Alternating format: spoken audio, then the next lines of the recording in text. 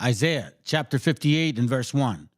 Cry aloud, spare not, lift up thy voice like a trumpet, and show my people their transgressions, and the house of Jacob their sins.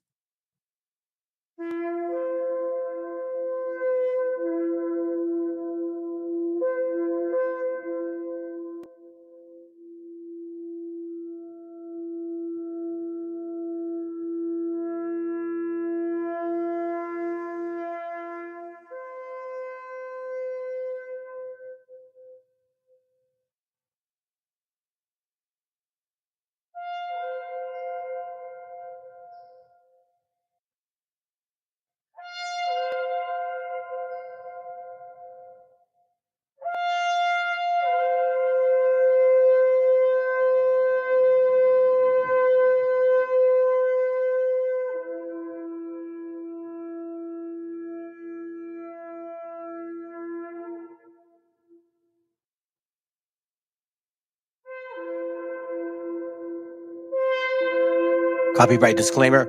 This content does not belong to Bible Chronicles or claim this intellectual property. The content provided today has and always will belong to the content owner. Bible Chronicles does not have any affiliation with the owner of this property. As mentioned, Bible Chronicles does not intend to make use of any material for the purpose of harvesting gain. However, Title 17 of United States copyright law states material and use can only be done when it's for theological or general educational purposes, and thus Bible Chronicles believes that this principal material falls under fair use, which honors protection under Section 107 of the same U.S. copyright law.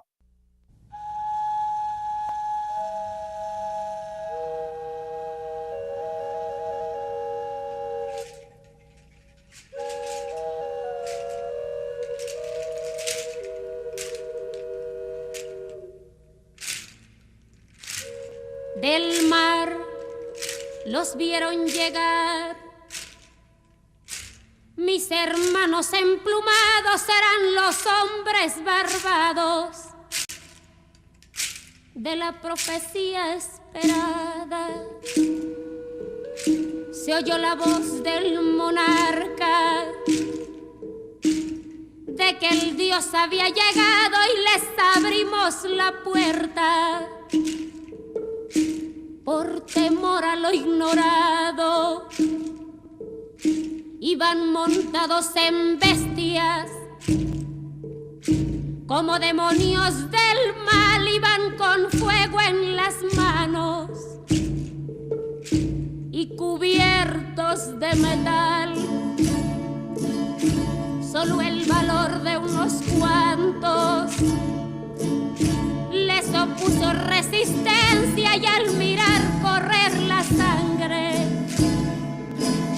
se llenaron de vergüenza, porque los dioses ni comen ni gozan con lo robado. Y cuando nos dimos cuenta, ya todo estaba acabado, y en ese error entregamos la grandeza del pasado, y en ese error nos quedamos 300 años esclavos.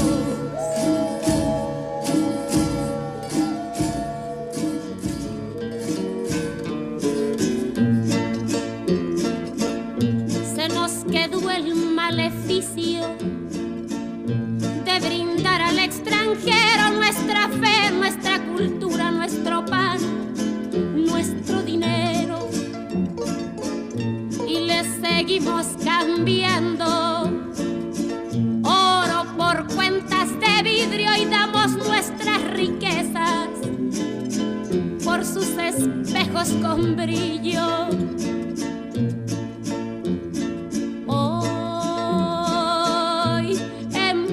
Siglo XX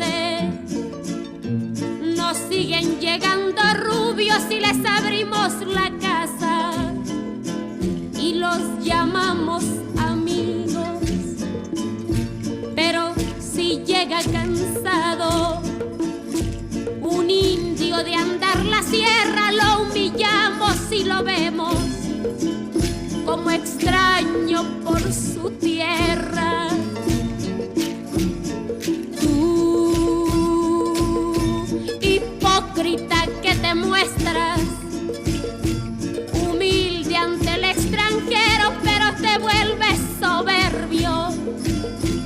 tus hermanos del pueblo. Oh, maldición de Malinche, enfermedad del presente, ¿cuándo dejarás mi tierra? ¿Cuándo harás libre a mi gente?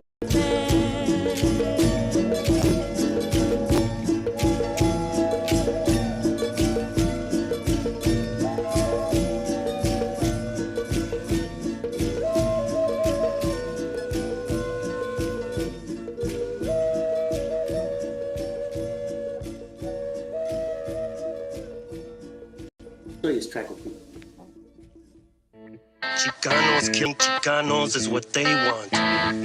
Blacks and Chicanos killing each other is what they want. That's how they run this place. Once we get together, they don't run shit. Got a lot to learn about being Chicano. Yeah, Alcatraz, midget loco. Yeah. They never seen this coming, man. What up, Loon? What up, Oreo? 500 years of captivity. What else? Now they try to tell us how we supposed to be, how we supposed to act, how we supposed to rap. How I'm brown but my flow too black. Come on, you're kidding me, right? Nike Air Flights fitted cock back fresh. Representando mexicanos on the mat. No estoy jugando, got bars like I battle on smack. But hold on, I'ma bring it right back. My people indigenous. I'm not sure if you getting this. By the time I'm done, you gon' be feeling this. I come from the people they call MESHIACHA. I've been to the motherland, Chichen Itza. Seen the Mayan ruins, intellectual architects. Been in the cenote, seen ancient artifacts. Really? Cali is Mexico, those are the facts. They raped women, gave elders heart attacks. It was a battle, our people were outgunned. Took life in cattle, we were outdone. However, 2 wars proudly we take to the grave. Those we call our Independence Day. It's time to stand up, educate our people. Stay on our ground, let them know that we equal. We see your plan, but your plan is see-through. You can't stop my people. Mexicano, I'm brown and proud. Mexicano, I'm brown and proud. Mexicano, I'm brown and proud. Mexicano, I'm holding it down. Yeah. Story with Mexicans, Mexicano. Gave birth to the word that we know as Chicanos. Aztec warrior, man, it's all in my blood. From the Tenochtitlan, that's the heart of the love. Now Mexico City, that's a modern day name. Don't let the books confuse it to be a modern day slave. Gotta get your facts right and study the culture. Don't be like Cortez, he came like a vulture. Came to just steal and take away the land. He seen what we got and he was like, damn, who would've guessed it had to be a white man? Damn again, now we got stolen lands. They say go back to where the fuck you from. Man, this is my land, that's what you stole from us. I'm not Hispanic or Latino, I'm a Mexican. Man, fuck La Milicia, you can have that bitch. It's time to stand up, educate our people. Stay on our ground, let them know that we equal. We see your plan, but your plan is see-through. You can't stop my people. Mexicano, I'm brown and proud. Mexicano, I'm brown and proud. Mexicano, I'm brown and proud. Mexicano, I'm holding it down, yeah. When I think of all the years I struggled without complaining, like when I came here walking all the way from Michoacan, and what your mother went through to bring you back when you were a baby, so you grew up to be a man with respect. Don't you have any pride? ¿Tienes conciencia? ¿No tienes dignidad? Fuck la dignidad! Fuck it, and fuck your struggle. You think anybody cares about it here? Huh? Not la dignidad. And it don't matter how you get it, as long as you get it. I wanna be like no Mexican? You think for 1 minute I wanna spend all fucking day pulling up weeds and mowing lawns? You got another thing coming, a la chingada con eso.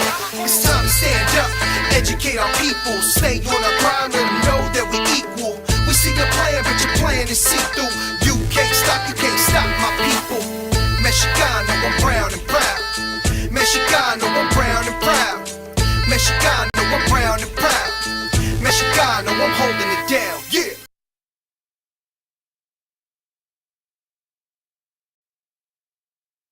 El autor viene a decirnos con mucha firmeza y gran convencimiento lo mismo que nos decía en el siglo XVIII el barón de Holbach, ¿no? Un filósofo francés de origen alemán. Si nos remontamos al comienzo, entonces hallaremos que la ignorancia y el temor crearon a los dioses. La fantasía, el entusiasmo o el engaño los adornaron o desfiguraron.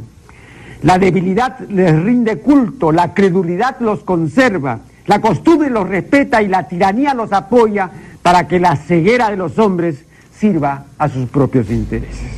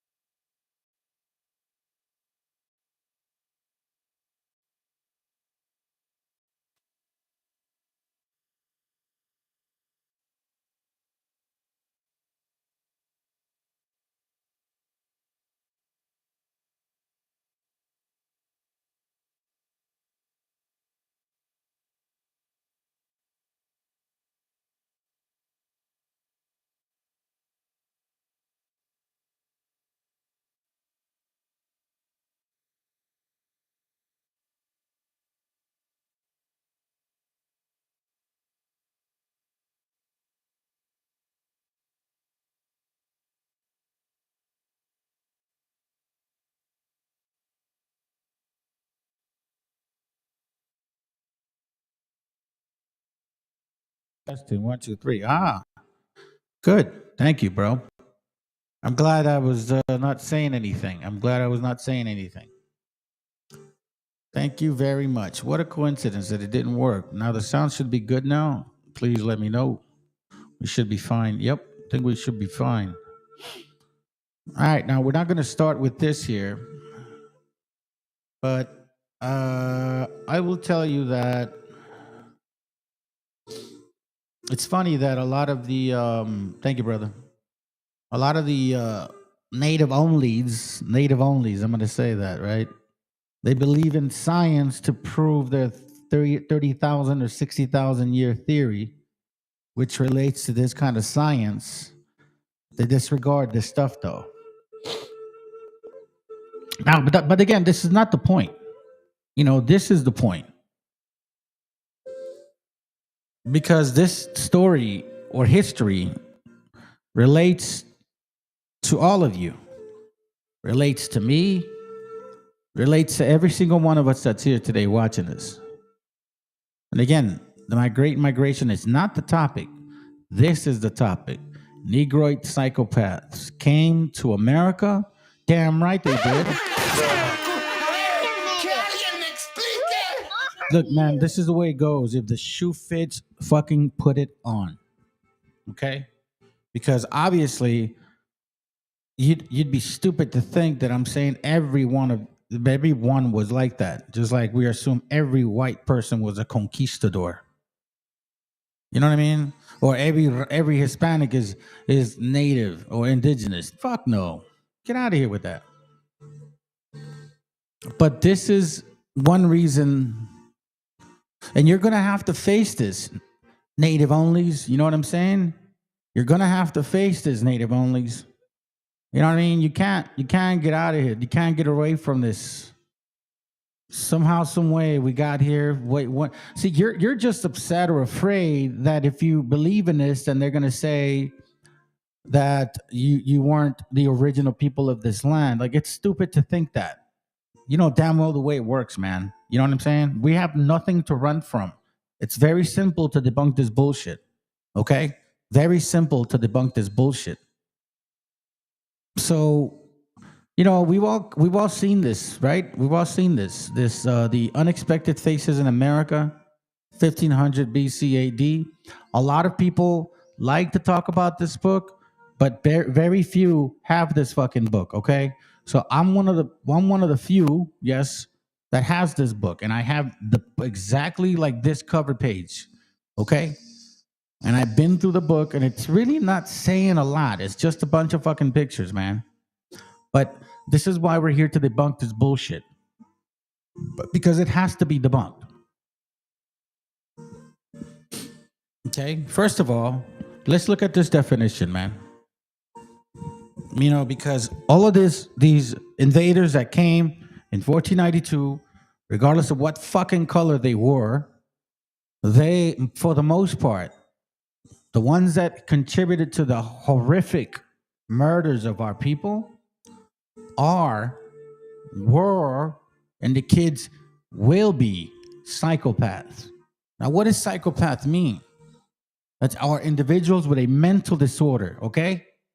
Characterized by the lack of empathy and remorse. And I'm going to show you how that relates to the topic. They often exhibit traits such as charm, manipulation, and a tendency to view themselves as the victims. Let me know this for their problems. It's kind of weird. Psychopaths are considered social predators, leaving a trail of emotional, and well, you know, it goes into like today's society, right? But y'all know what a psychopath is. It's like those CEOs that make decisions based on money, bro. You know what I'm saying? This is exactly what a psychopath is. What is the difference between a psycho and a social? Psychopathy is a term for someone who lacks empathy and remorse and violates the rights of others. So let's tackle this stuff here real quick. I'm gonna give you introduce you to a series of books, and this one's going to make sense when you finally see it. Okay, so I've shared this book to you many times. I've just never actually shared with you the cover often. I would say it, I would mention it, but I wouldn't necessarily show you the cover, okay? Now, this is the African Americans' Many Rivers to Cross. So you wonder, why do I give a fuck about their heritage? Well, you know why? Because you know how it is, family. You can't defeat ego. That ego is powerful. And when that ego wants to express itself, it's going to express. Oh, no, I meant expose itself. You get what I'm saying?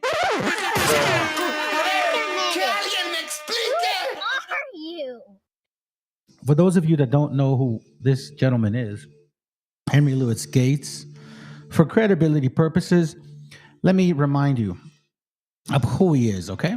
And then this is a video that I was preferring to show you ahead of time, but I think it makes perfect sense to share it now. Give me a moment here real quick. Most of us think that the first... This is who we're going to read from, okay? You know who that guy is. There's no confusion. Now, we're going to touch on this topic, by the way. And I hope the BHIs try to fucking show up and shit and see if they can defend this. This is indefensible or undefensible. However, I don't know what the right way to say it. Please, somebody look it up and post it and say, this is the proper way to do it. Or say it. This is who we're going to read about. Most of us think that the first Africans to arrive in what is now the United States were slaves. But it turns out that that's not true. The first African to set foot on what would become United States soil was a free black man named Juan Garrido, a conquistador, the Spanish name for a conqueror. Garrido was born around 1480 in West Africa. As a young man, he traveled to Lisbon, Portugal, then to Sevilla, Spain. When he converted to the Roman Catholic Church, he took a new name, Juan Garrido, meaning handsome John. He winds up sailing with the Spanish as a free person, as a conquistador, and spends 3 decades in service to the Spanish crown. In 1513, Garrido participated in Ponce de Leon's famed expedition in Florida in search of the Fountain of Youth. This is the first record of a black person setting foot in what is now the United States. What does that mean? It means that there was this space people of African descent could occupy that wasn't exclusively being a person of bondage. Garrido settled in Mexico, where he spent his final years working at a gold mining operation. And while he was a free man, he profited from local slave labor. Garrido died in 1550. Wait, hold on. Don't just eloquently walk over that. Because this is the topic here. You see, while we're getting a lot of these people claiming that they're the original people of the land, excluding this history. Oh, they don't ever want to talk about this shit. That's for sure. Not the slave part. Not so bluntly, Ak. So here it says Garrido made money by owning slaves. Gold mining operation. Garrido settled in Mexico, where he spent his final years working at a gold mining operation. And while he was a free man, he profited from local slave labor.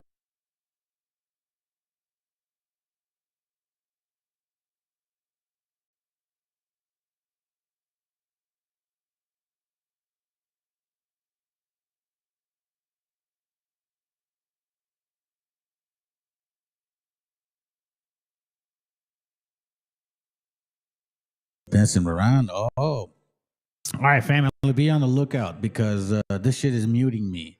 Like, no, it's not muting me. It's switching my mix. All right, be on the lookout in case it goes like no sound and shit. But here we see how this man was the, I guess, first one to profit from slavery.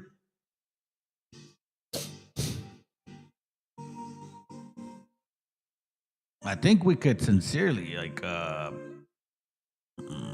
kick Deuteronomy 28 out the door. Anyways, so this is who we're listening to. Okay, let's go. Garrido died in 1550, almost 70 years before the first enslaved Africans arrived in Jamestown.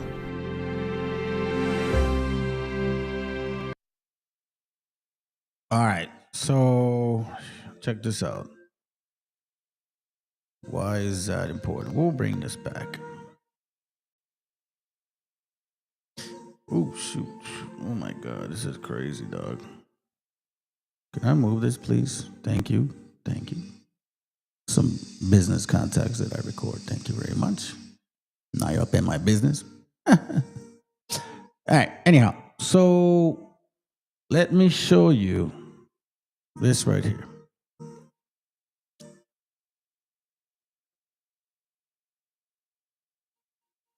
You see that? The African Americans, many rivers to cross. Okay. He wrote this book. I've shared this book many times to you, but I wasn't focusing on all the other pages. So I finally got it. I've had it in pending to order for a long time. I was going to order it online, but I just didn't really think the PDF was beneficial. Eventually, I just did it. Now it's here. And this was the pages that were missing from the PDF file that gives you access to it. So it gives you like this page and the next page, but it excludes the other ones. So let's listen to this. Africans in the Americas between 1500 and 1540. Right? For generations, we understood that the history of the New World exploration and colonization primarily as a set of experiences of conquest and progress, more often than not with the most dire consequences for the primitive native populations, listen to this, that the first Europeans, explorers, and settlers encountered and justifiably conquered or absorbed. All right? And the standard story continued. These ostensibly one-sided encounters, inevitable acts of human progress and elevation, laid the foundation of the creation of modern Western world, the great civilization to which we in the West are heirs. Okay, so now check this out.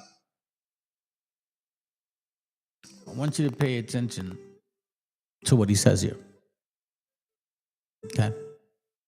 It says, how can one measure all that was lost in the systematic destruction and dislocation of the civilizations of the peoples whom we know today as Native Americans? He continues, how can one fully take the toll in human suffering and the irrecoverable losses to the world's civilization resulting from the 4 centuries of obliteration of the Native American peoples, beginning with the conquest of the Taínos on the islands of Hispaniola, and the Arawak and the Caribs of the Greater and Lesser Antilles, beginning in the late 15th and early 16th century, extending to the domination and subjection of the Great Inca and Aztec civilization in the 16th century. Man, come on, bro. In the 16th century, hold on a second. Yes. In the 16th century, and culminating in the dreadful trial of tears in the decade of 1830s. You see, so it's given us a 1492 date, unnamed but suggested or insinuated, to 1830. 1830. You see this? So between all of this chaos, this man is given complete respect to the fact that it only happened primarily to our people. For once, there's no mention of white or black or Asian or Arab, nothing.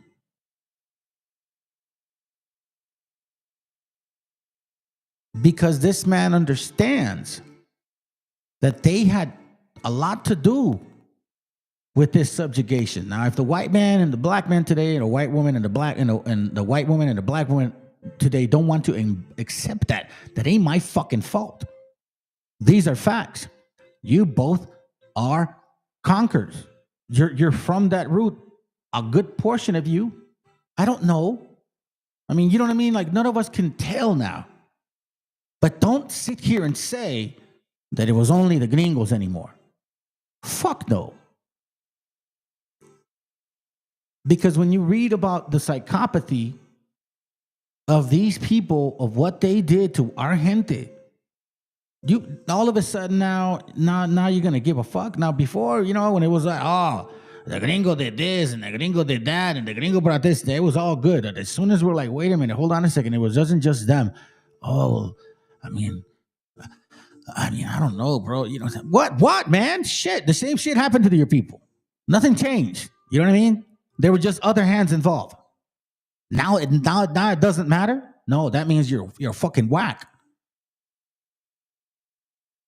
Not even God can change the past, it says. And while we certainly cannot change what has already happened, we as scholars, however, are duty bound to preserve the past by recording in it all of its complexity.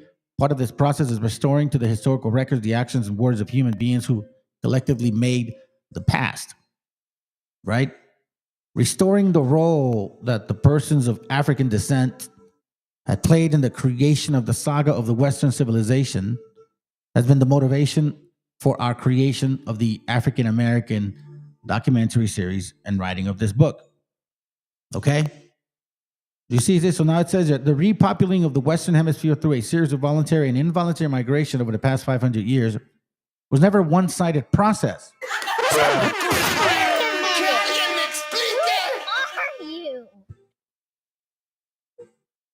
We know people here were involved as well.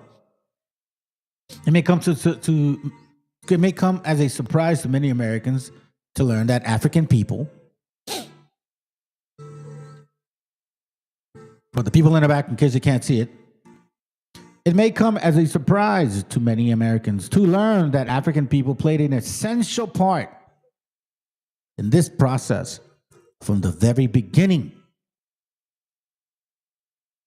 Do you understand that? The conquering of 1492 was not only by the hands of the white dude. It brought a Moreno too. Alonso Prieto, what a coincidence. According to one source, Alonso Prieto, which means dark, the pilot of Columbus ship, the Niña, in 1492, was a mulatto, a person of mixed black and white ancestry. And in 1502, the great Italian explorer was accompanied by a black cabin boy named Diego. So let me bring this up real quick, because again, this is the only channel that I don't have to push back. I just bring facts and I debunk your shit.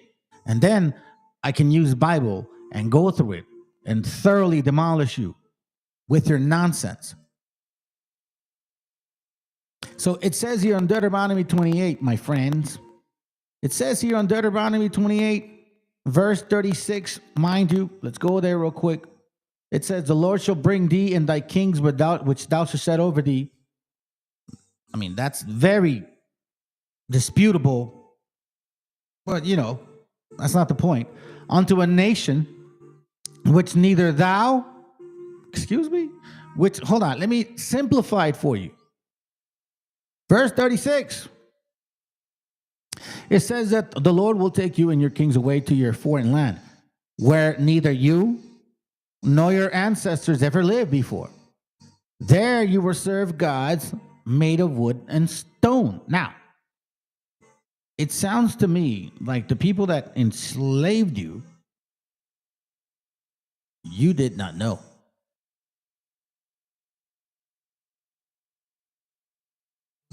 How is this possible? But anyway, let's continue.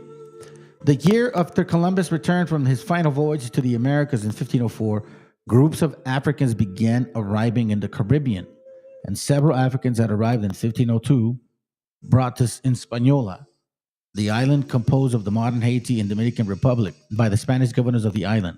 In 1508, Ponce de Leon, usually remembered for his exploration of Florida in search of the legendary king of Ethiopia, Preston John, that was the fable at that time, and his fabled fountain of youth, took armed black men with him to conquer Puerto Rico. Diego Velázquez from 1511 to 1512. I ain't saying it. History is saying it. Explain this shit. How in the world can you be the Israelites?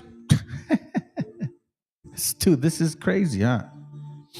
Now, the funny thing is, family, I wish I would have ordered this book a long time ago, because I was already looking into it in the PDF files, but they were limited. I always knew that it was going to be powerful. What I love about it is it's new, clean, and I'm going to take care of it because there's a lot of information in here. In fact, and you know what I mean? It has nothing to do with that it says the African American, what is it called? What's the book again? Hold on, shit. Where you at? Hold on, family.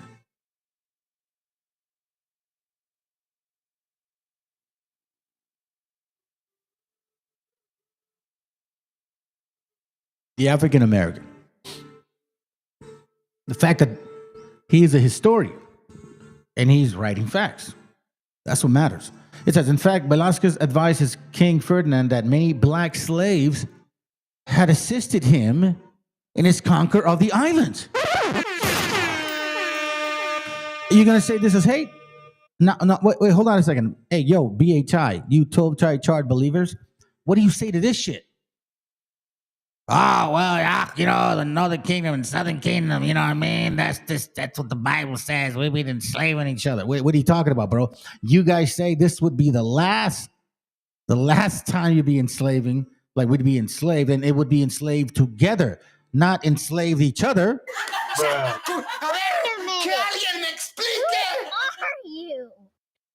This debunks all that BHI funk.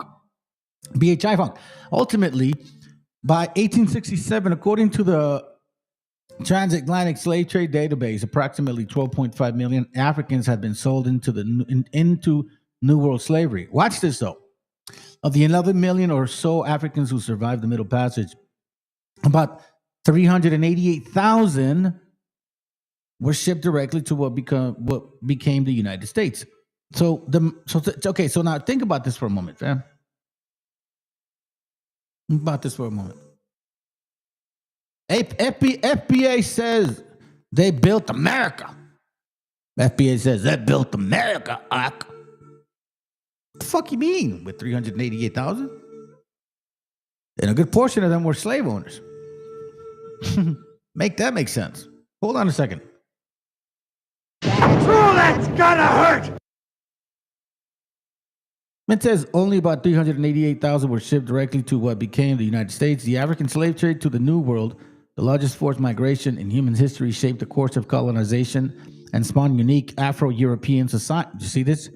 Unique Afro-European societies and cultures stretching from North America to Tierra de el Fuego. Now, here's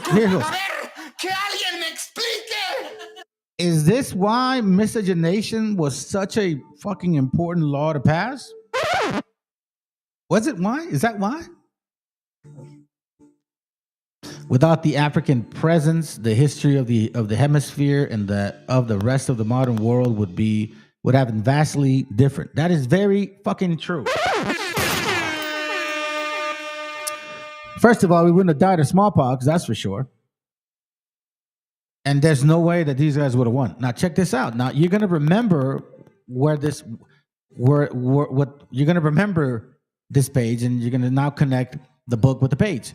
If not all of the first explorers and conquerors of New Spain were Europeans, it is equally important and surprising to many of us to note that not all of the first Africans who assisted the Spanish and Portuguese came as slaves. An untold number of free people of African descent, black conquistadores, basically black conquistadors, black psychopaths, you know what I mean? People that use dogs against our gente, like literally, bro. Like you need to think about what exactly that fucking word means. A lot of you guys are all of a sudden like now it's not like now it don't matter now. Do you understand that? We didn't know these people. Just like we didn't know the gringos. An untold number of free people of African descent, black conquistadors born in Africa or on the Iberian Peninsula, meaning that black and white folks, y'all have been having relationships with each other for quite some time. Like, you guys are not new to each other.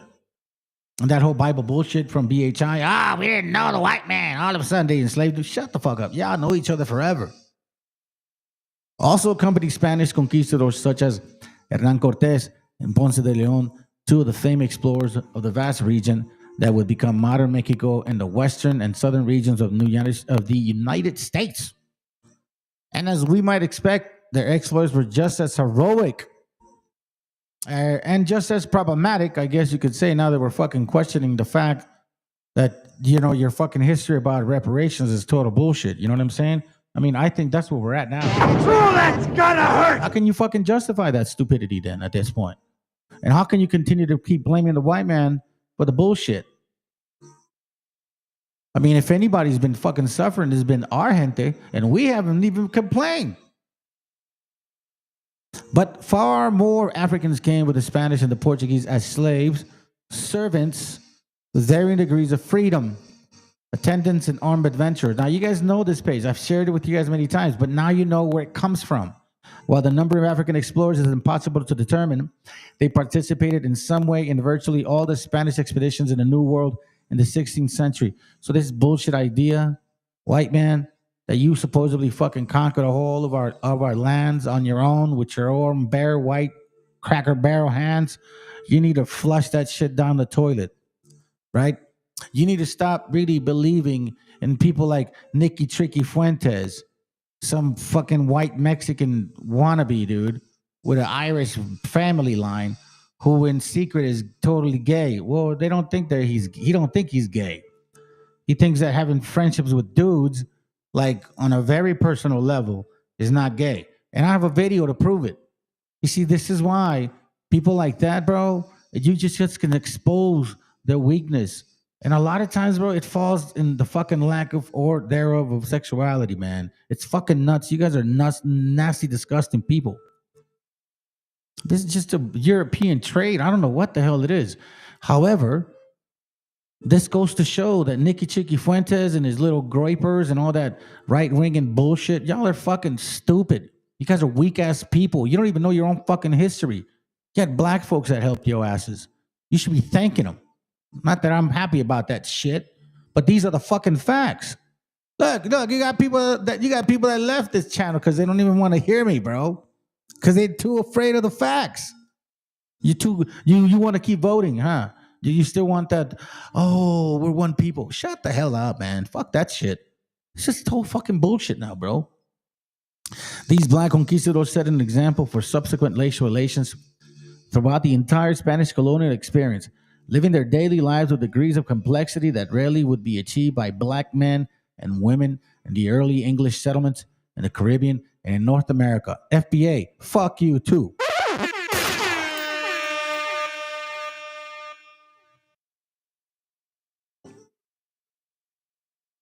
And I say that to y'all specifically because you talk so much shit about my gente. And you don't even fucking never say nothing about this. Oh, you're going to be like, what's the dude's gorilla, the wannabe, the white gorilla, the fucking pegger? Just one conquistador? Just one conquistador? Well, I think I have the video. Hold on a second.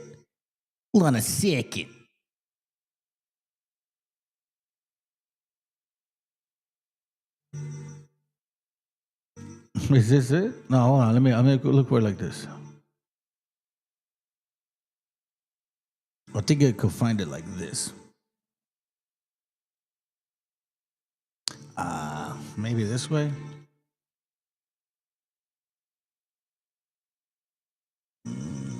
No, I don't have it. It doesn't matter. You guys heard it. Now it says here, these hold on, let me go back. Indeed, wherever Spain set its flag of conquest in the Americas, Africanos, Africans, FBA, BHI, FOPI, Waboism, all of you, every single one of your bloodline connected to this, you are part of this branch. This is your seed. These are your brethren. Africans helped hold a pennant.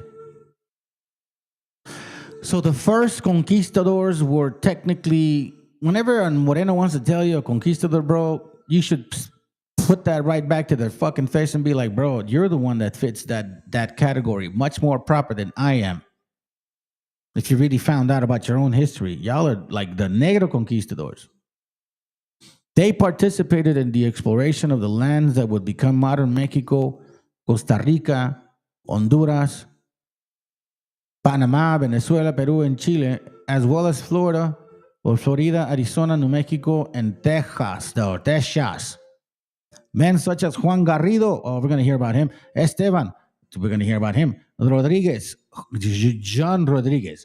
Gaspar Janga, like Django. Juan Bardeles, Juan Garcia, Juan Beltran, puros Juanitos, no? Like John. Are just a few of the better known people of the African descent who helped transform the Western Hemisphere.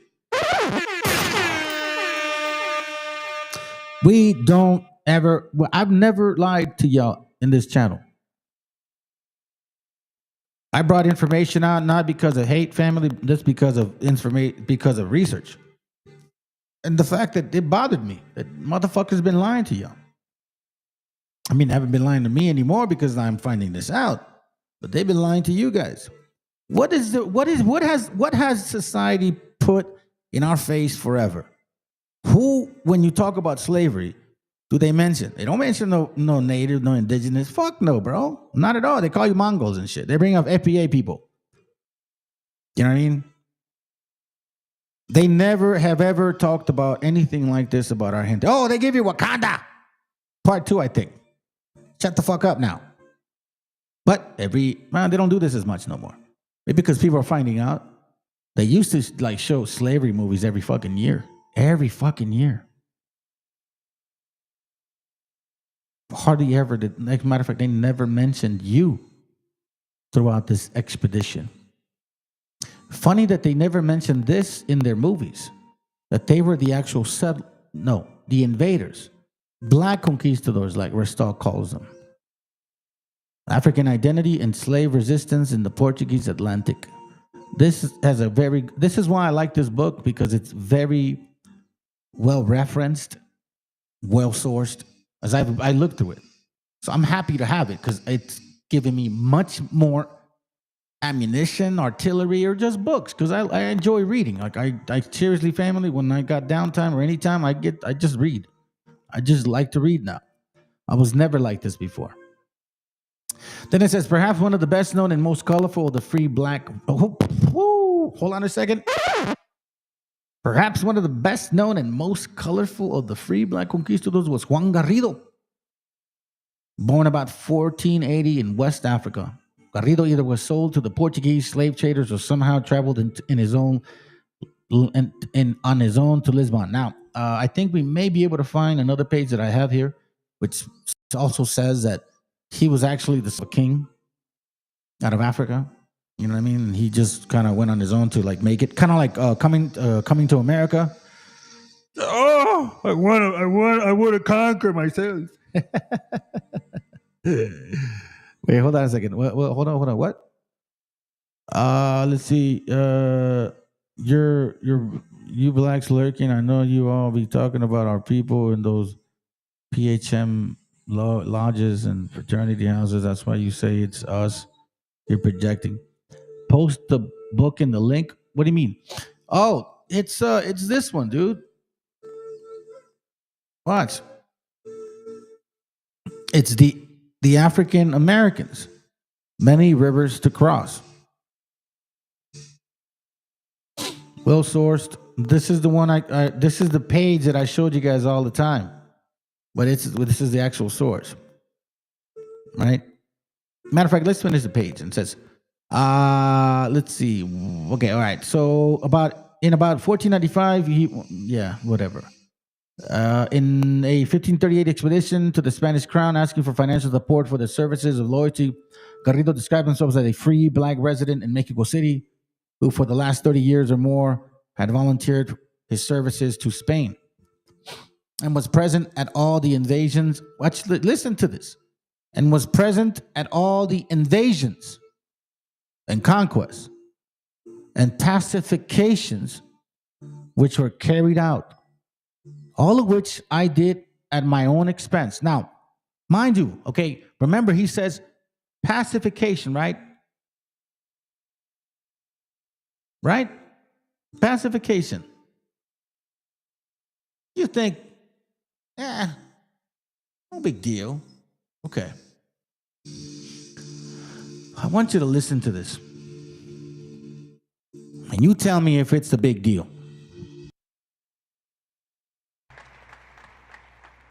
In recent years and even decades, too many people have forgotten that truth. They've forgotten that our ancestors trounced an empire, tamed a continent, and triumphed over the worst evils in history. In every generation,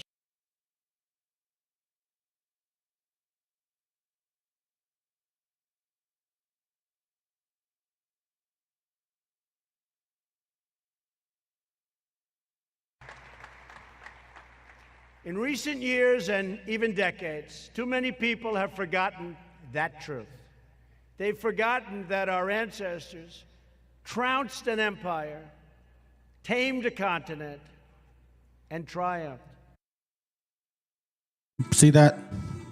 So when someone like that says that to you, you would get offended. You would get offended, Raza. I know you would. But then, how come you don't get offended by this? I was present at all the invasions and conquest, not just one, several, and pacifications. You mean like tamed you like a fucking animal? They pacified you like a fucking dog.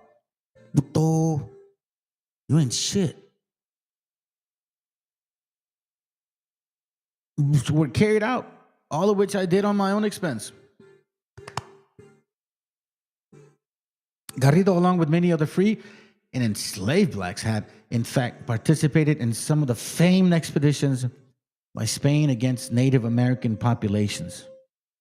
For example, in 1508, he and other free black man, Juan Gonzalez, joined Ponce de Leon expedition against Puerto Rico. A third black man, a mixed-race conquistador named Francisco Mejias, played a key role in establishing the island's first ranches, and his untimely death at the hands of the Carib Indians. God damn. Yeah.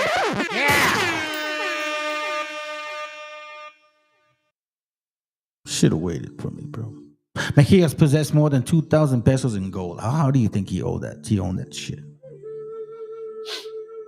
Now, hold on a second. If he was a gringo, you would not have a problem to be saying, what the fuck, blah, blah, blah. But guess what? He's not a gringo. This is a black man right here. So-called, like, you know, African Americans call themselves, right? Like, that's how you want to, that's what you want to say. You're trying to spread these things to other places, and I can tell. So I'm going to start calling you that.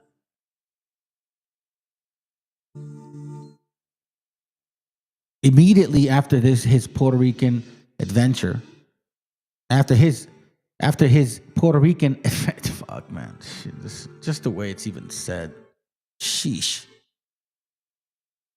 There you go. That's it. That's a good. There you go. Thank you, bro.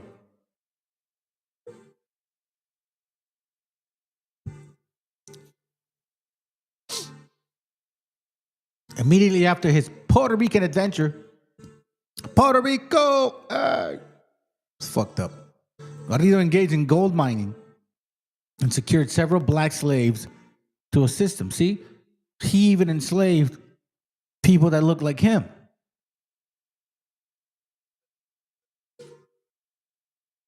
Fuck. With native population decimated by European-induced disease. No, retract that. And I know that he does not want to add, he don't want to say shit to it, but we're going to include, and we're going to find out who brought this disease. It was actually African-induced disease. Europeans brought Frenchpox. Smallpox decimated us, and that was an endemic disease that came from predominantly Sierra Leone, that region, and was brought by African folks here. Those are facts. Get over your feelings. Labor shortages, plagues, Spanish efforts to mine, farm, and establish sugar plantations. With a keen eye to the main chance, Garrido joined Spaniards. Listen to this. You got people that come to the channel that try to say that you're a Spaniard.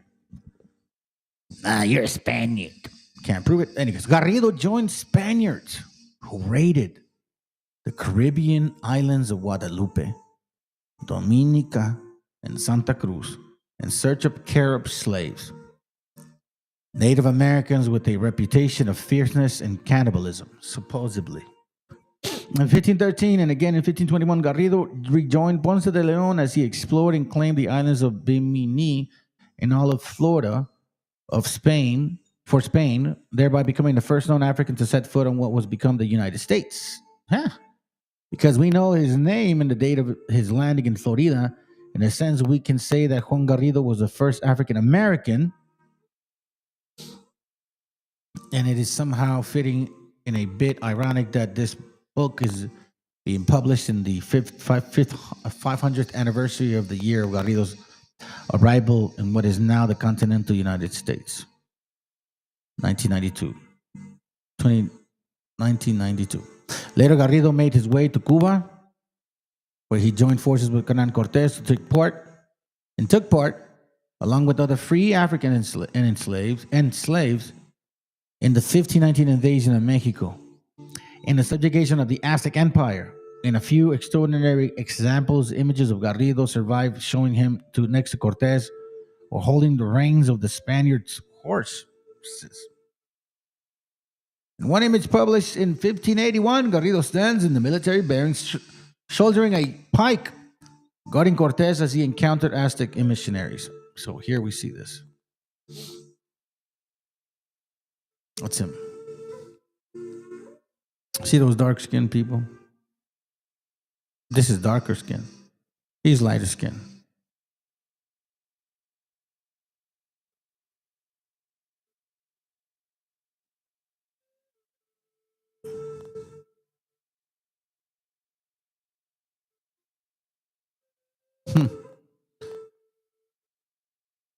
Later, Garrido made his way to Cuba, where he joined forces with, we read that. Let's see, the pike, guarding contest to the Aztec missionaries. This is the last page here. Older historical accounts interpreted these images as proof that Garrido was a slave, but in fact was free. Matter of fact, take a picture of it. This is the last page. Hold on, my bad. This one. No, not that one. That one. Is this one? Yeah. Now we're going to see also a name real quick before I forget. In April 1528, 5 vessels under the command of Narvaez, the designated governor of uncolonized regions of Florida, left Havana, Cuba, and arrived in the regions of Tampa Bay the next month. Narvaez divided his force sending about 100 or more up the coast while he kept 300 others in march. Okay, so we understand that this is another guy that came here. Okay? So, I think we're seeing that now, right? All right, watch this.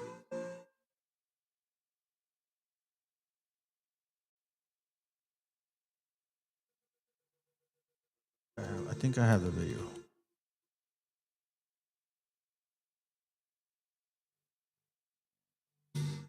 Give me a second, family. I thought I had the link for the video.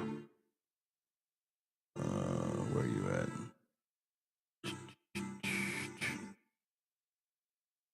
Hold on.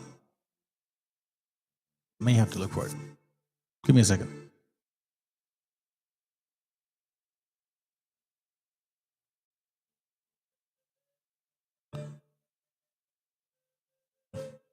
Give me a moment, family. Just bear with me real quick. Thought I had the link of my video and I don't.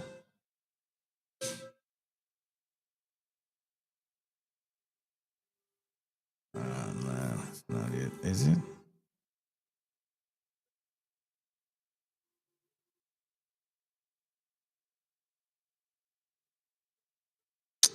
Damn it, man. That sucks.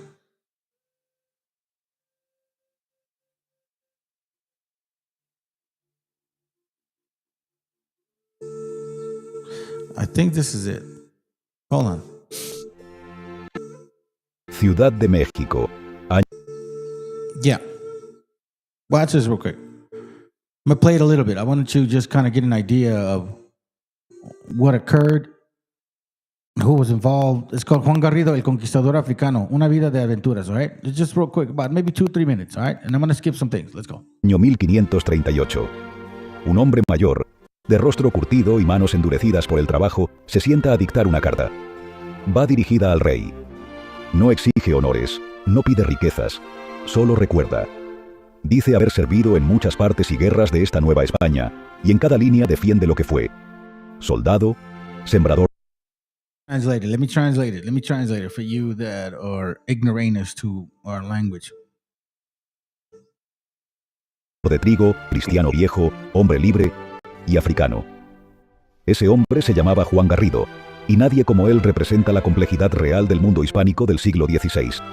Vivió en 3 continentes, luchó bajo 3 gobernadores, sobrevivió a batallas, a selvas, a viajes sin mapa, y dejó su marca en el suelo y en la historia. Pero no salió en los libros. No tiene estatuas. Nadie lo menciona cuando se habla de Cortés, de la conquista, de la América española. Y sin embargo, estuvo ahí. En primera línea. La suya no es una historia de esclavitud, ni de redención, ni de victimismo. Es una historia de acción, decisión y conquista. Garrido no fue arrastrado por la historia, la cabalgó. Y este vídeo va a contártela como nunca antes se ha hecho. Bienvenido al canal de Historia Hispana.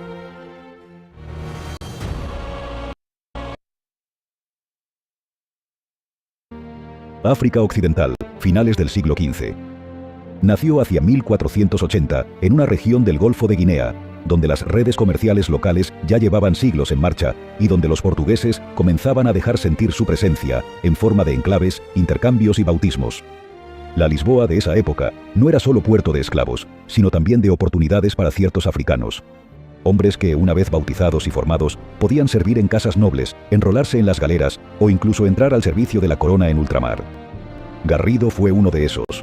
No fue un esclavo ni un fugitivo.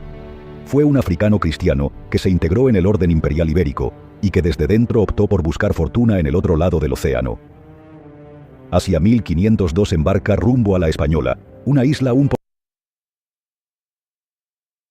You understand now how this type of relationship wasn't so rigid, like they made it sound to be, right? The way that history has been told to us. They made it seem like people of color and people of no color, I guess, had a very rigid relationship. And it was either like enemies or slavery, one of the two. And this is a Spanish source here from Spain. So they understand this history. A lot of you guys don't want to embrace it. This has as much to do with you as it much to do with them. You don't realize that shit. All of a sudden now, well, you know, I mean, no, man, it fucking matters, dude. That ain't right, bro. That ain't right for a lot of you guys. All of a sudden now, hold on. All of a sudden now you don't care. We show you this material like, nah, it don't matter. I want Jesus to return.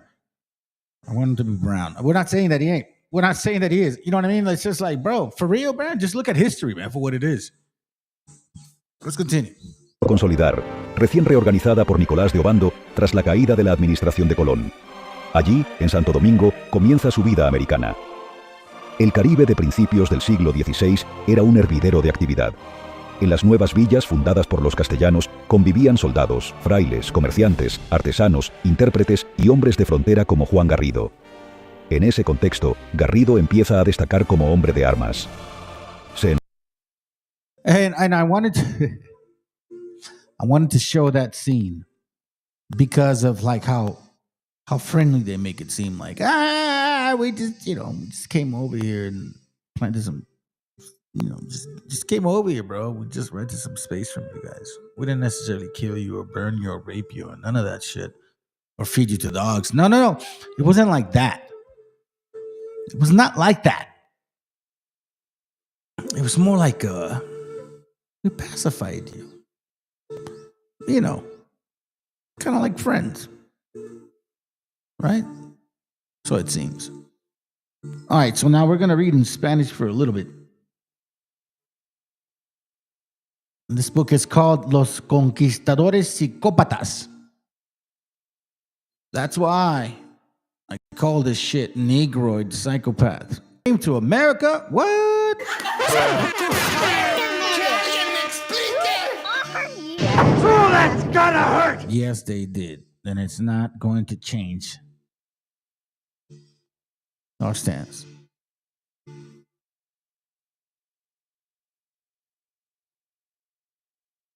Yeah, they probably will, bro. They'll wait till the live is done. They'll make the little post and shit.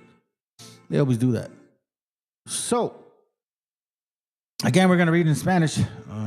Translate it if you can. Get an app, you know what I mean? If you're watching this and you don't understand. It says, el inicio de este proceso de la explotación y esclavización se representa históricamente en Cristóbal Colón, la cual política iniciada por Colón y continuada por sus sucesores desembocó en un genocidio completo. Cristóbal Colón, Marino Monzón Samuel, dice, la explotación a que sometió a los indígenas fue brutal. Les exigía la entrega de ciertas cantidades de oro a cambio de un colgante de cobre que les servía como salvoconducto para preservar su vida. So he talked about like copper and shit. So we were copper. You know, apparently it had something to do with balancing our sense. Cuando se encontraba, my wife wears it, as a matter of fact. Anyway, cuando se encontraba algún aborigen sin dicho colgante, se le cortaban las manos y se le dejaba desangrar hasta la muerte. You see this? Asimismo, Colón fue el primer promotor y traficante de esclavos desde su base en Haití. Colón envió múltiples expediciones hacia el interior. And it says here, no encontraron oro, pero tenían que llenar las naves que volvían a España con algún tipo de dividendo. En el año 1495 realizaron una gran incursión en busca de esclavos. Capturaron a 1,500 hombres, mujeres y niños Arawak. Okay, listen. 1,500 people they captured, okay? Arawak, our brothers and sisters, our Arawak brothers and sisters. Les retuvieron en corrales vigilados por españoles y perros para luego escoger los mejores 500 espécimes y cargarlos en las naves, meaning to take them on ships. They wanted to choose 500. De esos 500, out of all those 500 that went on the ship, 200 murieron durante el viaje.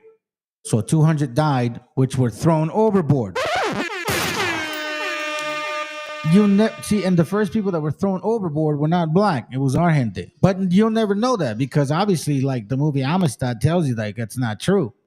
It's not true, Ak. It is true. Shit, man. That's crazy. Luego dice, let's get to the point. Una puñada de caballeros, 200 infantes y unos cuantos perros especialmente adiestrados para el ataque diezmaron a los indios. So here's where we see the usage of dogs. Okay? So they took una puñada, meaning like a handful of dudes and like 200 infants, I guess, young people. In a couple of dogs prepared to destroy, basically. Then it says here, la víspera de nuestro retorno a España, decepcionados al no haber encontrado oro, rehodamos los 4 pueblos situados cerca de nuestro fondeadero y capturamos a los 1,600 salvajes, hombres, mujeres y niños grandes, y los embarcamos en nuestros naves para venderlos como esclavos en España. So here we see in this book here, in Spanish, hold on a second, los conquistadores psicópatas, confirming that here they took 1,600 of our people to sell them in Seville in Spain, basically. You know, the main camp. Hey, what up, brother?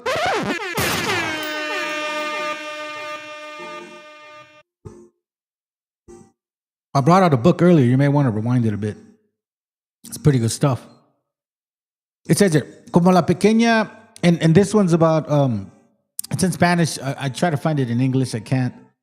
It's called Los Psicópatas. Los Conquistadores Psicópatas. If you know how to read Spanish, it's a really good book. Carlos Elias Burton. It talks about the the atrocities of these people, bro. Like these guys were psychopaths. They're fucking nuts, and they came in all colors. So it wasn't just the white man that was psychopath. You know, you had black people, Negroes in there being psychopathic as fuck. You can imagine that shit.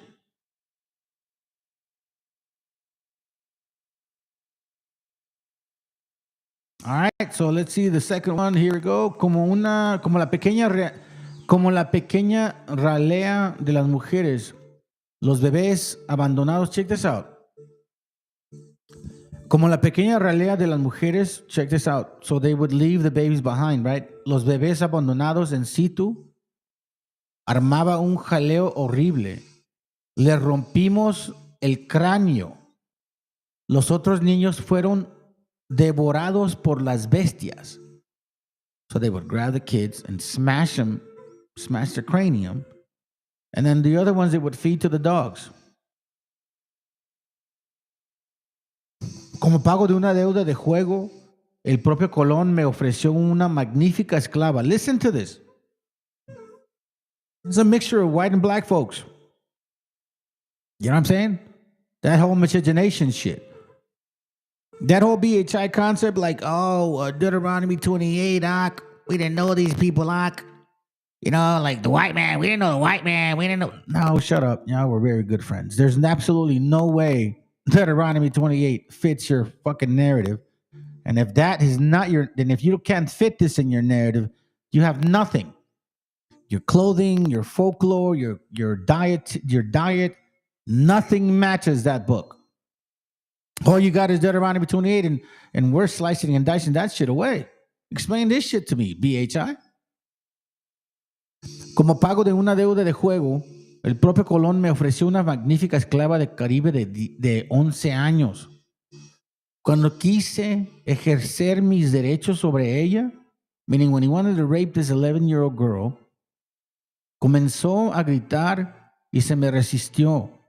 Tuve entonces que disciplinarla con mi látigo y forzarla. Meaning he had to whip her, and then he obviously took advantage. These weren't just white people, family.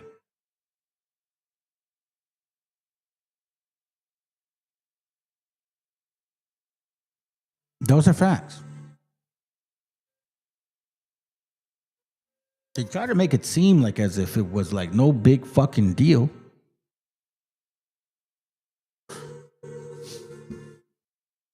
That's not, you can't overlook this shit no more, bro. It's just not possible, man.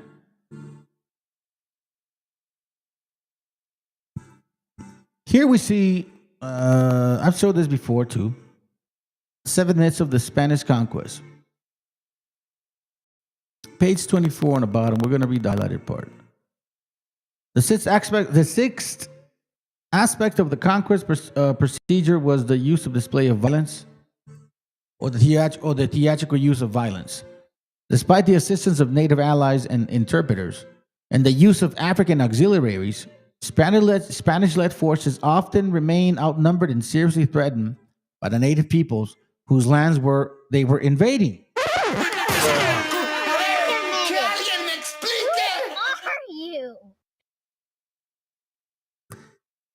Black and whites, Europeans, Africans, Arabs, they don't mention Arabs here, but we can see the African and European connection. Like here in America, you know, you see football or even soccer. Soccer used to have all like majority white soccer players. And as soon as they found out they can't win anymore with white people, they started bringing in black folks. So now you got a bunch of black, you know, young kids playing soccer, and you know they're not that much better, but they're better. The use of African auxiliaries. It's a common thing in America. Spanish-led forces often remain outnumbered and seriously threatened by the native peoples whose lands they were invading. This is why, family, the only way they were able to take over in 1848 was by, you know what I'm saying, maneuvering. Wasn't power. Physicality was never going to happen. It took predominantly these two, you know, wings, the Democratic and Republican. Who usually votes for those things, family? Despite the evidence of numerous massacres by the Spaniards and the routine enslavement of the semi-nomadic people of the Caribbean and Central America, for the most part, Spaniards did not seek to decimate or enslave native peoples, but rather to subdue and exploit them as a more or less compliant labor force. So they say. Theatrical and terrorizing techniques appear again and again in the records of conquest expeditions. These include the severing of right hands or sometimes the arms of native prisoners, often by hundreds, the killing of women, if necessary, sending the corpse home, the mutilation or killing of select individuals, most typically by fire or by setting mastiffs on them in front of native witnesses. Another technique was a massacre of unarmed natives whose effect was magnified of women, children, and elderly were killed.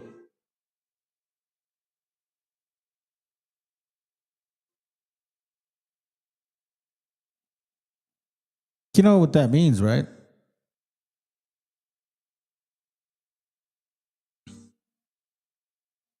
Think about it, family. Matter of fact, I have a video about this too. I didn't want to do this one. I don't have any more. Maybe not. Nah. I have a video about this whole chase. And you can see it. They use, like in that video, they use little dogs, but they were using fucking war dogs, fam. War dogs.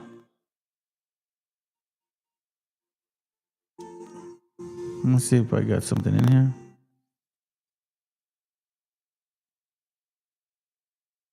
Oh.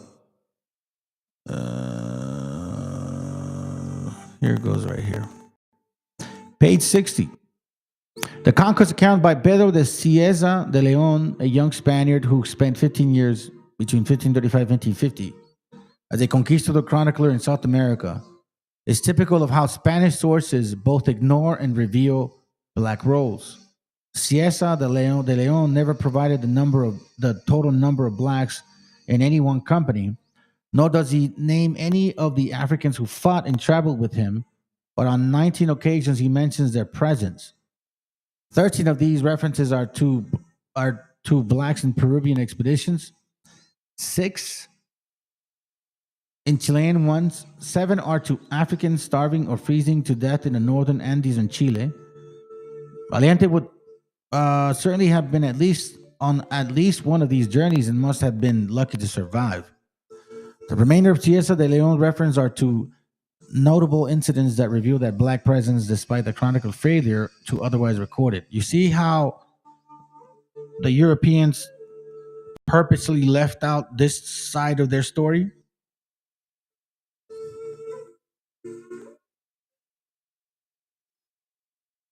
So what are you saying, black man, black woman? The only way you can get back at them is by fucking admitting to the lie? Like continuing with the lie so you can get reparations? Just as Juan Garrido had been called Mexico's only black conquistador, so has Juan Valiente been called the lone Negro conqueror of Chile.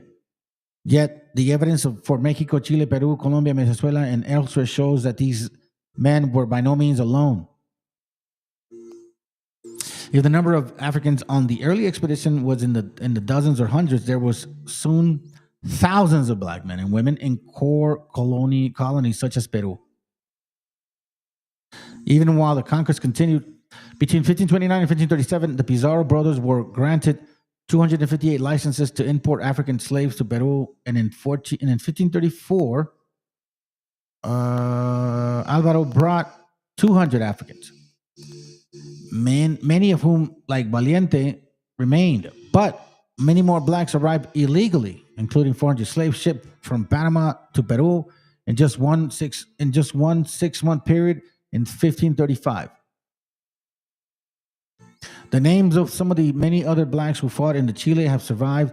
An African named Felipe fought in the Marihuani Juan Fernandez fought in Canetti. Juan Beltran played a vital role in the conquest of Villarica. That he was appointed in garrison's commander. Elsewhere in the Americas, written records offer brief insights into the hard years of frequent combat that must have characterized the lives of black conquistadors.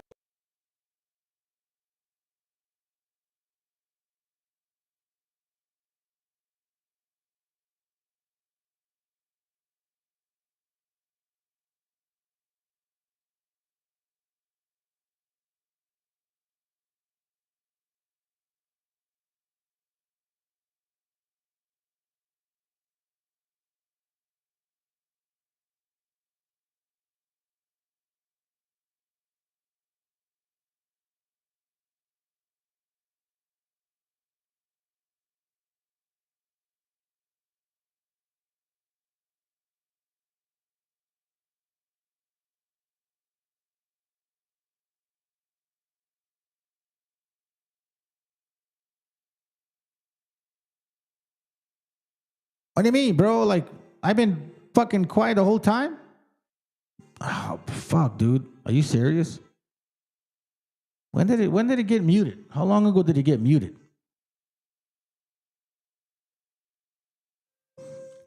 How long ago did it get muted, man? How many, like, what do you think? How many minutes? How far back? Just recently?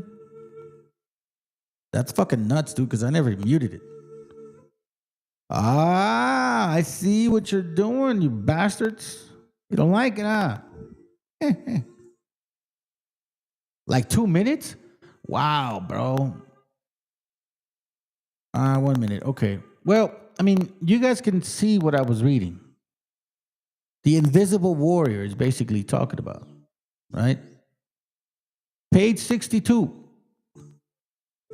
Here we see more stories of black conquistadors decimating our people, working with the white man. This is the same people that claim that you are the fucking conquistadors.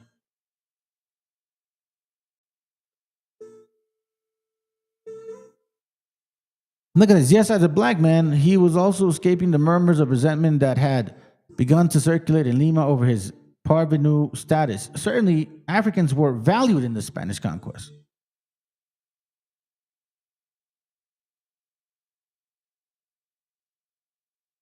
Where he buys an enslaved native Nicaraguan woman from a fellow conquistador. So black folks were buying our women. Black folks were buying our people. Black folks were buying white people too. Black folks were buying black folks. Vasquez de Espinosa's purpose was to eulogize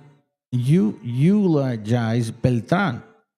But in doing so, he revealed a Spanish conquest in which a black captain led native warriors against other Native Americans. Whether in the heart of the Mexica Empire or down to the Chilean frontier, the Spaniards were by no means the sole conquistadors. You see that? So we have sellouts as well.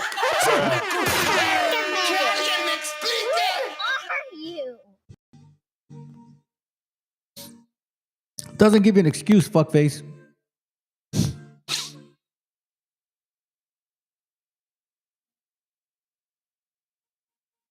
Take a picture of that, fam. Get some resources, right? Some good sources right there. Here goes another one.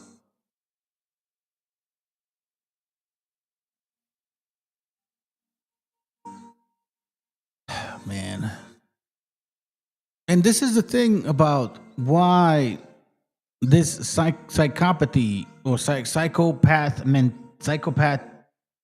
pathetic, whatever, crazy individuals. How can you sit here and ignore this fucking history that I'm finding? I know damn well that you saw it too. You can't sit here and say you don't see what I'm seeing. You can't sit here and say that, oh no, I never found that. What the fuck you mean? It's not even my history and I'm finding it. Not that hard. Black slave owners, free black slave masters in South Carolina, 1790, 1860. Oh, damn. That's why I said since 1492 and all the way through 1865, y'all fought to keep slaves. In January 1st, 1863, President Abraham Lincoln signed the Emancipation Proclamation, thus initiating the legal process to free the slaves in the rebellion southern states and eventually to eliminate chattel slavery in North America. The ramifications of Lincoln's proclamation affected not only thousands of white slave masters, but hundreds.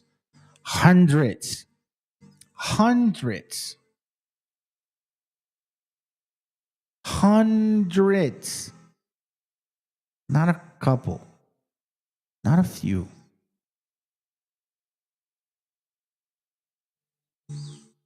Not just every now and then. You know, not like, I don't know, man, not like 10. It says hundreds, bro.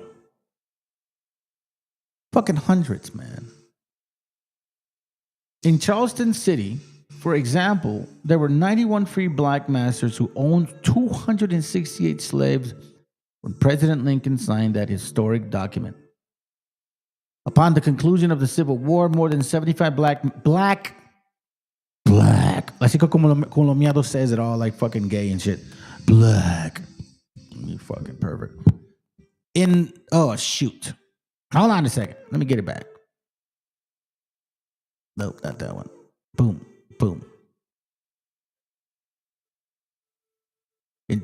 In Charleston City, for example, there were 91 free black masters who owned 268 slaves when President Lincoln signed that historic document. It says upon the conclusion of Civil War, more than 75 black masters in that city were instructed to free their slaves, who numbered 241.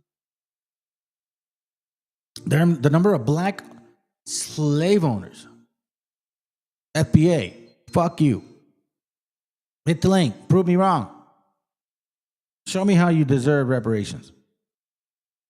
Show me how you guys are the natives of this land. Because this is just like a layer of what I got in store for you. And I think that's why you guys, BHI, FBA, FOPI, I think even Christmas Christians, y'all never want to hit this link in this channel.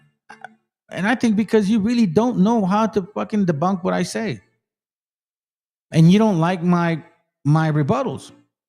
Because I don't come at you like everybody else. You don't know how to deal with me, man. I don't come at you like everybody else. In 1860, the number of black slave owners during the war years was a fraction of the total slaveholdings community of Afro-Americans over all the slavery years in South Carolina. In 1860, the number of black slave masters was reported to be 171 persons. Wait, hold on a second. Where? In South Carolina only. And they held 766 slaves in that state. By 1860, the phenomenon of black slave holdings was declining. The phenomenon? Shut the fuck up. Hold on, let me say this again. The phenomenon. Come on, shut up. Y'all been enjoying slavery since 1492. From 1865 through 1965 was your, kind of like decimation. But that's it. From 1865 through 1965. You realize that's the Civil War and then the, civil rights. Yeah. That's in the Bible, by the way. Canaan would be locked down for 100 years. Anyways, we'll talk about that another time. In 1860, the number of black slave masters were reported to be 171. They held 766. By 1860, the phenomenon of black slave holdings was declining. In fact, between 1850 and 1860, the number of colored masters decreased by 42.4%, while the number of slaves declined by 40%. Yet before the sixth federal census, remember I showed you guys that book from 1830, okay? Free black slaveholding was by no means a diminishing enterprise, but a growing trend which peaked in 1840. Viva Mexico, cabrones! All right, meant to use this one. Totally lift that one up. As you can see, my friends, come on, man. Seriously? Between 1840 and 1850, the community of African American slave owners decreased by 34%. Where? Most of the reduction occurred in Charleston District, where the majority of the colored slave owners lived.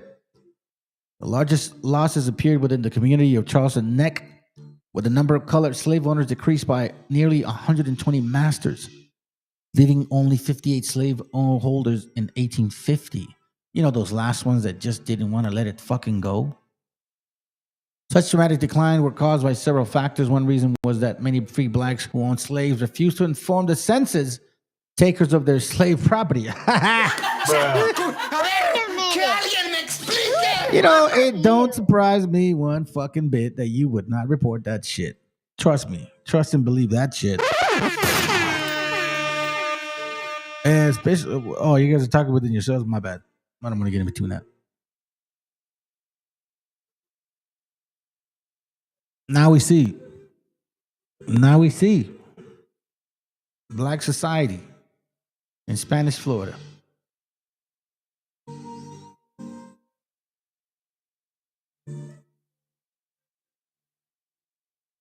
A number of Florida free black invested some of their income in slaves. Among them, Bautista Collins, Prince Juan Bautista, Whitten, Felipe Edinburgh, Jorge Basu, all of these were black folks, right? Jorge Biaso, Kingsley, Clark, Wiggins, and even the Sanchez family. It does not appear that black slave owners had a relationship with their slaves that was significantly different than that between a white owner and a slave. They rented out and sold slaves and posted them as bonds. Like white slave owners, black masters sometimes assisted slaves to become free and sometimes opposed their manumission. You see, in 1812, the free black Juan Papi bought a recently imported African boy of about 13 years of age whom he named Santiago. Holy shit. That was not a white man that bought a negrito. That was a black man that brought a little negrito. Oh, that's gonna hurt. And God forbid he wasn't fucking, that other little pedo shit. Oh, that's gonna hurt. Because buck breaking wasn't just done by white people. Oh, that's gonna hurt. And we know that damn well that in jail, it kind of proves to show you that, you know what I'm saying? It's kind of very hard pressed to say that the white man invented that shit. I doubt it, bro, because you know what I mean. That's very hard to believe that buck breaking was invented by white people, especially when in jail you see who's actually doing that. However, the free black Jorge Sanko had to sue the former slave Nancy Wiggins to accomplish the manumission of his wife. Okay, so we see here that there was a relationship of slavery between people. Black homesteaders. In 1790, as noted in Chapter 3, Spain finally adopted and revised a land policy based on British headright system, and free blacks quickly tested their rights. What that meant was that if you, let's say, for example, I'm here first and you're somewhere else or, whatever, and I say to you, hey, listen, I'll offer you an indentured contract for 4 years. And you're like, okay, cool. How much you pay me? I'll pay you this much. Okay, cool. I'll work your land. So then what I do is I take that contract to the city or state through a headrights program or system and say, I got a slave, and for every slave I had, they would give me about 50 acres or plus. This wasn't beholden to the white people only. This was for black and white folks, not natives, mind you. As soon as they could, free blacks petitioned for land as new settlers.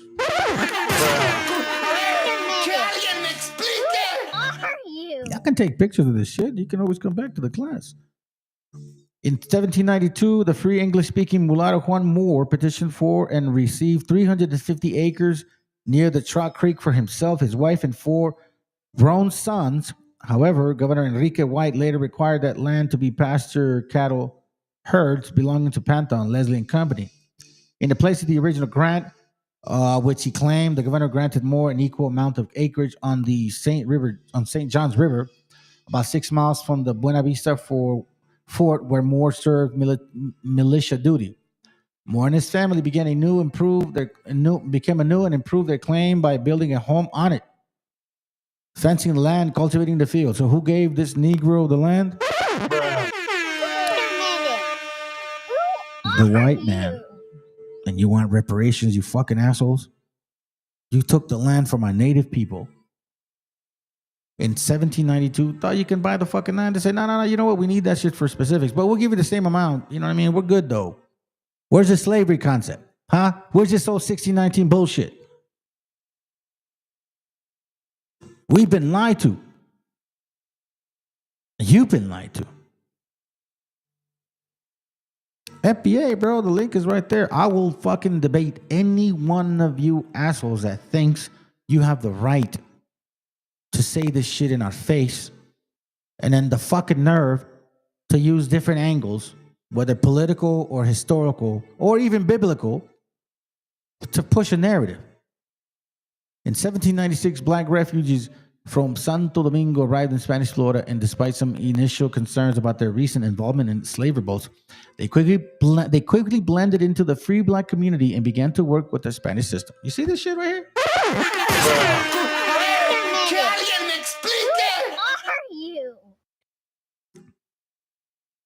Black Americans, you have no culture. No, this is you're part of the white man culture. Your culture is a white culture. Nothing more, nothing less. That's it. This is your culture. Everything else is given by us and everybody else. You are disconnected from your African root. You're no longer those people in a sense of your culture, so you have no culture. You're no different than the white man that came from Europe, claiming to be from here.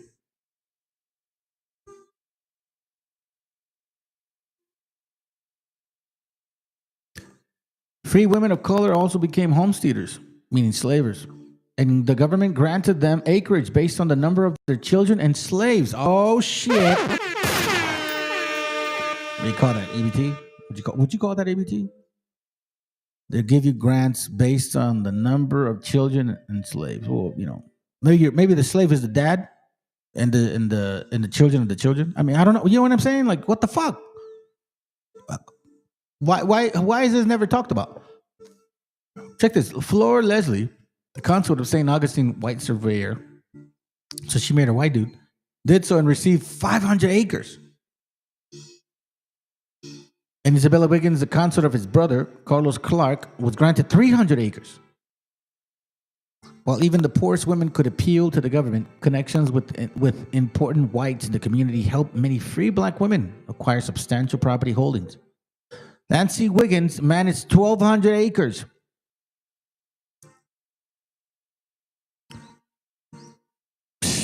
Of her deceased consort, John Wiggins, as well as the 17 slaves who worked it, and their children shared in their father's property. Watch this.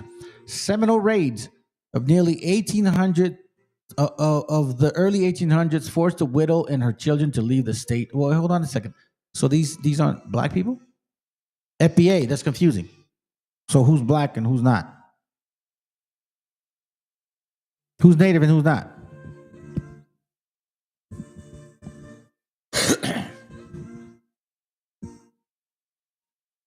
All this land stolen and taken from the native brothers and sisters of our northern area, and you sit here and act like as if you didn't do shit. Oh, I forgot to include this. This was from the other book. Just reminding you about what happened. This is from the 7 Myths. I believe it's page 56. Another first attributed to an African in Mexico was the bringing of smallpox to the mainland. Francisco de Eguía, one of the black slaves of Narvaez expedition in 1520, allegedly died of the disease soon after landing in the Mexican coast.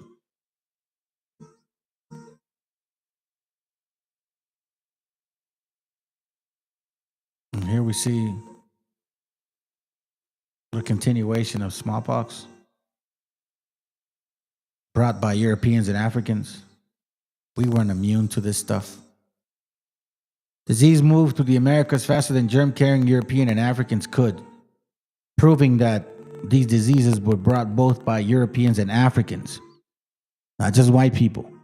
It was brought to Mexico by Narvaez expedition in 1519, spread by the Spaniards and Africans led by the Cortez and Alvarado to central and southern Mexico and Guatemala.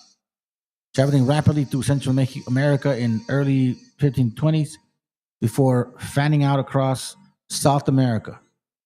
This smallpox pandemic, which alone killed millions of Native Americans, was followed in the 1530s by a lethal pandemic of measles that likewise ran from Mesoamerica to the Indies. This came from Europe and Africa, not just white people. They weren't the only dirty ones.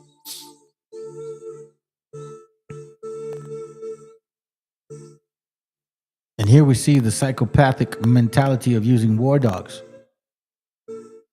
It was a complex situation, family. It was murder, rape, feeding to animals, giving blankets to die in, being hung to death, burned, being cut to pieces because you didn't bring enough gold. Looking at these dogs, man, like, matter of fact, these books say that the biggest threat was actually disease and these dogs. It wasn't necessarily people. It was these dogs.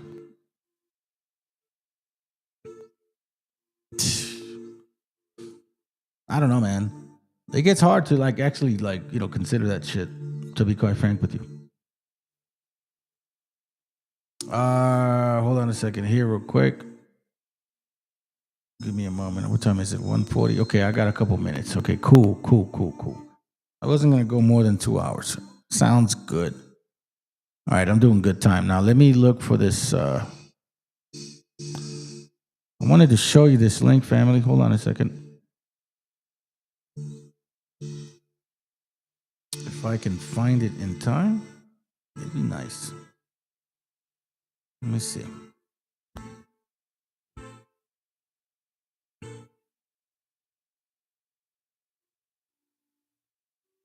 Oh, there it goes. Oh, man. This shit pains me so much. And I wanted to show this at the end, family, because it's fucking shocking and it's fucked up. I mean, this is basically all I got on this section here, real quick, family. But it kind of relates to the psychopath mentality, because when you bring this kind of psychopath mentality and spirit to this land, it causes other people to fucking act like that. And that's the sad part, man. Check this out. We're gonna start at 1:45, and then all right, guys. So there was this, and then I'm gonna read this to you guys real quick, and then we out. 1:45, I think. Check this out, all right? So he talks about it, and it's fucked up, man. This is why this is important, family. This is why this is important, because quite frankly, they want your history because of this. Not because how you dress or your clothing or the food that was here or what happened to you, because they don't even know what the fuck that means. As soon as I start asking them those deep, like in-depth questions, they don't know what the fuck to say. That's why they leave this channel alone. And so I say, hey, listen, man, you feeling froggy? FBA? Yeah, I really think you can debunk this truth that I bring out all the time? I will come to your channel and debate you. I will come to your channel to debate you on any of these topics.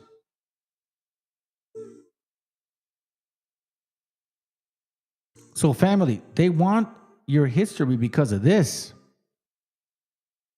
The Great Migration. Don't take that in vain.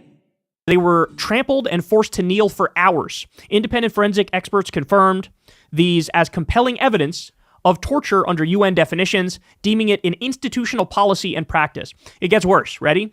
There was sexual assault by hooded guards. Detainees reported hooded guards committing sexual violence, such as forcing one man to perform oral sex while groping him with batons. These assaults occurred during isolation and searches, adding a layer of profound humiliation to physical torment. There were multiple people who were forced to suck dick. Remember, Marco Rubio made a deal with Bukele, the leader of Venezuela, and Trump greenlit this thing. Let's send people that we capture to this concentration camp, this gulag concentration camp, this slave labor concentration camp. And this is what went on there. Marco Rubio has to be held accountable. Bukele has to be held accountable. And Donald Trump has to be held accountable. This is fucking unacceptable. There was a bloody hunger strike and violent suppression. In April 2025, men staged a hunger strike, cutting themselves with metal scraps to write blood messages like, "We're not criminals, we're migrants," on the sheets. A subsequent May cell search sparked a brief rebellion met with point-blank rubber bullets that injured multiple people in the forehead, hand, and thigh. There was medical neglect that led to near deaths. Guards denied insulin to a diabetic detainee for 5 days. I'm gonna post some links here so you guys can read this, because it's really fucked up, man. Like I'm not even gonna read it, fam, because it's sad. It's sad. You know what I mean? Like it's fucked up, dude. Like it's just fucked up. You know, we're gonna hear another little video soon, but they actually wrote about this as well. So I'm providing you guys some links. You guys can read through it. Please do yourself a favor. Fucking read it. You know what I'm saying? Maybe there's something you guys can do more than me. But our hand has been bluntly abused for fucking forever, man. And all I'm trying to do is show you guys like who we are. I love y'all, brothers and sisters, man. That's why I do this. I don't know none of you. I don't even, but there's something within me that says like my people, my brethren are going to hear me. They're going to know what I mean with the things that I say. Because I'm not saying, oh, it was only this person. Nah, bro, I'm bringing facts 100% with what they are, and I'm backing it up, and no one can decline that shit. Refute it. I'm here. Refute it. Refute it. Debunk what I'm saying. Christians, BHIs, FOPI, FBA, WABO, whatever the hell you A, any day.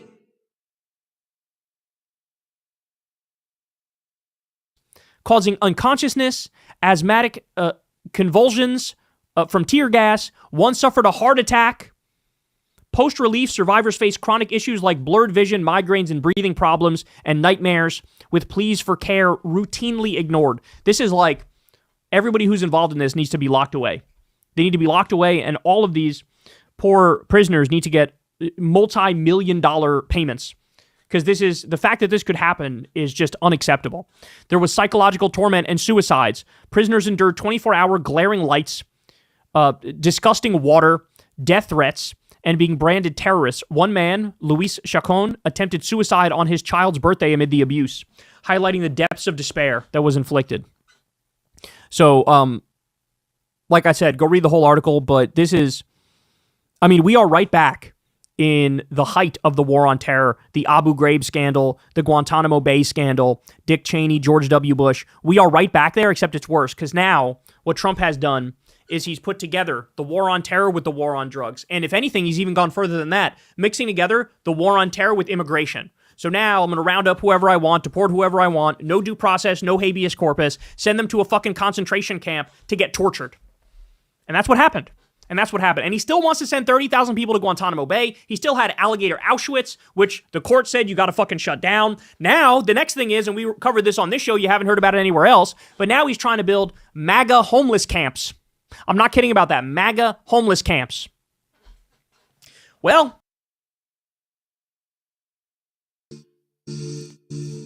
yeah, it's very messed up. 2 more videos and we are family. I want you to say that. I want to tell this to you guys. I want to say this to you guys, and take care of your kids, man. Like, I love my kids. I watch Christian over my Nash. kids, okay? So I say to you, take care of your kids. Because these numbers matter. How is this possible? They don't care about humanity, family. They don't care about they just don't care. We are surrounded by people that don't care about people. We're at that point. I know that, a lot of you guys used to fucking hide within Christianity and say like, no, Jesus loves everybody. No, that's out the door. Like, you really have to wake up to the reality here.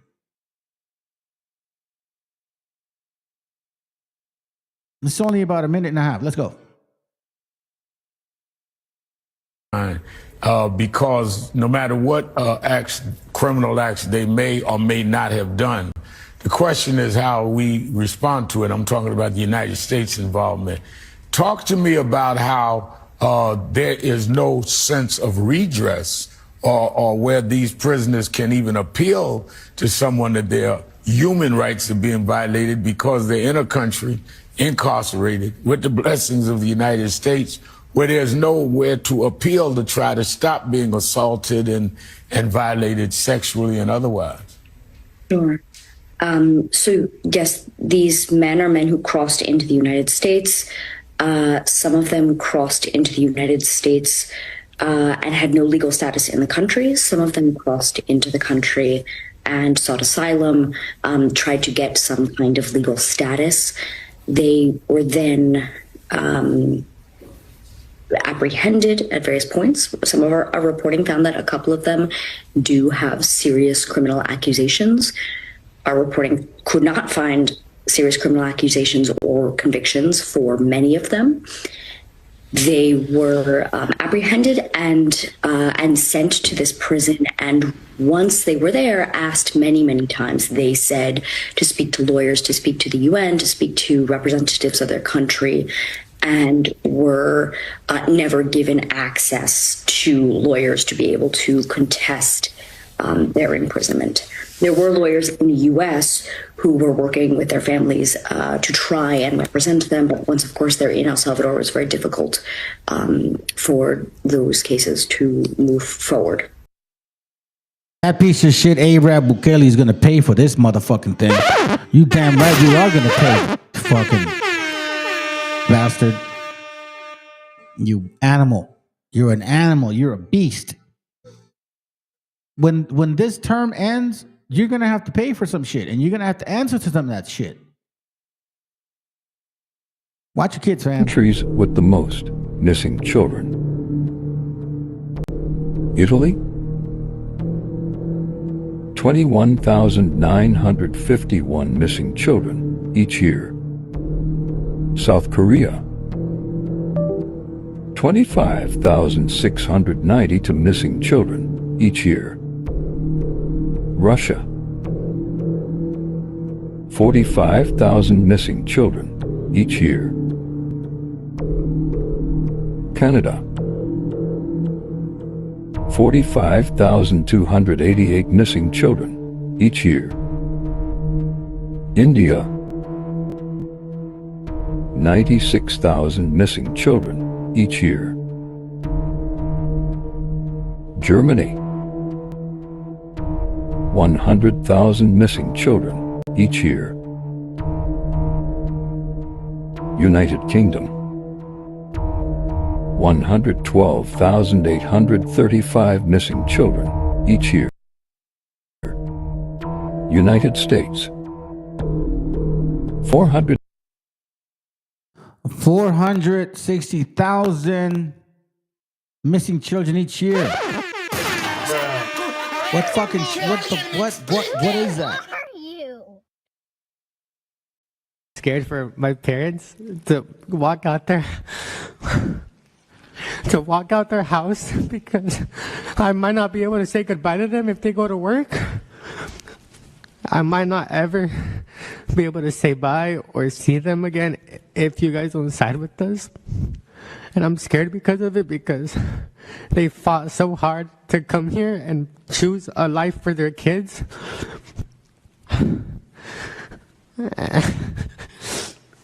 And I really hope you guys do hear what everyone in this room has been saying, and I hope you guys do side with us, because we are fighting for our rights, and we are getting treated like animals because people judge us by the color of our skin and the way that we talk.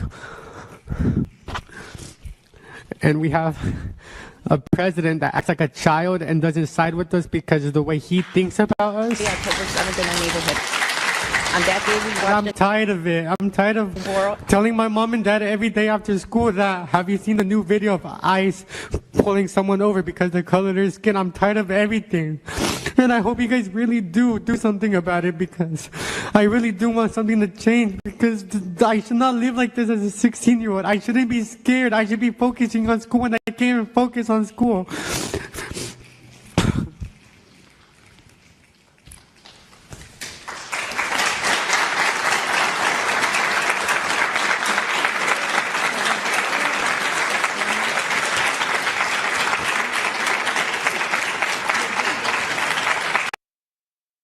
They're clapping like it's a fucking show, bro. That's what disgusts me about that.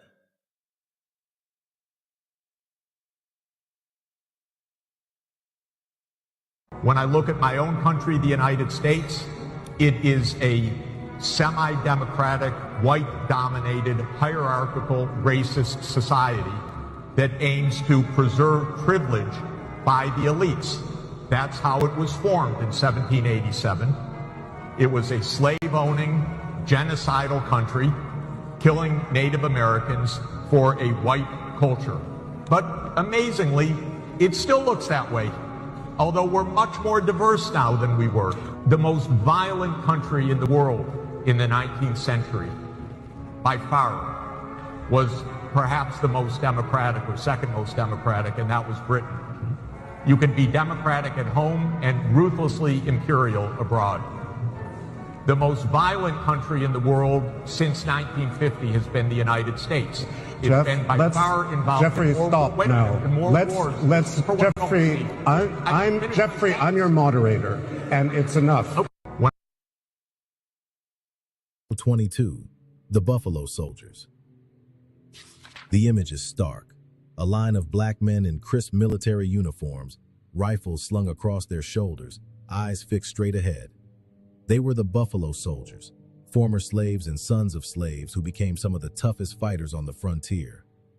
Stationed in the harshest posts, they battled bandits, guarded settlers, built roads, and stood as the backbone of Western expansion. Native warriors named them Buffalo Soldiers for their strength and their dark, thick hair, and the name stuck. Yet, when history was retold, their role was reduced to footnotes, their loyalty questioned, their sacrifices ignored. This photo captures pride and pain all at once, men who carried a nation on their backs while being denied equality in the very land they defended. They were cowboys in uniform, warriors in silence, and proof that black men ruled the Wild West in ways white America couldn't afford to admit.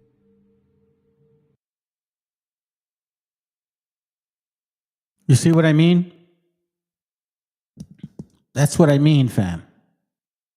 In secret, they celebrate the oppression of our people. They put videos, they run them by, they record them. But then when they talk to us, or when they talk to the white man, oh, it was your fault. I'm telling you right now that they really want this from you.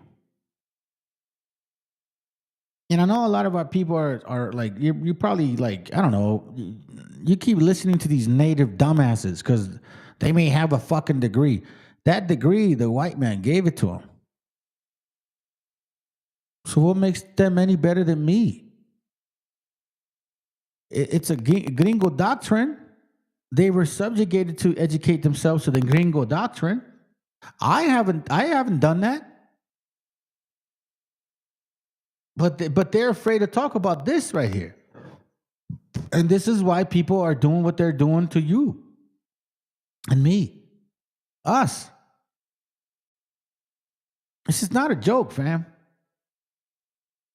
It's not a joke. You can't argue with this no more. This did occur. This migration did occur. Whether you like it or not, it did occur. And we are the red men. And we did migrate from here.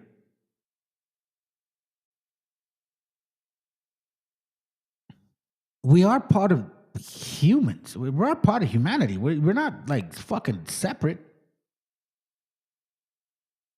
But then when you get into these other topics, you're like, it's not possible. Well, you know what, man? There's a lot of stuff that's been written, and there's a lot of similarities in what these Israelites, not the Israelis, not BHI, not Black Hebrew Israelites, Yahushai, Barakatah, excuse me, Barakatah, Yahushai. No, none of that stupid shit. None of that African dumb bullshit. No, none of that.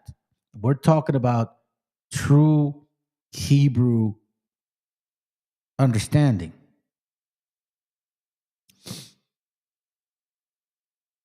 You can't deny this no more. I've proven to you guys in a lot of different ways that we are connected to these people. And I keep telling you that the only reason why they want your heritage or your history is not because you're fucking tacos, pendejos. It's because of this right here. It's because you're connected to God, the Creator Himself. No other nation wants to hear that. Of course not. They're left out. Oh, we're left out. Oh, well, yeah. And so were we for 500 years. You being the people that supposedly keep records of everything, you destroyed our heritage, our records of everything? Like that makes no sense. Why would our records be that effective, like that kryptonic to you? To where you're like, oh, you got to destroy that shit. I don't want to see it. Like, basically, that's kryptonite. So, like, if there's things I don't want to see, I destroy them. But if I wasn't affecting you, then you shouldn't be that way. So we are kryptonite to you motherfuckers. And this is why they want your history. The genesis of your beginning is that you're a Meshiach. Y'all are anointed people. And no one can take that away from you. That's why they never hit the lake, fam. It's very simple. I challenge any fucking Black Hebrew Israelite or Hispanic chart pusher or FBA or some fucking dumb Christian that just wants to apparently they feel froggy. I challenge you to hit that link and tell me how this is not real, because I'll throw a lot more examples. I mean, I think at this point that a lot of people do watch this channel, but for some reason you don't subscribe. Maybe because I know what it is, because I'm Mexican. I'm raza. Like, this Mexican, this guy's stupid. They think Mexicans are stupid. That's the reality, family. That's why we have such a low subscription, because people think that Mexicans are stupid. Like, why am I going to listen to that dumbass Mexican? If I was white or Black, trust and believe they would listen to me more. We'd have about 100 and 200, maybe 500,000 subscribers. But I'm raza, I'm Mexican, I'm a beaner, like you. And they don't like beaners like me or you. This is why I say to you, open your eyes a little bit. Stop listening to native dumb bullshit. Okay, Native Americans, Native Indians. Okay, sounds good. So you guys been here 60,000 years? Prove it. Not with white man science, your fucking Native American science, with your flutes and shit. I want you guys to pay attention to this chapter right here, Wisdom of Solomon, right here. And in this chapter, it mentions how Wisdom of Solomon talks about our journey. And just check this out. I showed you guys a link the other day where the Popol Vuh was being translated to Castellano, right?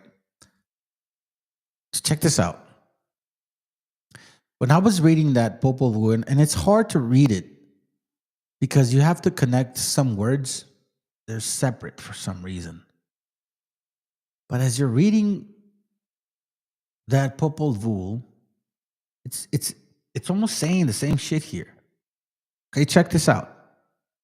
Wisdom of Solomon 17:1 says, "For great are thy judgments, it cannot be expressed, therefore unnurtured souls have erred." Unnurtured souls. You see, so listen to this. For great are thy judgments and cannot be expressed. Therefore, unnurtured souls have erred. So there are people out here that don't have nurtured souls, meaning that they haven't gone through this generationally speaking. Because if it's not based on your soul, I mean, if it's not based on your flesh, because your flesh lives once, then your soul is not necessarily living once. So therefore, unnurtured, meaning like if you haven't done this before, you're not going to understand what we're reading. For when the unrighteous men thought to oppress the holy nation, watch this, they being shut up in their houses, the prisoners of darkness, and fettered with the bonds of long nights, lay their exiles from their eternal providence. You see this? You see this right here? It's talking about the Exodus. And this is in the Apocrypha, not too far from 2nd Esdras, okay? So listen to this. But when, matter of fact, I'm going to read it like this, because we have a perfect example of how to better read it. Hold on. The new, there it goes. Right there. Okay. Wisdom of Solomon 17. If you guys don't know about this book, you need to get it. Hold on a second here real quick. Here it goes right here. It simplifies the translation. So we're in Wisdom of Solomon 17:1 and 2, okay? Right? Check this out. Great are your judgments and hard to describe. Therefore, uninstructed souls, remember, keep in mind, if we're living in the flesh, you only live once. So that means that our souls, like it says in Wisdom of Solomon 2:25, okay, I don't want to take you that. You guys can read. Matter of fact, I'll take you. Because he created souls to be immortal. 23, sorry. For God, Wisdom of Solomon 2:23, for God created man to be immortal and made him to be an image of his own eternity, made him to be an image of his own eternity. We are no different than our Creator. But see, the thing that really defines who you are spiritually is when you try to really mimic as if you're a God creator. At every single moment of your life, you should be always thankful of the knowledge and power and understanding that you carry. Because you do know a lot more than people. You do have some gifts. You do have some powers. You can take advantage of that. But you're not supposed to. Great are your judgments and hard to describe. Therefore, uninstructed souls have gone astray. So I've been here before.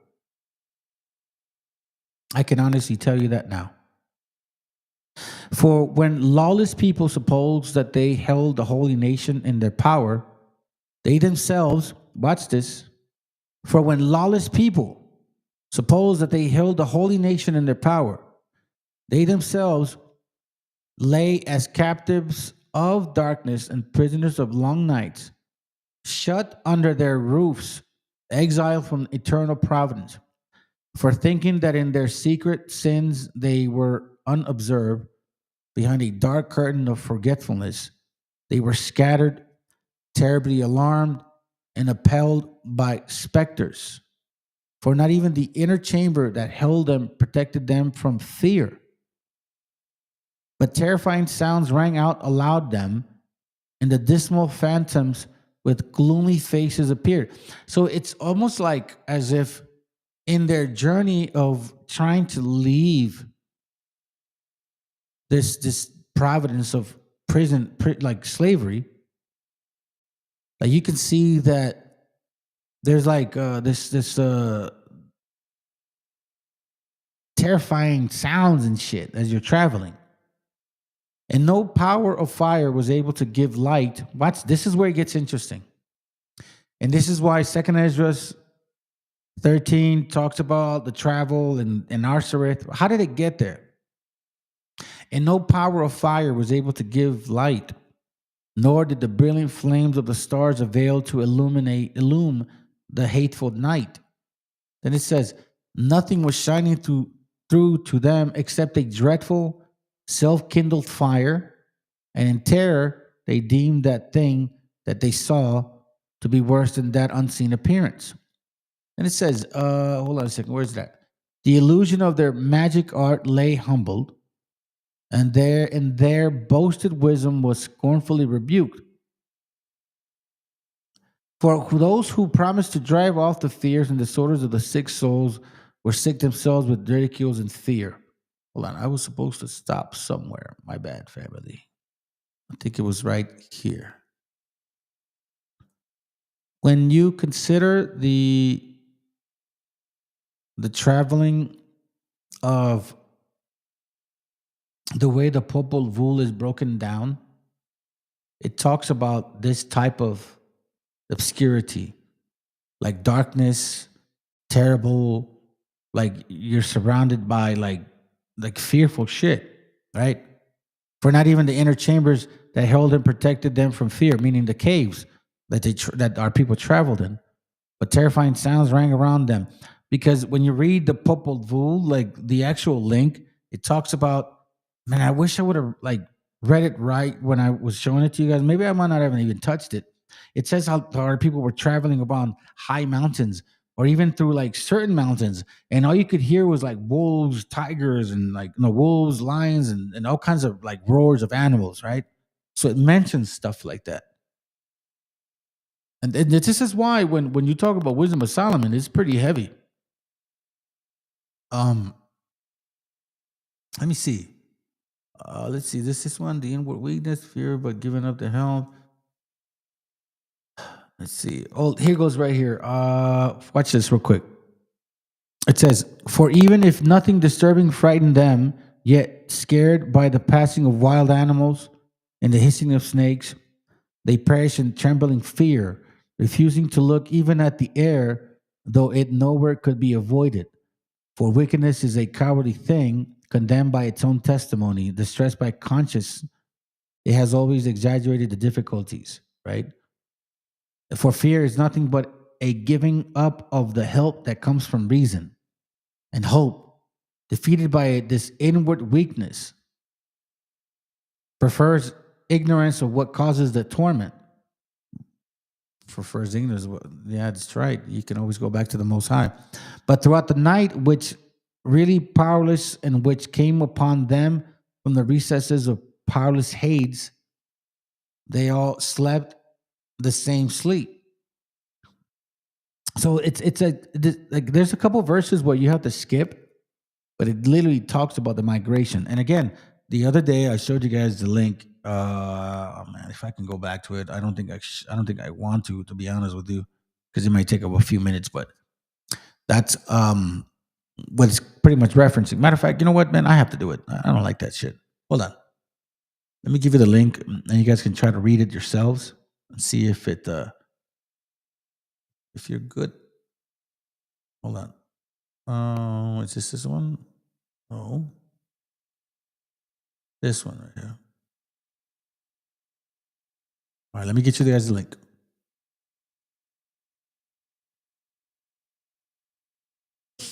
Oh, it's not even that one, dude. I might take a while to find it. But anyways, fam, this is what I wanted to show you. Hold on a second. I got 2 more videos and we're done. No, this is it. This is it. All right, so we're good. Listen, fam, I'm not really political. I don't really vote. Matter of fact, I don't vote. Like, I really don't vote, okay? So don't believe that I vote. And I'm not telling you to vote.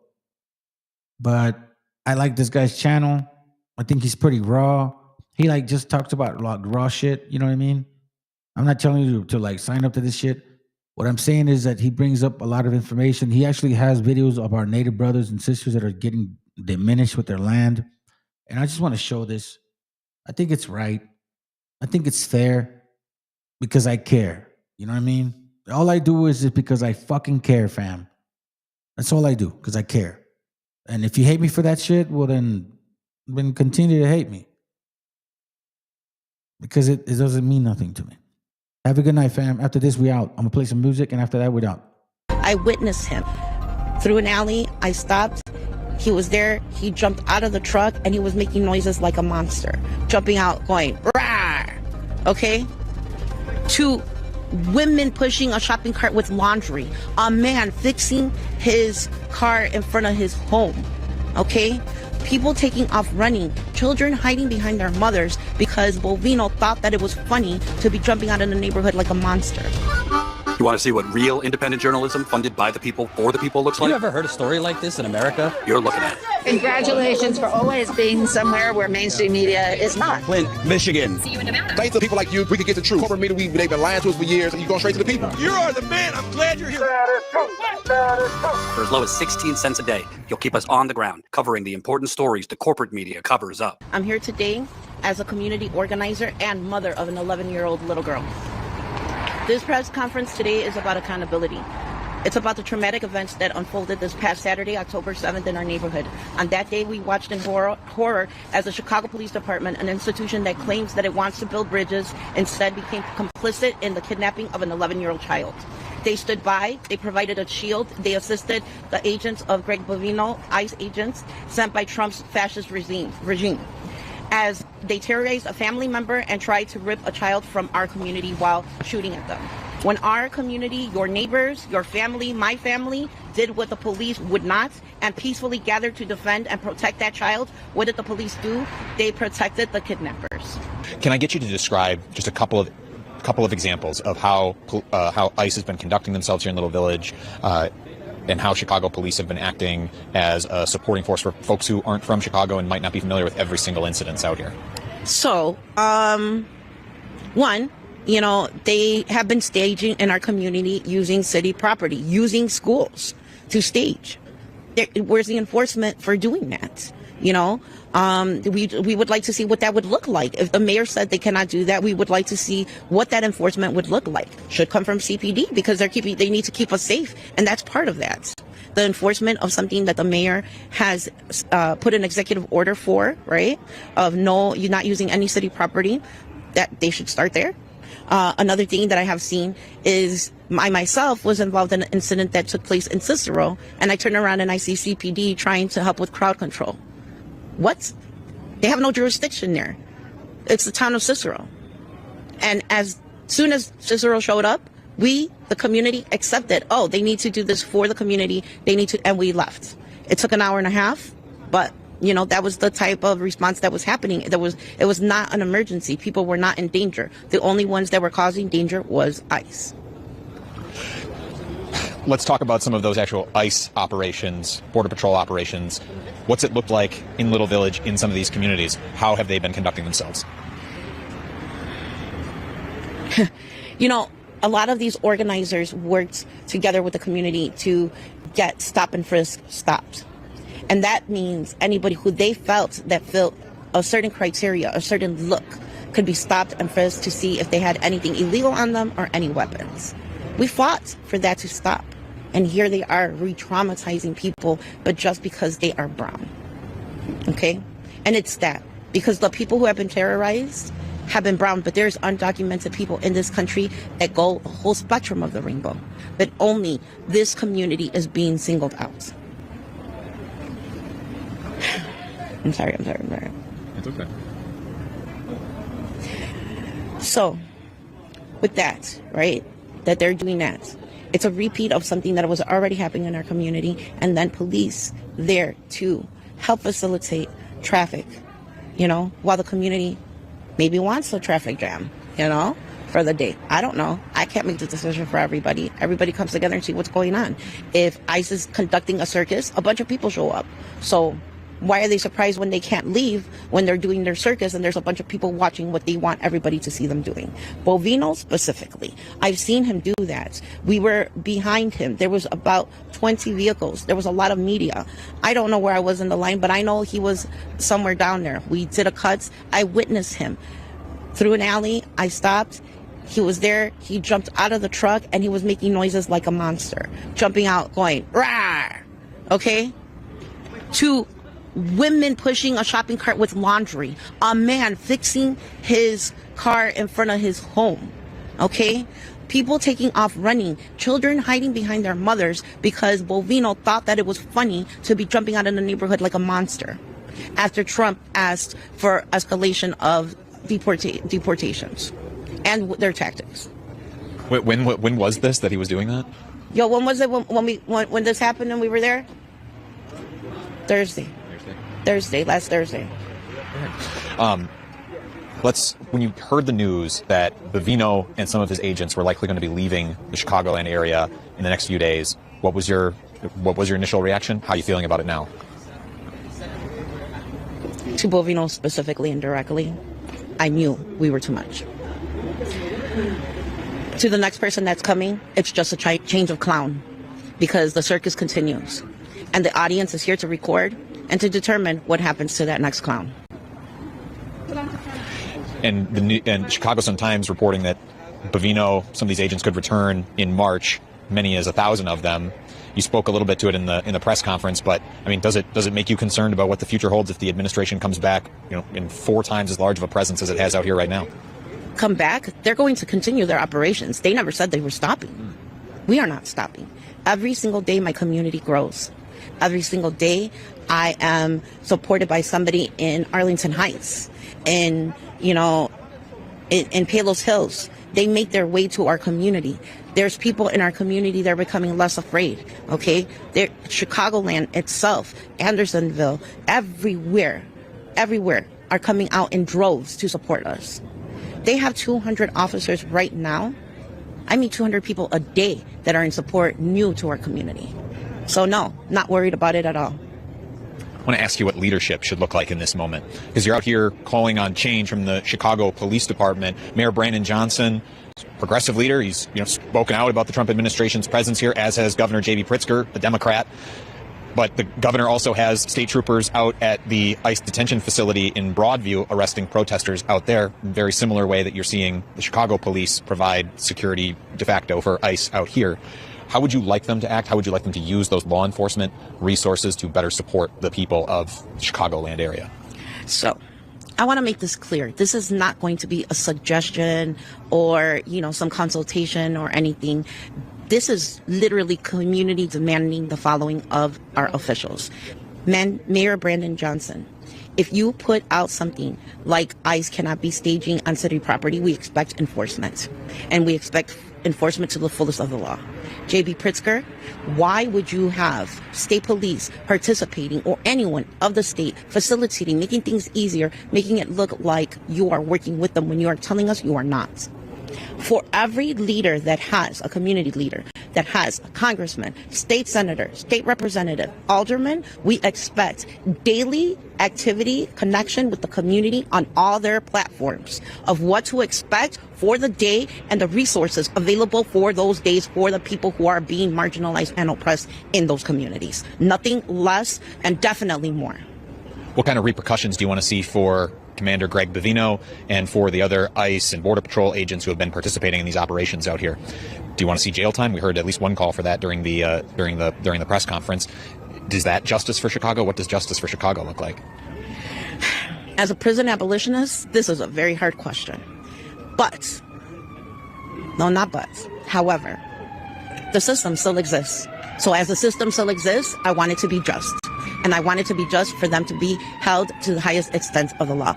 Jail time, yes, and the highest that they could receive. Why calling on the Chicago police today? What was the tipping point? Why was today the day where you felt you needed to come out here in front of their police headquarters to call on an end to cooperation between the Chicago police and the Department of Homeland Security? Why today? I mean, we've had, as organizers, our schedule full. I mean, to review everything that happens that was recorded and documented, to know where we stand as a community, to make sure that we are definitely in protection. Hey, family, I appreciate y'all being here. I thank you so much for your support. I wish that... I don't know, man. You know what, bro? I always keep saying, like, hey, man, you know, you guys want to hit the link, you can debate me. You know, why don't you guys show up a little bit, bro? Show some support. I don't know if you're Job, if you're still there, Guaracuya, or Estudiante for wisdom. If you want to add to this before I leave, I think I want to show you guys a couple of videos real quick. One important one that, in case you guys don't know, I really do keep the dietary law. Like, that's like extremely important to me. And that's something that I taught my kids a long time ago. And I think for all of us who are trying to, you know, withstand the moments of time, I think it's probably important that we at least get a glimpse of that. You know what I mean? Get a knowledge and understanding of it. So before I leave, I want to show you these videos real quick. I don't know if you guys are up to it. Oh, wow. It's amazing. But anyways, check this out. Okay, the sister wants to say something. Okay, I'll let her speak. So you really want to know who built these pyramids? It wasn't built by white people. It wasn't built by Mongoloid people. It was built by the people that's mislabeled as black or African. You see what he said? Listen to what he said. So you really want to know who built these pyramids? It wasn't built by white people. It wasn't built by Mongoloid people. Mongoloid. So if you came to my channel and felt offended because I put Negroid, here's my middle finger to you and my vocal expression. Fuck you. Because you guys are very comfortable at this point saying shit like that. Let no white man tell you Negroid. Well, all of a sudden you did, oh, that's a racist. But you said Mongoloid. That's no, how is that fucking different? But hold on a second. White man didn't build it? Yes, for sure. Now you're saying that Mongoloid didn't. Well, I never seen a Negro group of people building a fucking house, or let alone a fucking pyramid. Those are facts. That's not emotions. We want to know who built these pyramids. It wasn't built by white people. It wasn't built by Mongoloid people. It was built by the people that's mislabeled as black or African American. No, the Olmec or indigenous people in South America were not black, and no, it was not black Africans that built the pyramids in South America. This is Afrocentrism based on racism, and it's becoming a trend in America where extreme Afrocentrists are trying to steal the cultures, are trying to change history, are trying to eradicate ancient civilizations to try and make themselves feel better. And if you say anything about it, you're racist. These beautiful pyramids in Mexico, they were built by ancient civilizations like the Aztec and the Mayans, which are a huge part of Mexico or Latino culture. The pyramids in South America were also built by ancient civilizations. The myth and rumor that the Olmec were black came from ignorant people who don't understand that certain features do not belong to a single race. So the Olmec statues had fuller lips, they had bigger noses, and because of that, people are claiming that they are African. The paper that originally stated that the Olmec were black was retracted because there was no actual evidence of Olmec being black. The fact that people are continuously pushing this theory despite there being absolutely no physical evidence. Hold on a second. Then you forget another point. They want to justify those colossal pyramids as them looking like so-called them, but then they tell African people that black Americans don't look like Africans.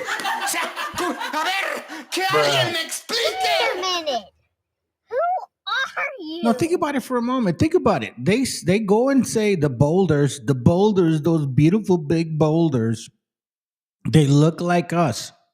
And those look like so-called quote unquote Africans, right? Even though they could look for some like Samoans too, right? For whatever. But then when the African says, yo, bro, we the same people, they say, no, we don't look African. We have eloquent, we have longer noses, we have thinner lips, we have lighter skin, we have longer hair. Remember, they say that shit, but they go and say the colossals, which look like Africans supposedly, Them?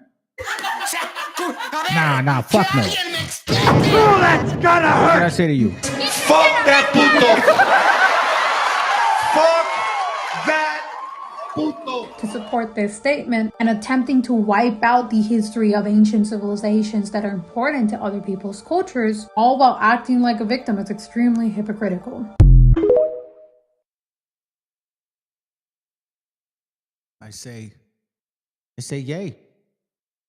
All right, so for the brethren out there that think that it's okay to eat pork or shrimp or clams or lobster, I would highly suggest to you, brother, to please stop doing that. Even if it's not about the Bible.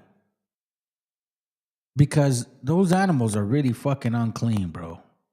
Just like the pork.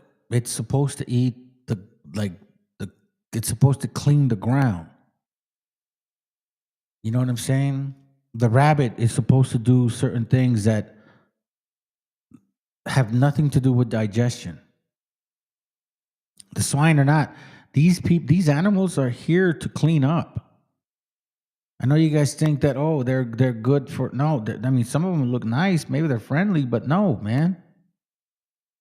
And then it says here in Leviticus 11:9, these shall ye, hold on, no. Okay, yeah, these shall ye eat of all that are in the waters.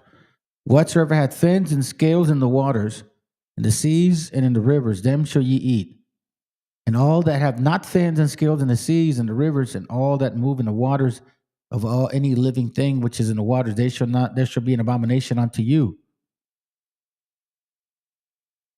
There shall be even an abomination unto you. Ye shall not eat of their flesh, but ye shall have their carcasses in abomination. You see this?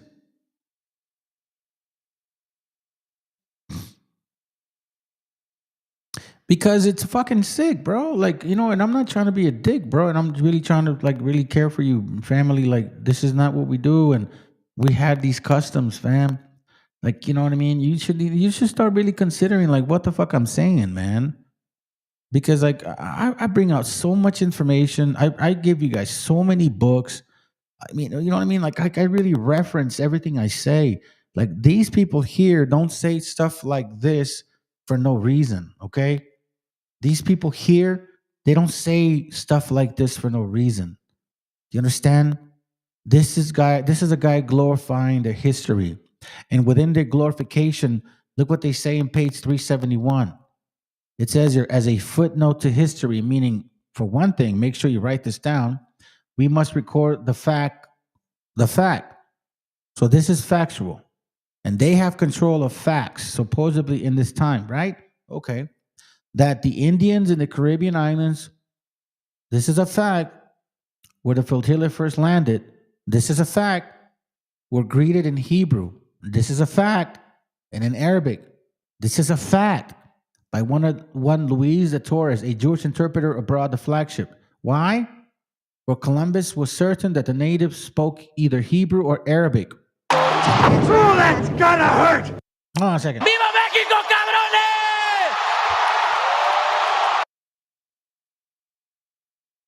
Now, do they debunk it? No. It says it was Torres that incidentally who discovered maize and brought it to Europe.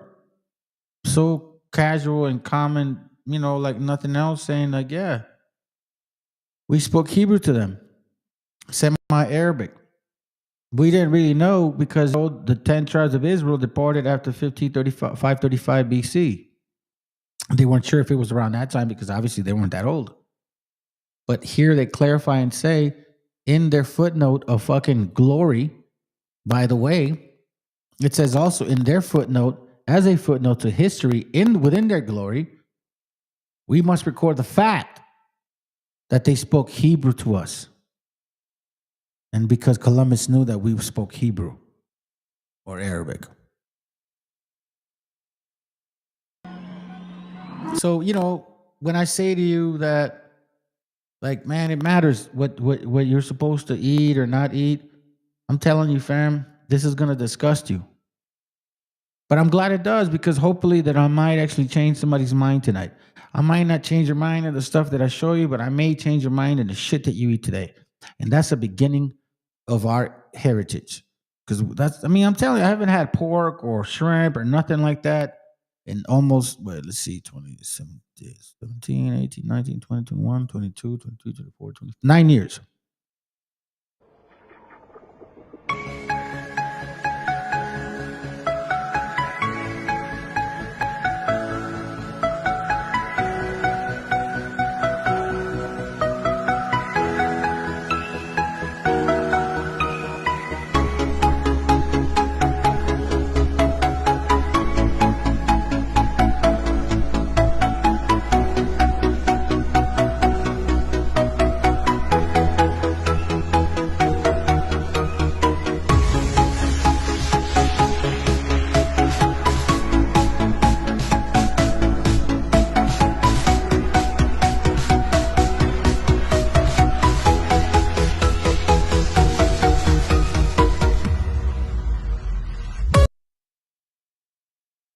This is for Raza, bro. And Raza, you guys be eating this shit, bro. You guys be eating this fucking thing.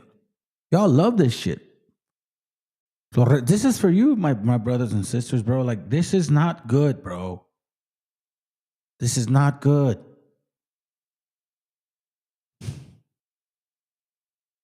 Don't even look at the biblical aspect of it. Just look at this shit right here. This is their job. Look, listen. I have a 125-gallon tank, okay?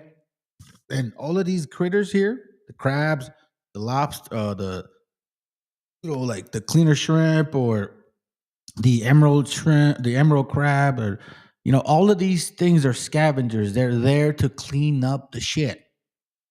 Whatever falls, whatever is dying, that's what they're there for. So I'm begging you, brethren, please stop eating this.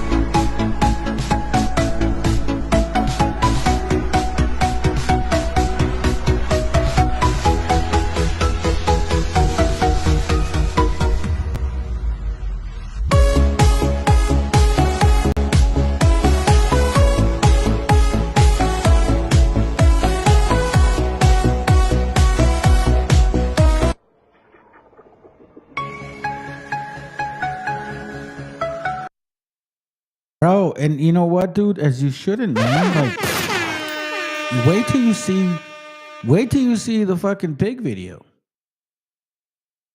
You know what I'm saying? Wait till you see the pig video, bro. That's gonna blow your mind.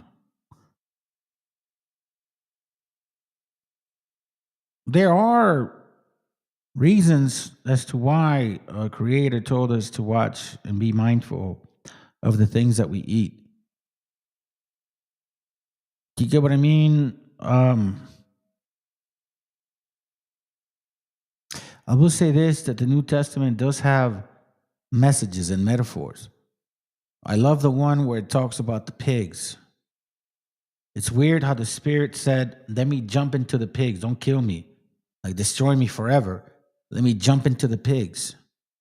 And then it jumps into the pigs, and then it goes and commits suicide. If it didn't want, quote unquote, the Messiah to be destroyed then that means that by him going into the flesh dies, but the spirit lives again. You see what I mean? The aspect of the spirit. So there are some things in there. Don't get me wrong. It's our job now at this point to start deciphering what exactly we are supposed to do. And there is nothing unrighteous that I'm suggesting for you to like not do. I'm not saying, oh, go fucking go get a prostitute. I'm not saying it. I'm telling you, bro, don't eat this shit no more. Like, let's start with that. Like, don't eat this no more. This is fucking bad, man. Watch this. This can kill you, bro. And you can kill your kids, and you can kill your wife. You know, you can kill your mom, your dad if you love them. Like, this is fucking real. Watch this.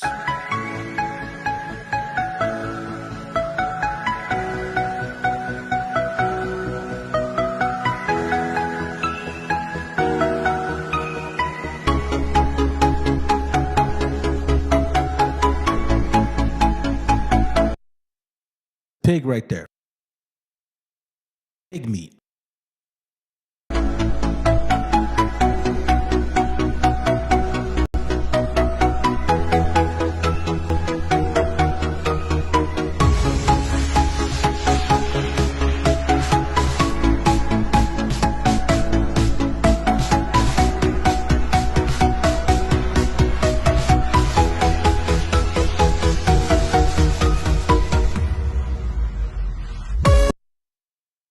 I get it. We all love this shit. Ceviche, fucking cóctel de camarón. We all love this, bro.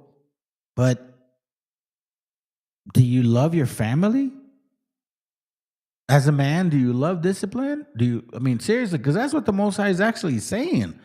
Can you discipline yourself? Can you be an upright man? I mean, that's really what he's saying. Like, there's nothing else that the Most High is asking from you other than, can you be an upright man? Have you not seen the prophets, how they were upright men? Upright men, meaning like they did what they're supposed to do. Take care of the kids, take care of their family, you know, share what they can, share the message, sell what as best of their ability is. Well, whatever small amount of time it means to share whatever the Most High gives you, whatever it works. Like, you know, we all are given those gifts. Like, every one of us has been given that chance. And like, these men weren't doing this shit. They weren't doing this shit. How hard is this to like understand that there are worms in these fucking animals? There are worms. There are worms in the flesh of these animals. Okay, that you're eating, and they go into your body, and they can not always only stay in your fucking culo. You know what I mean? They can go into your fucking head. Do you understand that shit? That's real fucking talk. This is not a fucking joke, man. I know you guys are probably eating camarones that taste like fake, like the shit of the shoe, like the flavor of a shoe. I know you noticed that taste. I noticed that taste like 15 years ago, and it has to do with the sea, the smell of the sea, and also like artificial. They're artificially feeding these animals, so like you're not even fucking seeing it.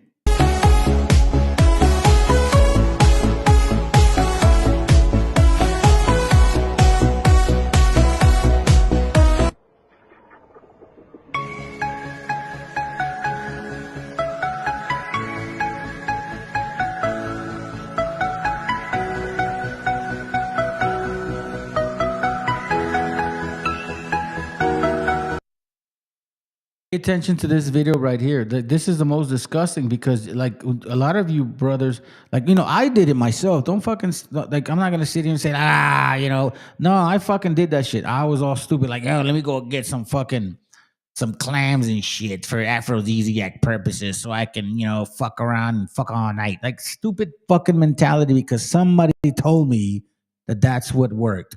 Seriously. That's the only reason why I had it in my head, because somebody told me that that's what worked. And you know what they did? I ended up putting fucking worms in my body.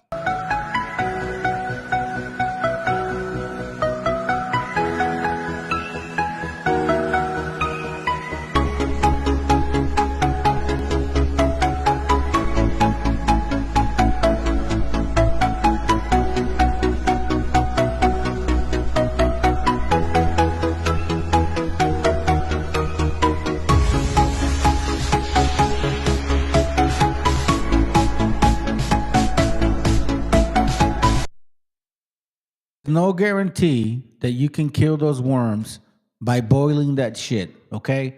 I'm going to say that to you right now. There's no guarantee that you can kill the worms by boiling them.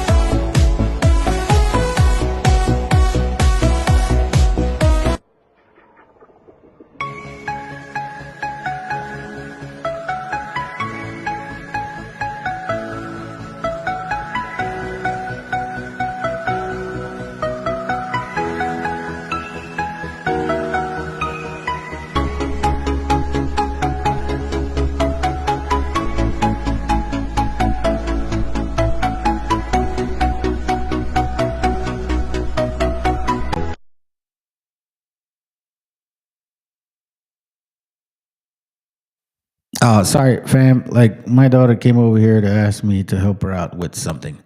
So now, before we finish, this is the point right here. See, this is what I'm saying. So now we saw an example of like how worms like defecate in your shit, and they'll eat the hell out of you.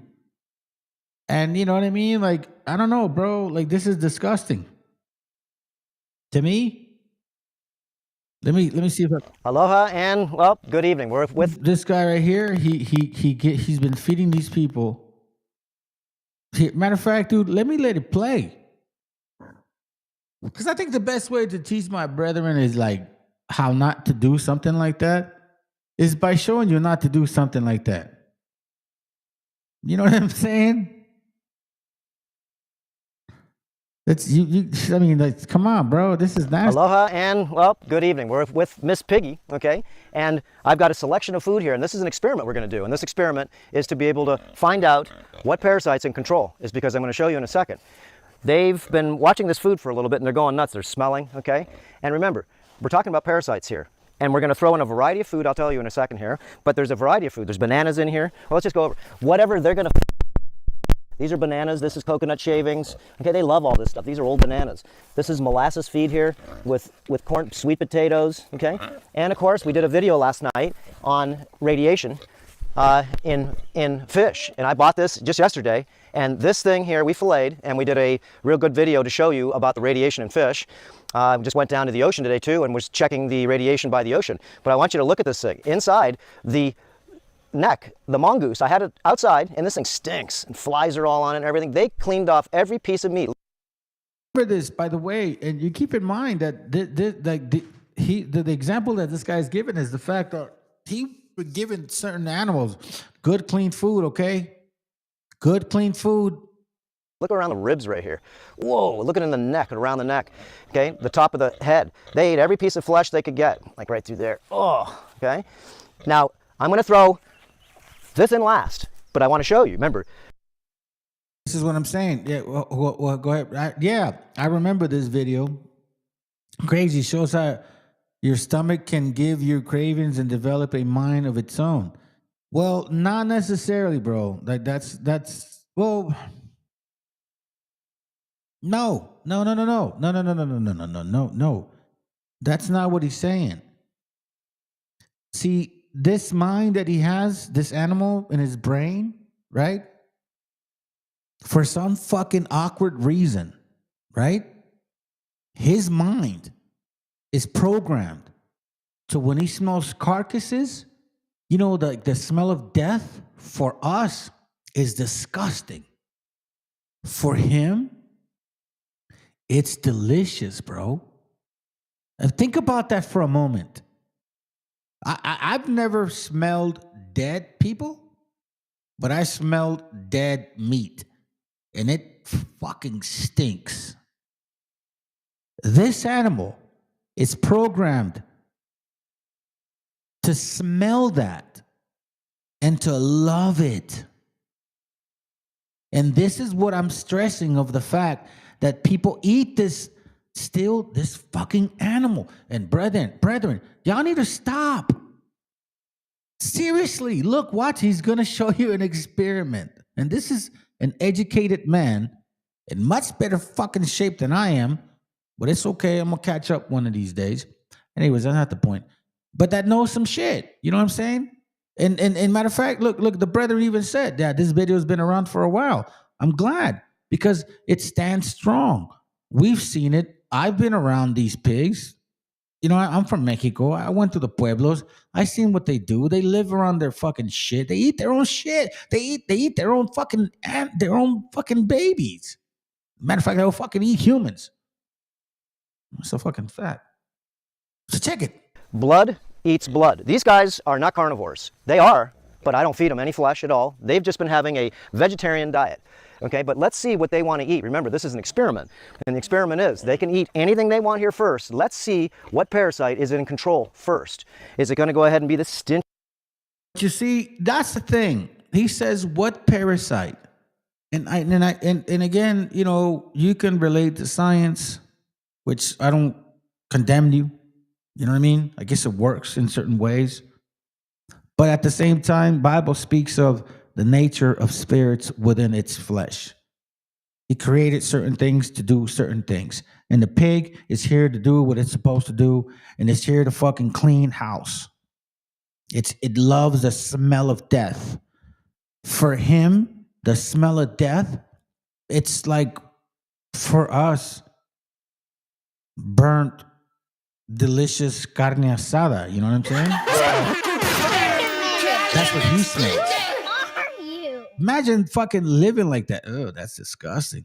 That's why in those fucking scary movies and shit, you know what I'm saying? Like those movies about exorcism, you know, they talk about them eating like raw, stinky shit. Yeah, man. Think about it, bro. This is crazy shit. That's why I don't take too much. Let's put it this way. I don't disregard what the New Testament is saying, because by them saying that the Spirit said, send me to the fucking, you know, the pigs, you know what I mean? And he runs into the pigs, the Spirit runs into the pigs, and the pigs then go sacrifice themselves like unclean shit. Unclean spirits. There's a connection to unclean things.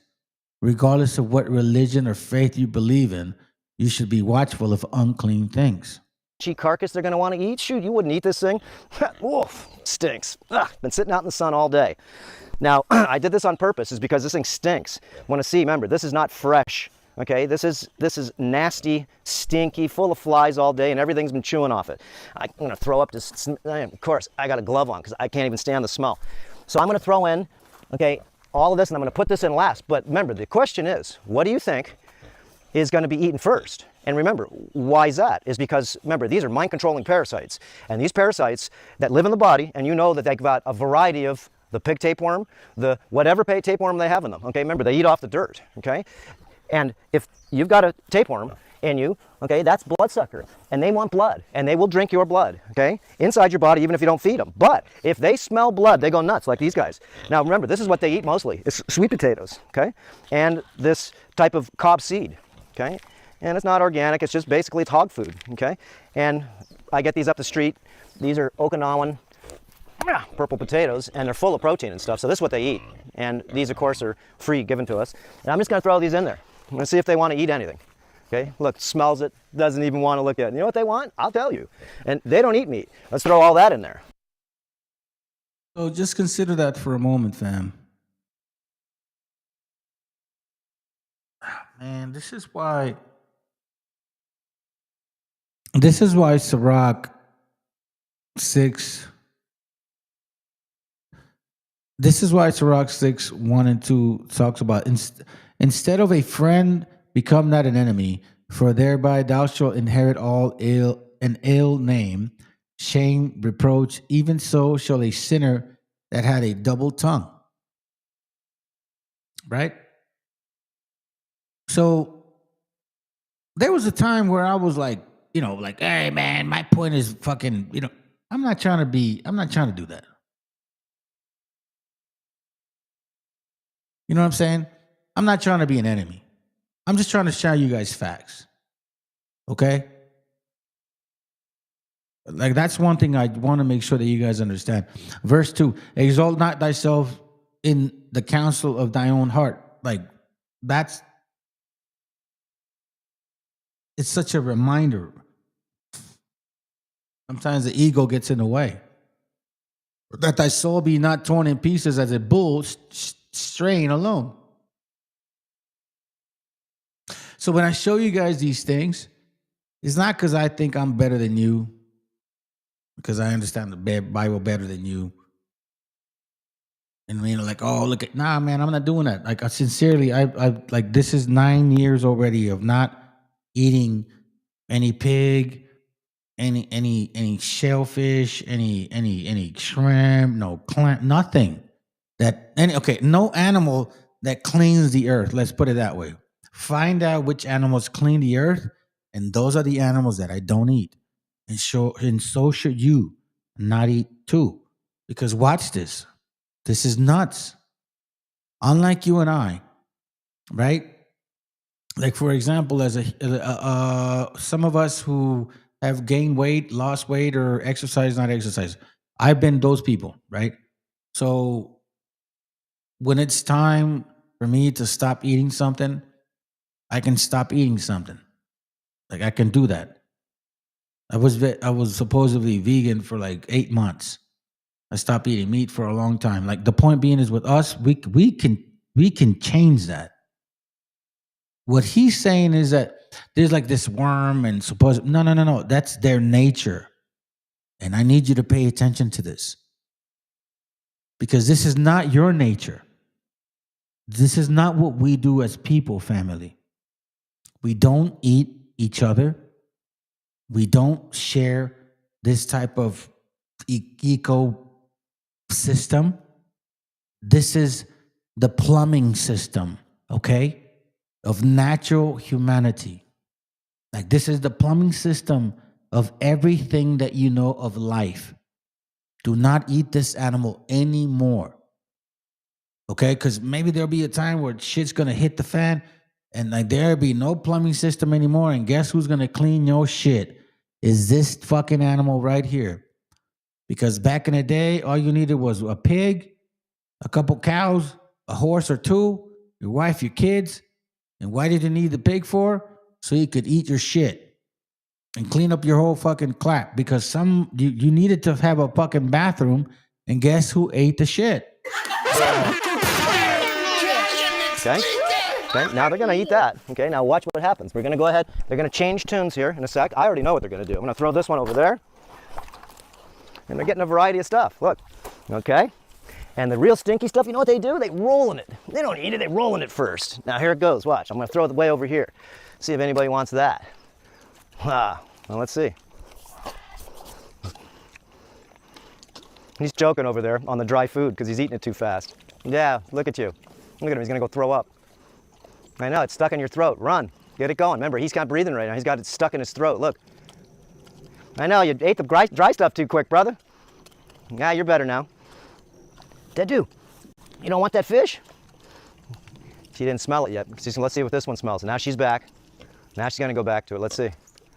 Okay. Oh. Okay. She can eat anything she wants. And this one hasn't got the taste yet, because if Nanu knows that she's eating something better than that, then Nanu is going to... By the way, you guys know that never give your dogs fish like that, because it'll fuck up their teeth or their mouth. This animal does not do that. You need to understand that this is not part of you. When you relate yourself to this shit, gente, my friend, my family, please stop eating this fucking thing. Look, and I can show you guys how to make some fucking carnitas without having to use pork meat. There's a process that you're supposed to do with like cow meat, I guess. You boil it and then you refry it, but there's a specific piece of meat where you do that with. I did it. Man, it's just disgusting, dude. Stop. Steal it from her, because she's the head alpha there. Okay? Look. Listen to the bone crushing. Oh! Okay, now these guys, remember, have better noses than a bloodhound. They have stronger jaws than a Rottweiler. These are very, very strong predators. She's 300 plus pounds. Okay, look at them, chewing the bones down, swallowing everything whole. Hear what he said? These are very strong predators. So the only reason why you get the chance to fucking eat this pig, fam, it's because you have him isolated and other people help you. But if you had one-on-one with him, he'll fucking eat you. And you're eating him, he will eat you and digest you the same fucking day. This is a disgusting meat. Please wake up. They're scavengers. You eat the pig, remember that. You guys are eating pig, all I can say is this is what pigs do. They eat anything. Rotten, that's rotten flesh. And they're loving it. Look. Get it, Dua? You like that? Oh, look, they got potatoes. they got that sweet full of molasses, real sweet. Okay, and then they've got this. He points out like he's been raising these animals to eat all that good stuff. And they're like, fuck the good stuff. I want to go back to what I am built to be. I am built to clean house. I am here to eat raw, stinky, dead meat. His carne asada is your carne asada. Do you understand? But those are the opposites. You understand what I'm saying? So if you like dead people and the smell of it like Jeffrey Dahmer, then that's basically the pig's carne asada, bro. Stuff what she was loving is because that's all our leftover salads, just things I know they love. Look, bananas in there. And they went right to the flesh, not because they like it, because the parasites inside them control them to feed. Remember, there's... And again, that's the scientific opinion, whatever, you know what I'm saying? But we got the understanding, at least I like to believe it, how it tells us here. And you know what? It's just so funny, man. Did it take science to write this? No. It just simply said, look, listen, make sure that you do this. Leviticus 11:3, whatsoever parted the hoof and is cloven-footed and cheweth the cud among the beasts, that ye shall eat. So, cloven-footed and a hoof, that's a cow. Chew the cud, meaning like digest it properly. Among the animals, we can eat that. Nevertheless, these shall ye not eat of them that chew the cud, or of them that divided the hoof, as a camel, because he cheweth the cud, but divided not the hoof, he is unclean. So it's saying like, yo, listen, the camel, like, you know, he digests his food properly, but his feet are not like cut in the middle, right? To simplify it. Here, I'll do it like this. Fuck. Might as well do it like that. And it says here, then it's, but you must not eat camels, rock badgers, or rabbits. These must be considered unclean. They chew the cud, but do not have divided hoof. Now, I'm going to say this to you. Why should we not eat them? I believe that it's because they're here for a proper dosage of the earth. Like the way that the ground moves and the way that the plants and the seasons and the cold weather and the root and the, you know what I mean? Like and certain worms, like everything matters in this movement of our world, right? And then it says here, these must be considered unclean. They chew the cud, but do not have divided hoof. Then it says, do not eat pigs. They must be considered unclean. They have divided hooves, but do not chew the cud, right? They do not eat these animals or even touch their dead bodies. They are unclean. Okay, so that, you know, that's another point. But why does he say this right here? They don't chew the cud, meaning that they don't digest stuff properly. Like they eat like you and I. And you know, like if you have a bad day, you're going to have diarrhea and you probably will shit the same shit you ate the same day. And that's what it's talking about. So like the way that our body functions, it has to be given its proper organisms. It needs water, it needs plants, it needs meat. It doesn't need digestive systems outside of you because you have your own digestive system. That's what it's talking about. You see what I mean? Pigs are digestive systems, shrimp, all of those things. We have our own. Why the fuck would we rely on that? There's a hierarchy. We talk about this all the time. A hierarchy of parasites. Oh, look at that. Going nuts. eating everything down to the bone. There won't be a piece there. That head, I want to see what they're going to do with that. Okay, so this is the game. The game is real simple. Parasites that live in the body have a hierarchy. Okay, sugar parasites eat last because they're lowest on the totem pole. They're yeast, mold, fungus, and candida. Just like a person. Remember, what do you eat first at the table? You eat and drink. You eat dead carcass and drink blood. You eat your meat first. Yes, you do. It's the first thing you want on that table. Let's say you haven't eaten in a couple of days, you're fasting, and you put a smorgasbord out there of food. You got sweet stuff, you got cakes, ice cream, you got maybe soups, you got chicken, fish, you got everything out there that you can imagine on a smorgasbord, a variety of food. And remember, the experiment is, okay, let's see what parasite feeds first. And I know which one will feed first. The ones that eat meat. They are the highest on the totem pole in the body or the hierarchy of mind-controlling parasites. They need to be fed. Look at these guys. They're eating every bone, everything, and they've got all this beautiful stuff sitting here, and I want it. Okay? And you guys don't even know. I figured, they'll just smell it just because it's an experiment. Remember, pigs. If you're eating pig, guys, I can just tell you this. You're making a big mistake. Remember, pig. Here's what he's talking about. If you're eating pig, you're making a big mistake. You guys already know, bro. Hardly nobody watches this channel. And I'm glad. The only people that watch this channel is Raza. Predominantly Raza that watches this channel. A couple of fucking enemies and shit. You know, maybe they like what I do. But to predominantly Raza. And I'm telling you right now, listen to what he's saying, fam. Fuck, man. Is the dirtiest animal. It's time to start cleaning up, bro. Let that shit go. These guys are here to watch. Everything, and they've got all this beautiful stuff sitting here, and I want it. Okay? And you guys don't even know what that is. Okay? Never even had fish. They've had to throw a rat in there one time, and they ate it. It was a dead rat they got off of a rat trap. And I just threw it in there just to see what they would do. They're pigs. They rolled in it, and they ate it and fought over this nasty with maggots in it. And I just threw it in there. I figured, they'll just smell it just because it's an experiment. Remember, pigs. If you're eating pig, guys, I can just tell you this. You're making a big mistake. Remember, the pig is the dirtiest animal in the world. It'll eat anything and anything. Remember, a cow only eats grass. Okay? It doesn't eat corn or anything, or wheat or soy, but it's a vegetarian. You eat animals, okay, that are scrappers, then you get all the parasites that live in the pig. Remember, the pig tapeworm is bad arse tapeworm. And maybe we'll go ahead and put a picture in this, in the video here. The pig tapeworm. If you've had pig, and maybe not, it doesn't matter. If you've got an egg and they secrete out 200,000 to 300,000 eggs a day, and the pig tapeworm has to go through 5 different cycles in your body. It starts in your stomach, it goes and bores out into the small intestine to the liver, it goes to the liver, makes a house of babies, and then it goes back into the bloodstream, it goes to your brain.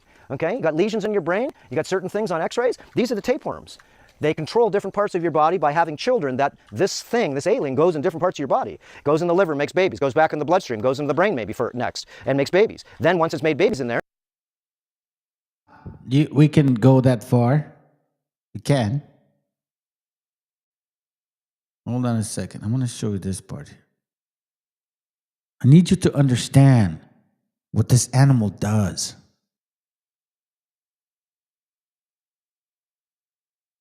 Listen, man. Okay, I'll show you like this. Okay, ¿cómo se llama esa pinche? Okay, matter of fact, let me play this, and I'm going to show you what meat you're supposed to use to make carnitas after you boil it. Oh, okay. Look at the teeth on that thing, and that was an amberjack. If you haven't seen any of the videos on radiation detection in Hawaii, watch all the videos, and then we have another one where we're checking radiation in fish and other areas of Hawaii. But you can see these guys here are being controlled by the blood-sucking parasites because that's what they're eating, is flesh and blood. And these are the parasites. What you eat is what you are. And remember, they're pig-headed little minds. They're called swine for a reason. And that's why a lot of, well, Earth humans are called swine. They're called minions, mundanes, okay? You eat the pig and so shall you be genetically modified by the pig and also the parasites that live in the pig. So I just wanted to go ahead and show you. It was a simple experiment. What's going to feed first? And what's going to feed first, I'll tell you. Okay, is what is in hierarchy the strongest? No, these tapeworms aren't strong. Remember, they're controlling your mind. They're only giving, they're only telling this mind that they live in, because they're connected in your neural nets, they're connected in your nerves, and they're telling this animal what it needs to feed first. So if you can get that in your head, okay, remember, there's hierarchies of parasites, and the one on the bottom of the totem pole, you should guess and see what it is. What do you think it is? At the end of your meal, what do you want? You eat chicken, steak, potatoes, fried, whatever, okay? Maybe you're going to have a big salad, maybe you're going to have whatever, okay? But what? I promised you I would deliver, and I fucking delivered. So, you know what I mean? I'm going to show you what you're supposed to do if you want carnitas and shit, and you don't want to eat pork no more, all right? There's a secret right here. So at Costco, you don't have to buy this whole big ass piece. But this is it. No, not Angus. No, not this Angus, dude. What are you talking about? Watch this real quick. There is a certain meat that I bought at Costco, okay? And it was one of those fat pieces. Like something like this, okay? I don't want to say it's exactly this Angus beef, but at Costco, it's about this long and it's got fat around it, okay? Now, what I did, or what we did, is we boiled that piece of shit right there. Like that piece of shit. Sorry. I'm gonna get something now. That piece of meat. We boiled it. We boiled it. Something like this. Something to do with like this one or this. I know that you find it at Costco, man, and I'm telling you right now that there was like a big piece and it has like a lot of fat around it. So you boiled it, okay? Once you boil it, all right, it gets soft and really, you season it. Of course you have to season it, okay? You have to season it. Like make sure you season it. Once you take it out of the boiling, the seasoning, it tastes really good. Then you refry it. Like you fry it again. You know what I'm saying? Like go out there and get yourself a nice little oil that you prefer. Like obviously not manteca, but you fry it.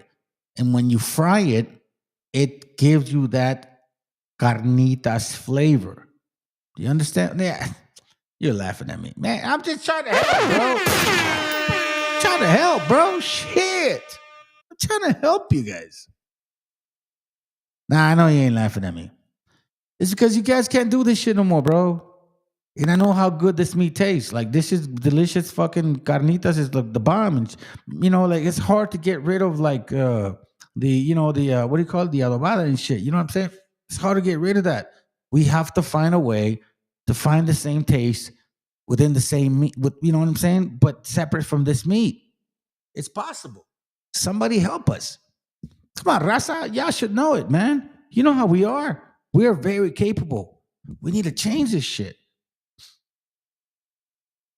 I'm telling you, just boil the meat that I showed you and fry it, and you're going to find out how it tastes like carnitas way. What do you want after you're done with your meal? Dessert. And what is it? Sweet. You just had 2 plates of food. What, you're making room for what? No, the parasites at the bottom of the system, yeast, mold, fungus, and candida, they need to feed, and they are patient. No, they're not. They are in a hierarchy, and those that are fed are now satisfied, and they will feed again. Okay? But the ones that haven't been fed are what? Feeding last. And that's why a lot of people put sugar in their foods. So it's like you don't have dessert. You feel very satisfied. Okay? Sour, pungent, okay, sweet. Okay, these are all some of the things that give you satisfaction. Okay, when you eat, it stops you from feeling like you want any more because you had the sweet, the sour, the bitter. Okay, you had all these things present in your food. That's why you put condiments on stuff. This is the reason being. Sometimes you like spicy, whatever it is. So these guys here, remember, they're not controlled by what we like. They are controlled by what lives inside them. And end of story. So I just wanted to show you. They won't even stop. And look, they're pigs. They will eat until everything's gone. And they're not fighting over this. It's because the fish split in 2. If not, Nanu would go ahead and not let her daughter here, who's about 2 years old. Nanu's about 7, and she's pretty skinny right now. Okay, I've been thinning her up because she was a fat pig before, as you can say, obese pig. So we're going to let her go in the wild pretty soon, and she's like 7. I'm not sure how much longer, but she's not the best now anymore as far as her psychology. And remember, you are what you eat, you are what you say, you are what you drink, you are what you do. So be careful of that and understand that if you eat the pig and they eat genetically modified food like wheat, corn, soy, that's been genetically modified, the genetic modification of that food they're eating, which is not natural to them, okay, is now genetically modifying all of their body. And if you eat the flesh, now the genetically modified organism that's genetically modified and or, well, changed their cellular structure, their original DNA, when you eat it, it does it to yours too. It goes down the line. It doesn't stop. Let's say, real quick, and we'll stop this video just so you understand it. Look, let's say this part here, we're growing all organic food. Okay, we're not using pesticides, insecticides, herbicides, and we're using all heirloom seeds. Now, and let's say we're just doing organic corn or soybeans or whatever it is. And the guy next door in the farm, because this is how it works, this farm next door uses pesticides, insecticides, and herbicides and fungicides right next door. And I'm talking that fence line. And those seeds blow into this place and they hybridize all the heirloom seeds in this side of the garden. And now you don't have any real natural seeds anymore. It's because the genetically modified seeds keep on genetically modifying. They don't know when to stop. And so everything that eats them, or any time it grows, it changes. That seed basically now becomes the hierarchy. This is why I don't like genetically modified food. So if you are what you eat, say, drink, and do, then definitely I would not, if you're eating flesh, eat the pig. Okay, I went from swine down to beef when I was cutting. Remember, I was sick. I had a tumor the size of a tangerine in my. I started cutting it down. I figured out nothing more than I poisoned myself by trying to be a bodybuilder, by eating all this meat, all these eggs, okay, all this. Family, I did this video a long time ago, and it was actually regarding the topic. You know, obviously, you know, some of the stuff that I talk about in here currently may confuse y'all. But at this time, I did a class exactly about this topic here. Hold on. Making no money from it. I'm not giving you guys. All right, so it was exactly regarding unclean food, okay? All right. That. So I'm gonna go over some stuff from the past, but it's relating to the topic. So just listen to me. Just hear me out, fam. Because if relating to the topic, I'm not even going too far off. I'm gonna bring a lot of scriptures to this point, okay? So just hear me out, please. It means a lot, please. Blotting out the handwriting of ordinances that was against us. Now, the question is, what does ordinances mean, right? Let's touch on that first. Hold on, let me get a little bit ahead. Ordinances. Sovereign society did away with this. There it goes right here. There it goes right here. Okay. So now we see that we're philosophy. There it goes.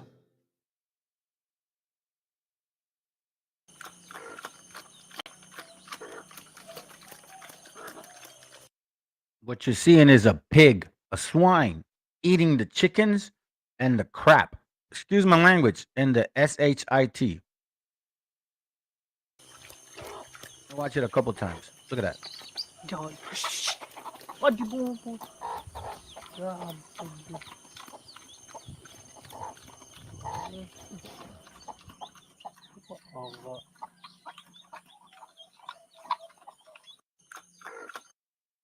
He's drinking his own feces, his own defecation. Look, there's a little chick. He was eating a chick already, and he's just ate that chick. Now remember, these guys don't chew the cud, meaning regurgitate their food.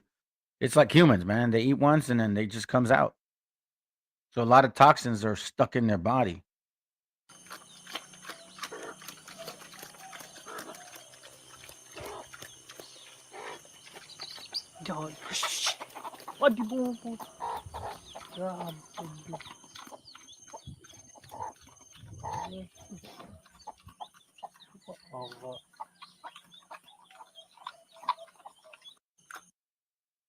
You Hebrews. And listen, that bestiality mentality that animal has, that's a spirit that he carries. That's not, you know, like the guy tried to say there was a worm. No, that's how they conduct themselves. That's a spirit that animal carries. And you want to eat his meat. You want to eat his meat. Do you understand how fucking wicked that is? Raza, wake the fuck up. You need to figure out another way to make your delicious meats, because you are eating spirits. I'm not fucking lying to you. You're eating spirits. There's a reason why we have ordinances, why we're still under the moral, civil, ceremonial, and dietary law. These animals are horrific, man. Watch this. I'm gonna show y'all the video. These guys are like, I guess, Islam, but it doesn't matter to me. I like the message, okay? Watch what he says.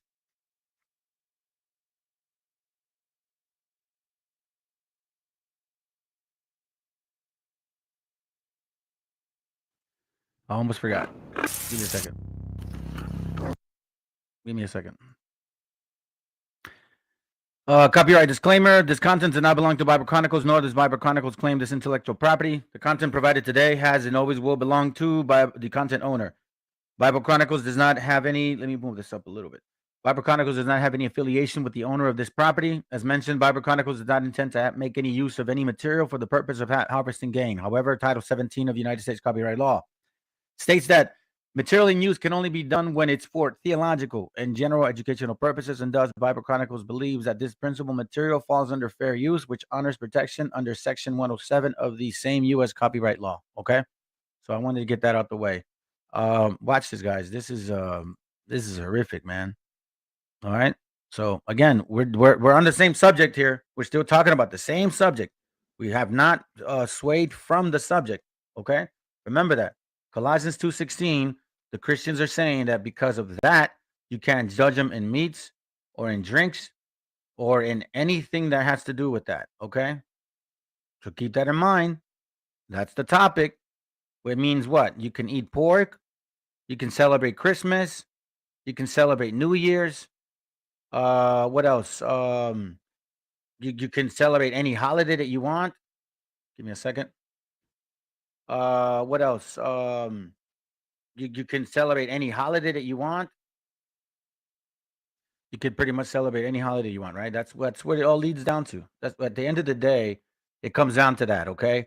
So let's watch the video, guys. Seriously, look. Listen, it's 11 minutes, but I'm gonna cut into pieces.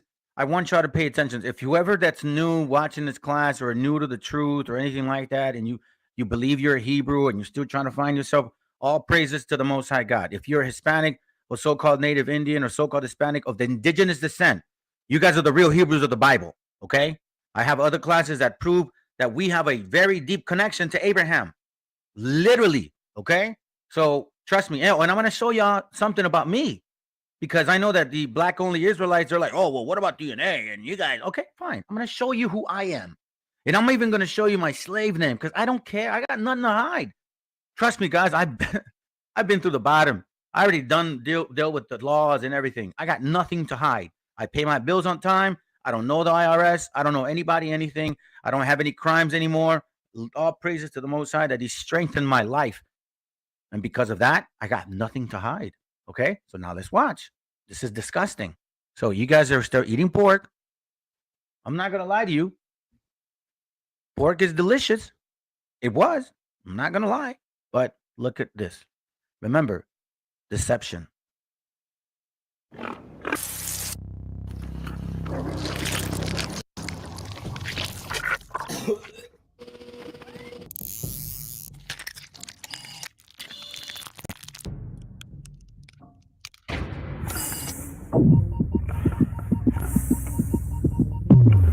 Allah has forbidden everything that harms the body and the mind and saps the strength. Everything that is harmful to a person is not permitted.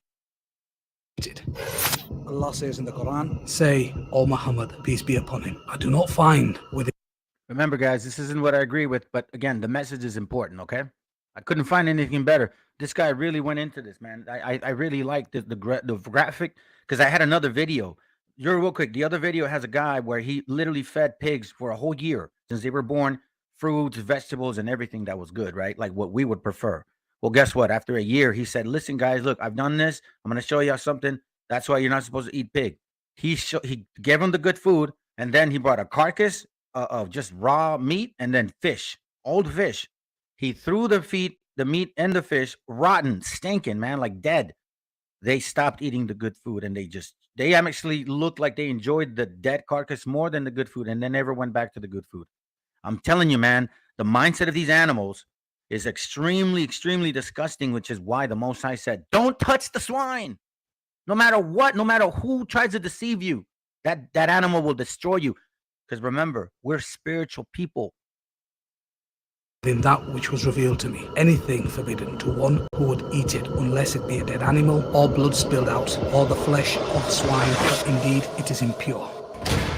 There are reasons that the meat of the pigs become more saturated with toxins than many of its counterpart farm animals. The first reason has to do with the digestive system of a pig. Pigs are the filthiest animals on the earth, with the most parasites and diseases than any other animal that mankind consumes. Pigs are commonly associated with eating not only their own feces, but of other animals and humans. In parts of the third world, it is the best scavenger known that exists in the villages that do not have modern toilets, and the villages excrete in open air. Excreta is cleared by pigs.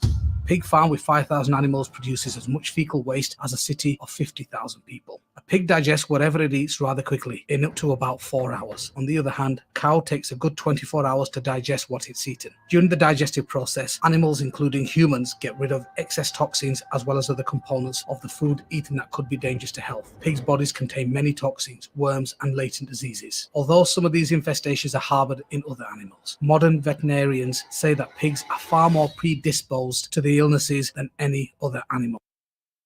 You guys hear that? Pigs' bodies contain many toxins, worms, latent diseases. Although some of these infections are harbored in other animals, modern veterinarians say that the pigs are far more predisposed to this illness than any other animal. Watch this real quick. This is part of the topic, guys. I'm telling you. Watch this. Illness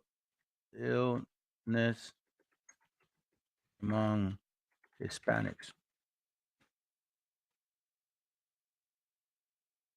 Hispanics' common illnesses are obesity, diabetes, hypertension, blood pressure, chronic disease, kidney liver. The chronic liver disease, that's from alcohol. Okay? Kidney disease, that's from alcohol. We have a lot of alcoholics, and look, it even says it right there. I have a sister that's having issues right now because of that. So when you talk about hypertension, diabetes, and obesity, heart disease, and all those things, right? All of that has to do with this pig because of the actual disease that it carries. So we need to be mindful, and that's why we need to stress this to our family members. I know that they may not believe, but be patient with them and continue to show them things like these. If it's not going to be the Bible, at least use some other material that'll put the fear of God in them. You know what I'm saying? Look at this disgusting thing.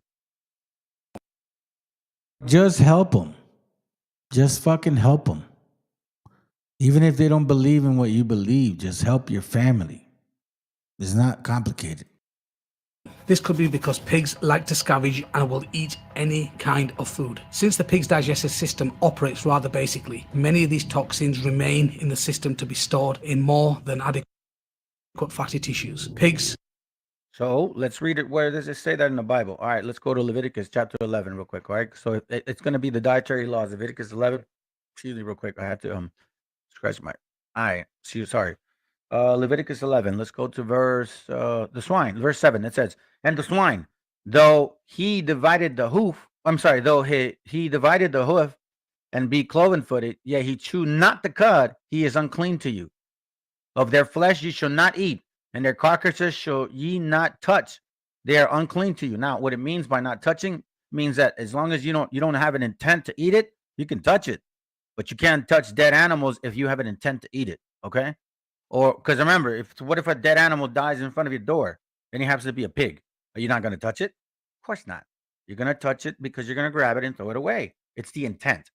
Of the flesh, you shall not eat. Okay? So it's because it doesn't regurgitate its food. This is a disgusting animal. Watch. Also do not have any sweat glands. Sweat glands are a tool for the body to get rid of toxins. This leaves more toxins in the pig's body. The pork and swine industry has been continually plagued. So that's the industry. Watch this real quick. I think it's here.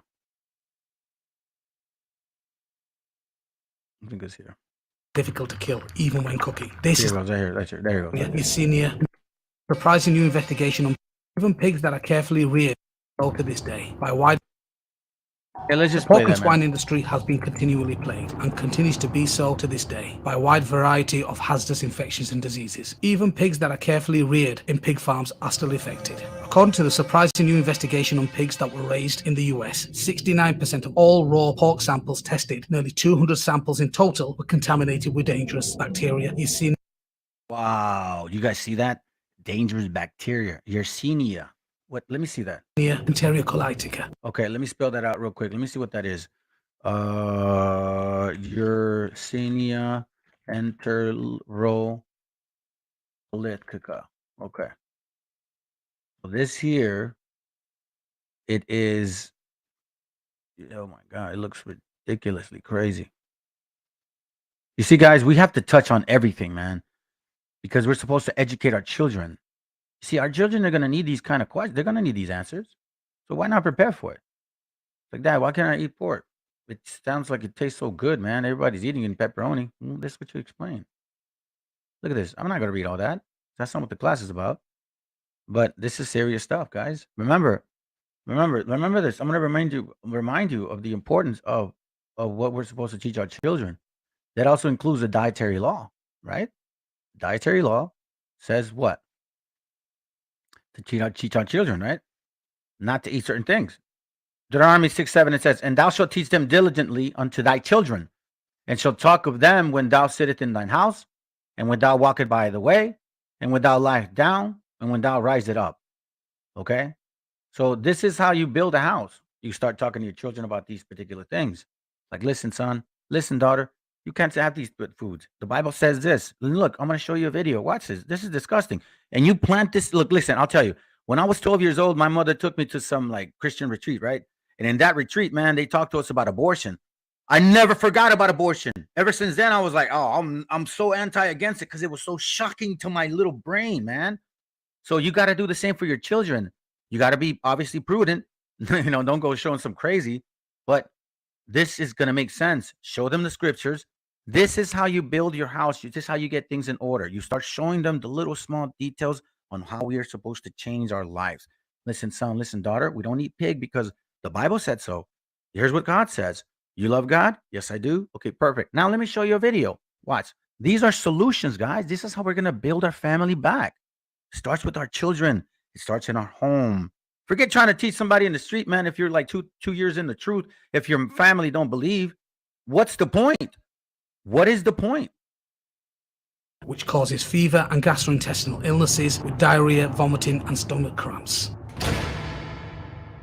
Pigs carry a variety of parasites in their bodies and meat. Some of these parasites are difficult to kill, even when cooking. This is the reason there are so many warnings out there about eating undercooked pork.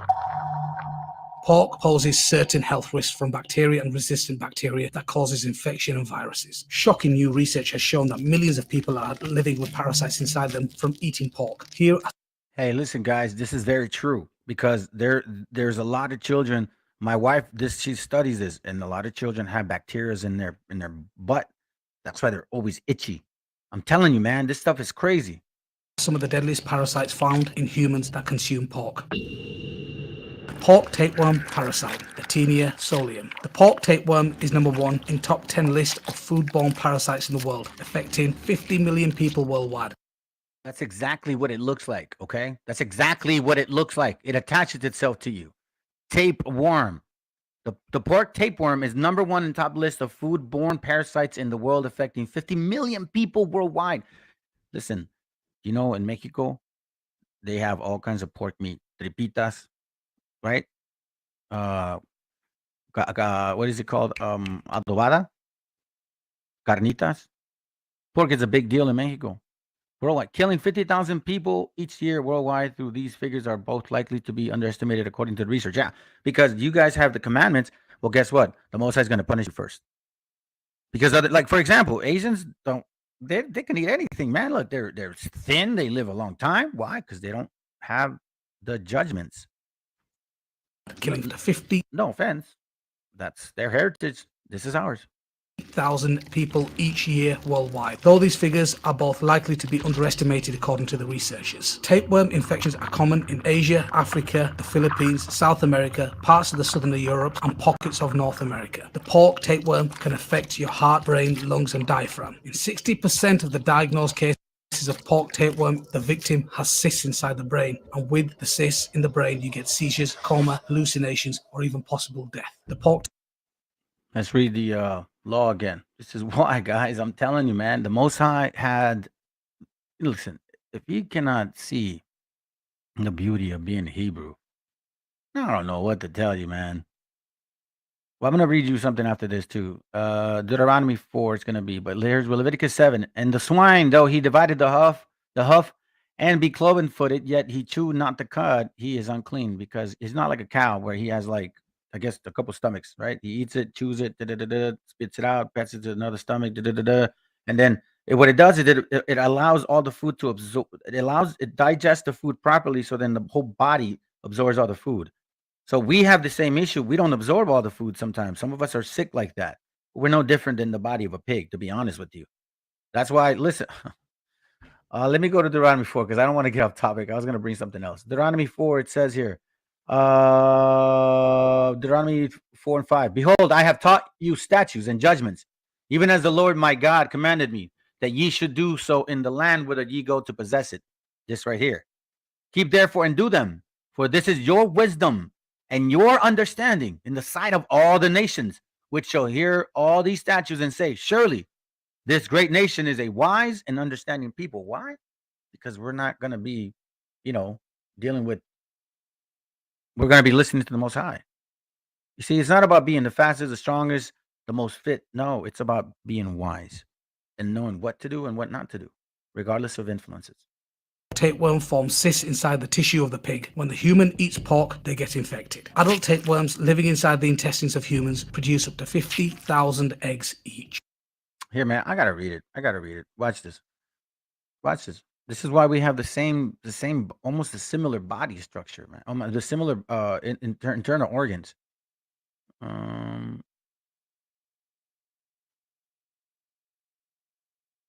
Ecclesiastes chapter 3, verse 18. And I said in my heart concerning the state of the sons of men, that God might manifest them, and that they might see that they themselves are beasts.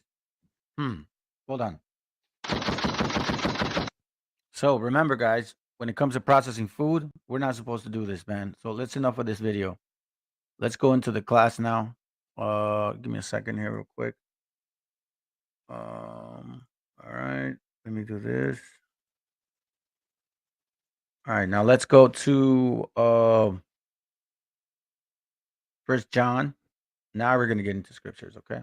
Most of it is going to be scriptures now. We're no more videos at this point. Book of John, chapter 7, verse 38. And it reads, okay? He that believeth on me, as the scriptures have said, out of his belly shall flow rivers of living water. Meaning what? Proper scripture, proper understanding, being able to discern, being able to finding sense out of things, right? Like Job says, Job says, where are you at? I think it's this one. Job 8 and 8. It says, inquire, pray thee. No, that's not it. Which one is it? That's it. Joshua 1:8. Joshua 1:8, and it reads, this book of the law shall not depart out of thy mouth, but shall meditate therein day and night, and that thou mayest observe to do according to all that is written therein.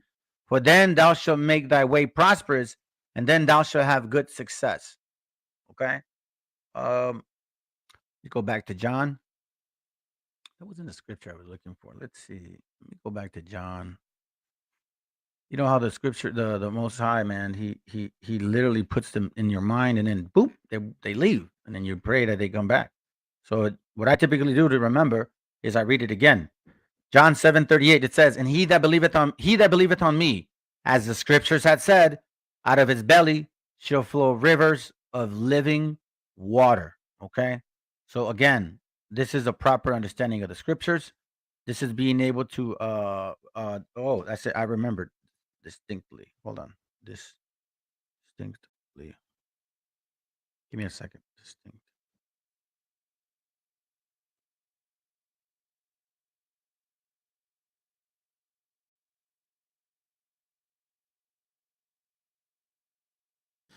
All right, fam. So what we're gonna do, we're gonna cut it off now. All right. So you guys have a good night. Thank you very much for sticking around. Thank you for getting edified. You let some other these channels know, man, that if they want to debate what I have to say, they're more than welcome. It's not that difficult. It's not that complicated. It's kind of like what we say. We can just talk about it. Anyways, cuídense, familia. Okay, I'm gonna play you some of the songs that I like. Has nothing to do with raza or not. I just like some of these songs. All right, you guys take care.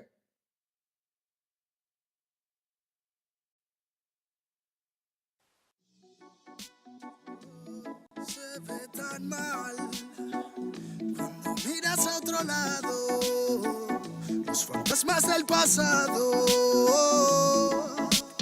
no se detendrán hasta verte derrumbado. Peores lo hemos pasado. Andaba a golpes con la tristeza, me aportó riqueza, me otorgó sabiduría, pues se dibuja en todas mis piezas. Yo con alegría le daba color después. La aguja sigue girando, tiempo parece se burlar de mí. Dijo que sanaría esperando, pero creo que la espina aún sigue ahí. Con los dedos no voy palpando, cierro los puños, escapa de aquí. Agonizando, no me espera el tiempo, no voy a esperar por ti. Nuestras huellas en la orilla se han borrado por la marea. Si esas estrellas ya no brillan, las entiendo pa' que veas. Sea donde sea, bajo la tormenta o dentro de la odisea, donde arañas cubren el cielo de tela, los aviones nadan y los barcos vuelan. Aunque parezca que va bien, no sabes bien si va mal. Besos que pueden doler, ojos que pueden matar. Tengo mi alma en el almacén encerrada, mi corazón está en huelga, mis sentimientos en ámbar. Gente, Calamala dijo que estaría presente. Fallaron como nunca, se fueron para siempre. Millones razones para vengarme, pero a veces duele más actuar indiferente. Como no quieren ver ahogados, tenemos branquias y cerrados los bronquios como la mente de un guardia. Yo soy la montaña y vine con la cordillera. Más cojones que tu ganga tiene una madre soltera. Tú cúbrete si suena mi tu. A mí la tengo soldado fumando de su palulú. Ni un conjuro de grimorio me lo salva del velorio. Pa' tener pila valorio se matan vestidos de emporio. Yo no quiero una pistola, estoy soñando que la vida que quería me llega a tiempo. Desde que yo la vi sola, loco ando. Vino a verme cuando el sol se estaba poniendo y se dejó una pluma y se perdió en la bruma. Nunca se despidió de mí, nunca se despidió de mí. Vivo en un mundo que parece roto y sé que no, porque todo es perfecto y lo debo plasmar. Me fumo un trocolor tras otro y lo veo todo otro color. Me siento libre porque vuelvo a conectar. Mi gente sufre y no lo puedo evitar, más que dándole consejos siempre desde la humildad. Es su camino hacia la fraternidad. Solo puedo que enseñarles a respetar y amar. Con esta bendición, como no voy a aprovechar los códigos que llegan, los tenemos que aceptar. Si me reencarné fue para ayudar y no para malgastar mi tiempo en beneficio del mal. En la unión nace la fuerza y eso nos hace juntar las ganas que siempre tuvimos para iluminar a la gente que se le ocurra y la malla armonizar. Vinimos para dar fuego a la que no nos va a quemar. Arde por dentro la llama, no puedo contener la ras. Churruscao el corazón, el armazón no puede llegar a pesarme más. Si abro la boca, tu tumba al suelo, me muelo a diario y sobrado de gas. Escupo ristas perfectas, paladas de versos eternos, no mueren jamás. Cuando acabe mi condena, me vi muy solo y perdido. Cada vez más negra la flema, más elegante el problema, pero planté cara a todos mis enemigos. Recuperé las ganas, las fuerzas y el garbo. Dedico requiems a mis diablos, que aquí estoy vivo de milagro. Delicadas flores crecieron entre los cardos. Me dicen vienes más delgado que de costumbre. Será de tanto que he bailado en el alambre, que a tanta pena es mejor no ponerle nombre. Llevamos la música en vena, nuestra sangre.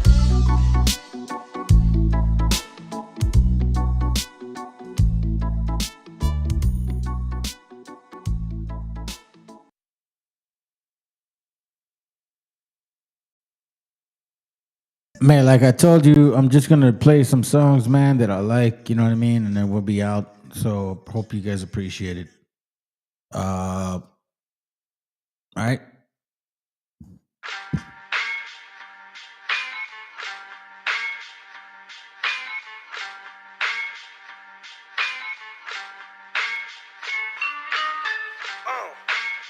En la Plaza de Reyes, Black 50, Soplón. Yeah. ¿Qué vas a saber?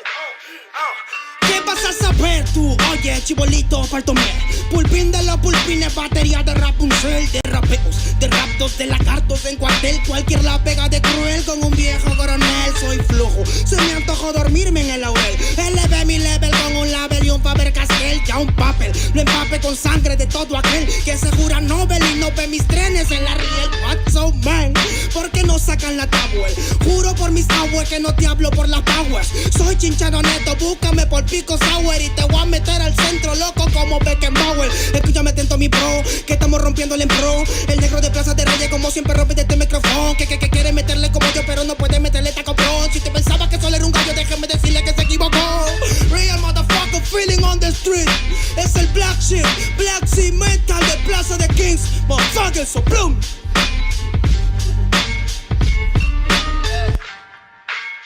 Nero Luigi, man, desempeño en la victoria para que sepa. Incas Mo, Money Gang Gang, yeah, yeah, Yo también he llorado, gente. También me han desplazado por mi rasgo afrodescendiente.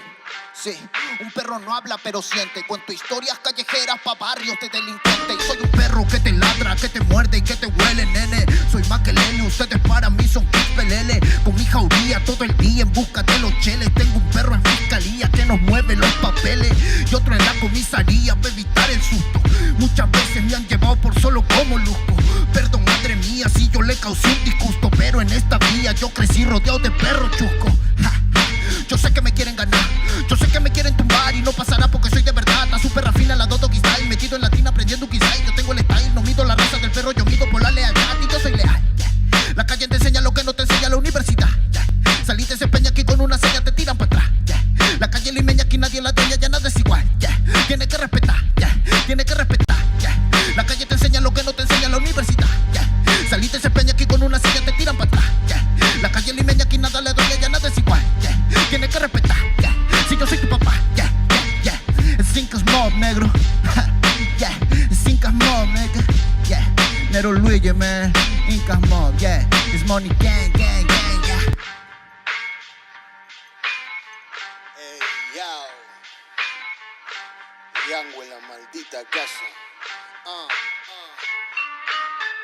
Me llaman pa' que les dé al menos una vez al mes. Se metieron al lago y olvidaron que era el mes. For everybody bless. La fama es una puta, me está llamando a las 3. Dile que llame después de las 16 y 25. Volví de la infancia de Abraham Lincoln. Con fuerza ya inco, luchando para salir del rincón. Letra callejera en CD brinco. Under del under, puede que tu viejo te lo mande. Sale de vez en cuando como el cóndor por los Andes. Mi cuerpo no es de madera como Dandy. Antes que me branden, yo seré el ola que los expande. Aunque esto me pique en la madera, no sirven ni para romper el ticket de un evento afuera. Loco por la carrera, desafían la gravedad. Yo espero tras la barrera y llego con la novedad. Niña, tú solo espera que ya encontré la manera. He visto bastante por querer lograrlo saltando escalones dentro de la escalera. La vida me puso al depósito, yo soy de púlpito para que el mundo conociéramos de esta parte mejor interprete capaz de esta cordillera. Sin luz afuera, que el espectáculo es dentro. La calle es mi templo, tiembla el pavimento. Cuando yo me concentro, mis disparos son temas. La calle un poema se siente desde cuando entro. Y a toditos estos drogaditos que creen que rapean, los regreso al centro de mi balcón. Yo he visto el clon de clon en la misma gestión, pero a la malla no llega el balón. Y para esta pantalla no soy su patrón. Yo ya me sé la cuestión y doy fe por cada renglón. Consciente de la operación del final Mbappé con la edad de bufón. De Yango en la maldita casa, Plaza de Reyes, papá. El Nero Luigi, Black Mental, hip hop peruano. Rasgo en la maldita base.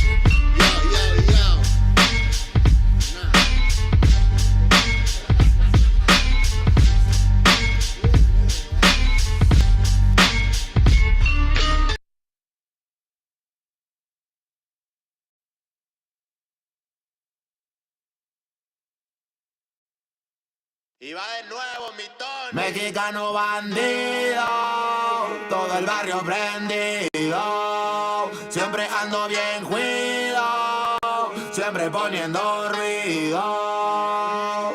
Mexicanos al grito de guerra, yo defiendo mi tierra. No me dejo de nadie, yo cuido a los míos, mi raza se aferra. Soy mexicano, esa es mi bandera, yo la levanto por donde quiera. Verde, blanco, rojo hasta que muera. El barrio prendido ya quemó afuera. Soy mexicano, esa es mi bandera, yo la levanto por donde quiera. Verde, blanco, rojo hasta que muera. El barrio prendido ya quemó afuera. Me voy tendido, me voy empinando mi bote. Un poco mareado por la bebida y el borlote. Me tiene hasta la riata la gente con su mitote. Pero me despreocupo, me pelan todo el garrote. Me para la chota, ya es por mi apariencia. Que hay tantos delitos, que hay tanta demencia. Yo no cargo nada, no más mi presencia. Pinche puerco joto, atente a las consecuencias. Si nos topa el poli en breve nos para en la calle. No puede salir uno conmigo porque ya hay detalle. No quiere que conteste, quiere que yo solo calle. Quiere mi dinero pero que chinga su madre. A la dica este sistema nos quieren ver abajo. Pero tumbar gente, quien les dijo que es trabajo. Puro chingar al indio, váyanse mucho al carajo. Loco no me rajo, lo bueno porque se armó la alianza más pesada del país. Todo el mundo ya conoce las rimas de estos MCs. Pa' ponerme más feliz, unos paisas de hachís. Mis paisas en el gabacho, bien truchas con la polis. Loco en Guanajuato, con los ojos bien tumbados. De coto con el quesada, rifando por todos lados. Atento si prendo un blunt en cabina cuando grabo. Represento Nuevo León, junto a mi carnal el Davo. Cuando voy pa' Jalisco, el pasado está olvidado. Con el perro de la C, bien grifo, pedo y enfiestado. Chécate mi banderón, unido como había soñado. Bien bajado ese balón, compa lefty bien bajado. Puro hip hop mexa, hasta que amanezca. Pásenme un mezcal y que no se apague la yesca. Ya saben que aquí andamos pilas pa' lo que se ofrezca. Si escribo estas rimas es pa' que se enorgullezca. verde marihuana, blanca cocaína, roja la sangre que escurre de una nueva herida. Yo salí de la ruina, nunca se me olvida. Con disciplina y respeto sigo en siempre la movida. Ando bien high, la vida es un freestyle. Disfruta lo que hay, vivo entre el bien y el mal, carnal. Crazy life todo el día, viendo live. Pinto tu barda con spray, lo que canto es real. Azules y rojas las sirenas que me persiguen. No suben pa' la virgen, salen todos cuando chifle. Mi barrio no lo pisen, que andamos todos grises. Maldito policía, no quiero que me revises. Prende la mota en Canala o en Hitter. Ando con mi flota y el dealer. Tenemos lo que se te ofrezca, tú nada más pide. Me dijo mi madre que de la envidia me cuide. Soy mexicano, esa es mi bandera. Yo la levanto por donde quiera. Verde, blanco, rojo hasta que muera. El barrio prendido ya quemó afuera. Soy mexicano, esa es mi bandera. Yo la levanto por donde quiera. Verde, blanco, rojo hasta que muera. El barrio prendido ya quemó afuera. Ya, ábranse cabrones, llegó el mexicano partiendo sin necesidad de palancas. Todos jugamos en la misma liga, yo soy titular, tú ves desde la banca. Disfruto cada cosa que me pasa, colaboro y mi carrera se levanta. El mismo cabrón que antes no tenía nada, se la pasa viajando y dice que canta. Por eso me caga enfermarme de la garganta. Pero aguanta, traigo mata natural y humo de planta. 2, 3 cabrones dando lata y yo haciendo más plata. De esto la vida se trata y pa' que sepas no es barata. En sí da bolos desbarata con cada escalón que sube. Yo tuve la suerte de hacerme fama en YouTube. Hay 2, 3 raperos de antaño que me bajé de su nube. Los mandé pa' su casa y de premio hasta les pagué el Uber. Si alguien me tira es porque sabe bien que domino el negocio y quiere de mi parte. No quiero darlas de grande, pero si me tiras la neta me toca humillarte. Soy capitán, llevo el estandarte. Somos muy pocos los que hacemos arte. Este flow si es de Marte, tú dale like y comparte. México lindo y bandido, diario a Diosito le pido que me cuide a la familia si un día el cora ya no late. Estoy bendecido porque me cuidan los míos. Orgullosamente me exatamos locos de remate. Jaque mate, no hablé de volar hablar si viene gateando. La cosa por la frontera se pone violenta, no importa el rango. Toda la raza jalándole duro, si hay algo seguro es la muerte en donde ando. El sudor y la sangre en la frente, los de alzada controlando. Se roban la atención, ya saben quiénes son. Vatos locos con sazón, como el de un corridón. No quiera tomarme el pelo si ando todo pelón. Levantando la bandera, viva México, cabrón. Es el perrito de la C. La bandera con un águila, Simón, mi tierra es esta. Me vale si mi piel o si mi acento les molesta. Acá jalan horas extras, nunca duermen la siesta. Están los que van pa'l jale y los que la viven de fiesta. Otros que en el pintón se tatúan de corazón. 3 colores en el pecho, morirían por su nación. Aunque su puto gobierno los puso en la situación de no terminar la escuela y terminar en la prisión. ¡Viva México, ladrones! ¿Qué hubo, el expresidente? Ya saben que por mí policías chinguen a 20. Y ahí están mis 20 pa' la cagua. Aguas, que es tierra caliente de Chiapas hasta Chihuahua. Wow, wow, wow, yipi-yo, yipi-yucas. Unas Montegreen, Aguas, Tijuas y San Lucas. San Luis Potoyes, Mataulipas, La Puebluca. Dime si o no, loco, acá tienen lo que buscas. Soy mexicano, esa es mi bandera. Yo la levanto por donde quiera. Verde, blanco, rojo hasta que muera. El barrio prendido ya quemó afuera. Soy mexicano, esa es mi bandera. Yo la levanto por donde quiera. Verde, blanco, rojo hasta que muera. El barrio prendido ya quemó afuera. Puro hip hop mexa, perros, 2023. Ey yo, ey yo. Somos la santa carnal. Ey, los machirones de la plaza. Oye, DJ donde que los scratches. Desde alzada, mi perro. No saben quién soy o sí. Oye. Viva México, cabrones.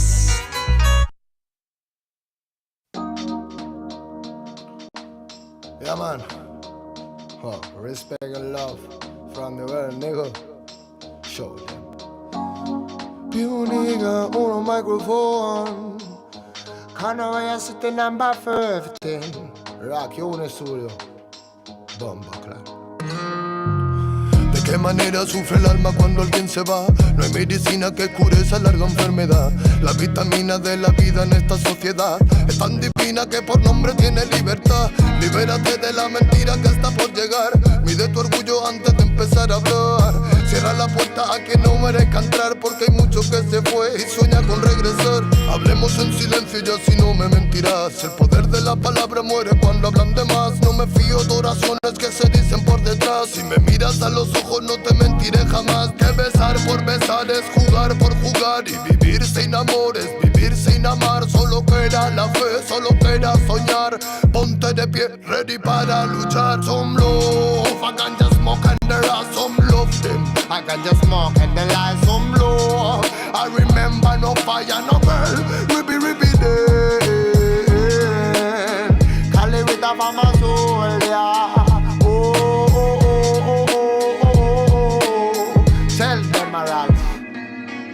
¿De cuánto tiempo hablamos cuando hablamos de querer? Si la mitad lo malgastamos solo en comprender. ¿De qué manera es más fácil aprender? Que nacemos para ganar y morimos al perder. No puedo dejar de animarte, que cuando te caigas debes levantarte.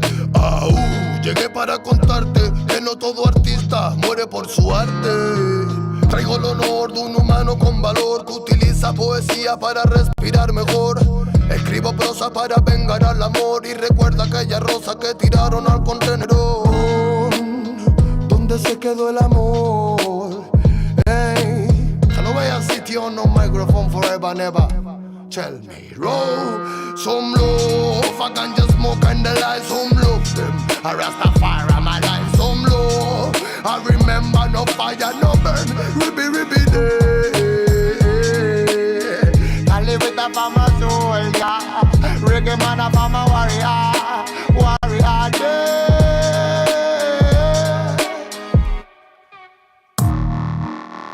Not a really thing. Oh, yeah, man. Y se piensa que la música es un juego, lo lleva claro, hermano. Desde España, internacional, bomba, clack, y Lego. Not really easy. No, no, no. Pure nigga on a microphone. Hey, tell us what. Tell us anything. Tell if I'm a rasta feeling on my sin. Hey, more love.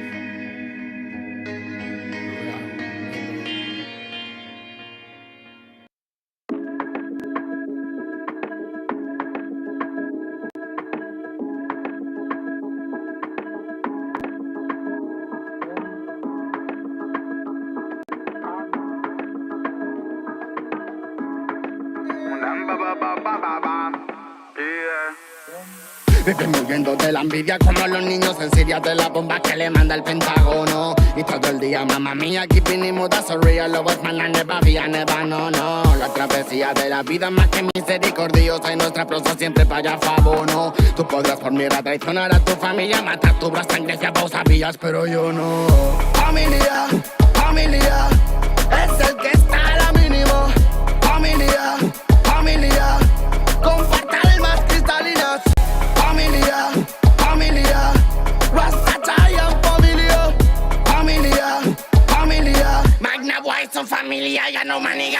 خواتي شو من حالي وشو من حالي هلي بالك ربي كبير وربي عالي واللي جاي يديني اليوم وباغي سالي ربي يغفر لي ولا دراري خواتي شو من حالي وشو من حالي هلي بالك ربي كبير وربي عالي واللي جاي يديني اليوم وباغي سالي ربي يغفر لي ولا دراري. Tuve un sueño donde no había amor, se perdía el color de una flor, se marchaba lentamente con el sol en el horizonte. Pude hacer algo para calmar en mi dolor, y es por eso que le pongo flow, viviendo alto siempre. Burro cubimba, y es que todo por la familia. Burro cubimba, y es por eso vengo a bendecir. Burro cubimba, y es que todo por la familia. Burro cubimba, y es por eso vengo a bendecir. Familia, familia, es el que está a la mínimo. Familia, familia, comparte almas cristalinas. Familia, familia, Rastafarian familia, familia, familia, Magna White son familia, ya no maniga.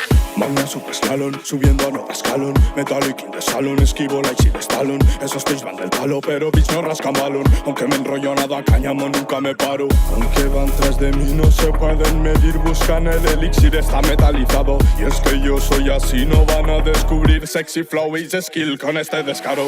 Si familia necesita de ti, fíjalo. Por connection Antarctic Field, dígalo. A mí nadie aérea de París, día yo. Los magnetes han llegado, están aquí, píalo. Para soportar el dolor como no imaginas, es la vida en ámbar. Aunque creas que no puedes tú solo con la movida, yo llevaré tus bambas. Familia, familia, fighting the hate and the media. Familia, familia, it's original, man. Familia, familia, fighting the hate and the media. Familia, familia, yo soy un rocket, ellos a brillar. Con los míos siempre se lo baila. Menea melena, remueve la vaina. Aunque agarre fuerte el fruto para que no se caiga. Son los Magna de Boss Final. Con los míos siempre se lo baila. Menea melena, remueve la vaina. Aunque agarre fuerte el fruto para que no se caiga. Son los Magna de Boss Final. De para millas sin mirar y sin mirar sin asimilar que la puta herida de tu vida hurgo. Los manas te la chatarrilla hacen pa' pillar piltrafillas. Tres donos nos pilla y se va con la furgo. Te hará falta una pedicura y una cura si se apura. Quizás llega la locura de mi turbo. Dale vueltas a las partículas, deja ya la mandíbula quieta que sola llega a Luxemburgo. Niño, prepara la compota que la pera pata. Pero vinimos a mejorarla. Pa' hablar por mi familia y tengo autoridad. Saben que no puedo cagarla. Y poner ritmo y los manos dentro de cuatro patas. ¿Quieres esa vaina? Va a probarla. Tole aquel en el party donde se gata. What the fuck, what the girl, what an alma. Vivimos huyendo de la envidia como los niños en Siria de la bomba que le manda el Pentágono. Y todo el día, mamá mía, aquí vinimos da surreal. Lo es man, never fía, never, no. La travesía de la vida más que misericordiosa y nuestra prosa siempre para favor, no. Tú podrás por mierda traicionar a tu familia, matar tu brazo, sangre si vos sabías, pero yo no. Familia, familia, es el que está a la mínimo.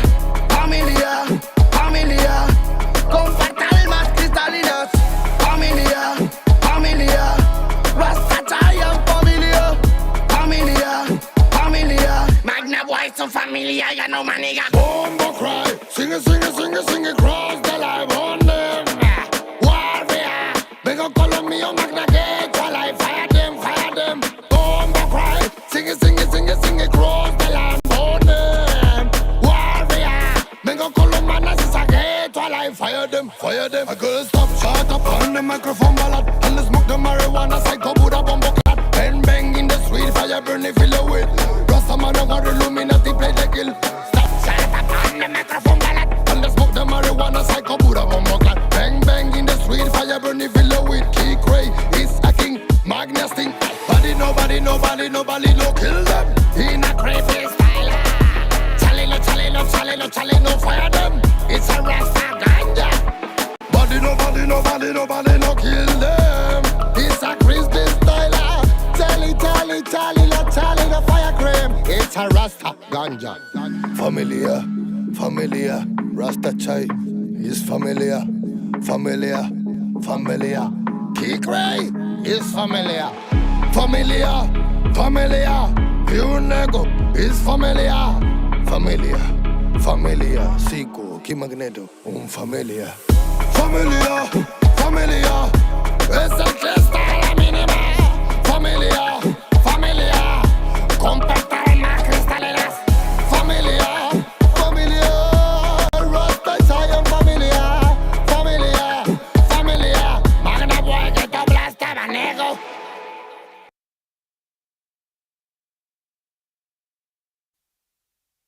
Yeah, man, real bombo clock and I set the volume 8. This is the music from the my niggas. Yeah, man. Oh, ribby them. Hey. La. You man a tribute from Black Hood Ray. Hey. Broken microphone, mystic lover sound, a dream of soul. Will my head alone, living in Zion, but Babylon. Broken microphone, mystic lover sound, a dream of soul. Will my head alone, living in Zion, but Babylon. Por soñar soñé que todo cambiaría, por pensar pensé. Luchar a sangre fría sin perder la fe. Viviendo el día a día, más con sentimiento que marcó mi sinfonía. Darle pan al que no puede comer, darle bendición al que sepa renacer. 3000 errores solemos cometer, pero solo un gran hombre los sabrá reconocer. Y me di cuenta hoy de tantas cosas, algunas crudas, otras bastante hermosas. Son los más sabios, personas poderosas, no aquellos bastardos que destrozan nuestras prosas. Es la perdición, mala situación de manchar tu corazón por tu mala acción. Dame una razón para darte mi perdón. Siento que tu alma se consume como el humor esteblón. Derramo poesía, arte mensajero que reclamo cada día. Pretendo ser sincero, más comparto mi alegría con todo caballero que mantenga la presión cuando andamos bajo cero. Sentimientos perdidos con calma, malos actos mancharon tu alma. No pide perdón quien dispara el arma, no sabe que un ladrón se bate con el karma. Broken microphone, mystic love sound, the dream of soul. Real my head alone, living in Zion but Babylon. Broken microphone, mystic love sound, the dream of soul. Real my head alone, living in Zion but Babylon. One I can get respect from volume 8. My niggas on volume 8, this is K on the studio respect. Alright. Bad boy kills, criminal of sound and rich. Money is a gun for me. Respect the nation. Below the time like this. Bad boy kills, criminal of sound and rich. Money is a gun for me. Respect the nation. Below the time like this. Bad boy kills, criminal of sound and rich. Money is a gun for me. Respect the nation. Oh. La la la la la la la la la la la la. When I got just smoking from the studio up the on. And when I can just your nigga on the floor. When I live a sound. Oh them. Ah. Bye.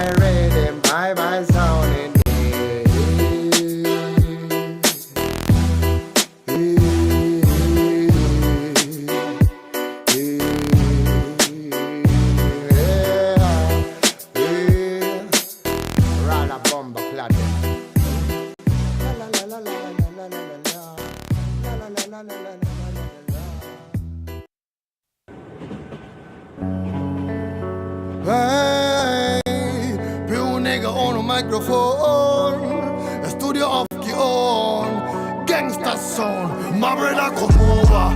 It's a champion general flow. Listen, my reggae music is slower. Climb the tower, feel the warrior eternal power. My brother come over. It's a champion general flow. Listen, my reggae music is slower. Climb the tower, feel the warrior eternal power.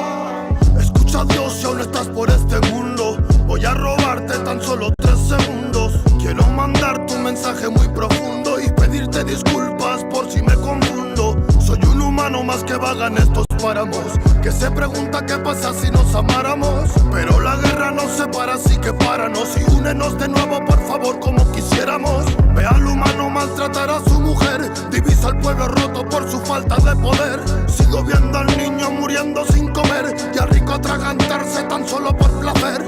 Quedamos pocos mensajeros del honor, fieles servidores del humano con valor, nobles narradores de palabra con amor. Solo faltas tú para guiar nuestro interior. It's a champion general flow. Listen, my reggae music is slower. Climb the tower, feel the warrior eternal power. My brother come over. It's a champion general flow. Listen, my reggae music is slower. Climb the tower, feel the warrior eternal power. Sé que no es fácil nadar en estas aguas, ni mantener el rumbo en este sin razón. Sé que me quemo si camino en la fragua. Este es mi deber cuando recibí mi don.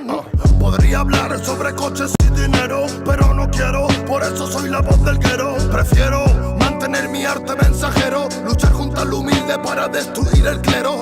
Unos tienen tanto y otros quieren tan poco. Esta melodía me está volviendo loco. Pido a Kion que limpie lo que toco. Él destruye el muro en el que normalmente choco. La tierra muere y morirá callada. Creaste un suelo de arena malgastada. Nos diste ciencia y eso no te avala. Ella da respuestas, tú no dices nada. Sé que mi fe no va mal, pero aquí debajo todo sigue igual. Luchamos por vivir algo que es normal. Por eso lo divino jamás será mortal. Oh, my nigga, feel the rasta, pure nigga, no más nigga. Hey, escuela, haciendo fresco lo que siento desde el alma. Nego, lo siento. Lo sé, señor, quizás hable sin sentido, pero al malvado hay que darle su merecido. Mira al diablo en que me ha convertido, pidiéndole consejos a un desconocido. My brother come over, it's a champion general flow. Listen, my reggae music is slower. Clean the tower, feel the warrior eternal power. My brother come over, it's a champion general flow. Listen, my reggae music is slower. Clean the tower, feel the warrior eternal power. Represent, can't away a city from president. Oh, gangsta shit, gangsta style, gangsta pure nigga, Kion in Selassie. I represent, soldier.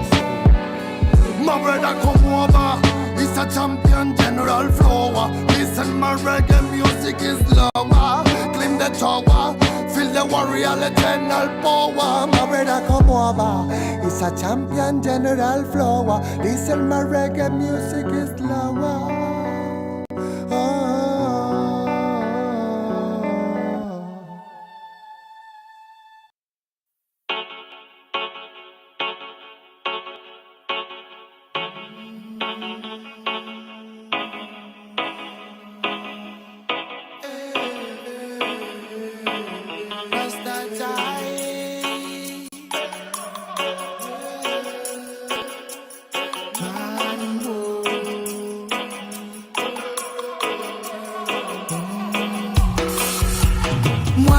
Que toques el cielo, pero no el suelo, sí que créetelo. Quítate el velo velozmente, bro. Vívete tu sueño, pero despierta a la hora que toca. Esa hora, motherfucker, wake up. Yo me meo en tu cubata antes. Bebo matar ratas con tan. Vaya al bosque a lo Tarzán mientras enlazan. Fraternidad en casa con su polo colisteras trenas. Te han dejado en el desván de su pensar un mar de ideas. Con grandes ideas ardiendo en chimeneas antiguas. Ríe Dios al ver que te santiguas. Su su mente y su luz son ambiguas como mi voz. Lo que para ti es un don, para mí una misión fija. Mis versos son de ninja, tu poesía pa' fijas que no se fijan, caen más allá del cristal. La matriz hipnotiza, mi energía os hace trizas, yo en mi nave nodriza, comiendo pizza con piña, moldea taroides, vórtices, con mi mente arborescente, junto con isimilos para crear pegasos en ese perro. Cánticos lemurianos me hacen sentir como en mi hogar la noche se avecina y se afilan colmillos de vampiras psíquicas. Frecuencias del malestar las alimentan, nuestro deber es tenerlas raquíticas. Bazooka espacial enlatada con la función del sol central, causando desinformaciones bíblicas. Todo lo existente es relativo, o al menos la materia que te describo. Soy antipersonas como las minas y mino. La moral del que venga a negar lo que digo con la mira pues tan sombrigo. Si me retiro del partido que sea como Figo, conocidos en me la pela en verdad. Si en mi barrio me conocen más que tú a tu enamorada. No hay payasos, solo en anémonas. Gárgola Andrómeda eres. Conserva tus células primigenias o no podrás volar. El virus se llevó a unos cuantos, pero elevó a más. Elevó el más a la opulencia. Digo, ciencia de vaso y Satanás en el espejo. Jesucristo, la conciencia del flash. La tierra y su paz están vibrando. Los sentimientos son la trampa que están manejando. Los hilos de los cuales tú y tu ego estáis medio colgando. No es que yo sea un superdotado, ni tú un tonto. Solo lo que tú sabes de mierda yo sobre el cosmos. Que lo estudio y profundamente sano me lo tomo. Si no ya hubiera ido a visitar al doctor, porque no soy devoto, mucho menos un santo. Yo jamás voto, pero dale que asalto. Cuando en verdad sé que tendría que sudarme todo la polla, pero pienso que hay que vivir por algo. Que en el letargo cure lo enfermo, sabor amargo, remedio eterno. Me pregunto a toda esa gente que le he hecho y canalizo desde el cielo un verbo así hecho, bro.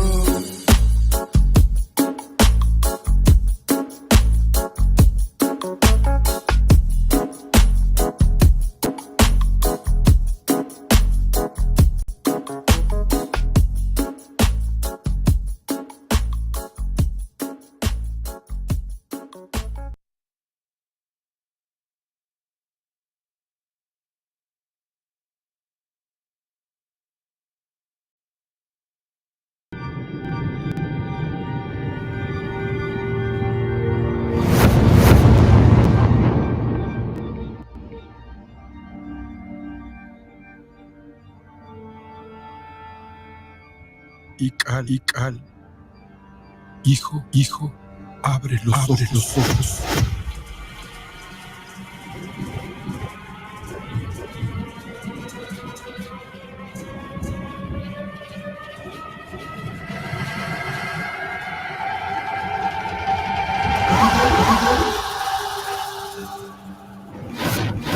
Cuerpo queda con nosotros, pero tu espíritu debe seguir.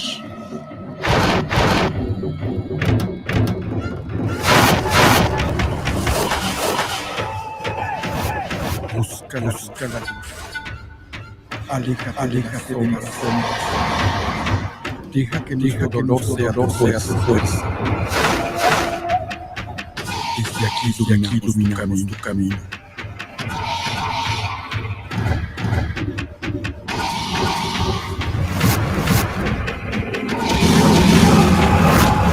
Lucha como nosotros antes de la pena grande. Yo soy tú eres yo.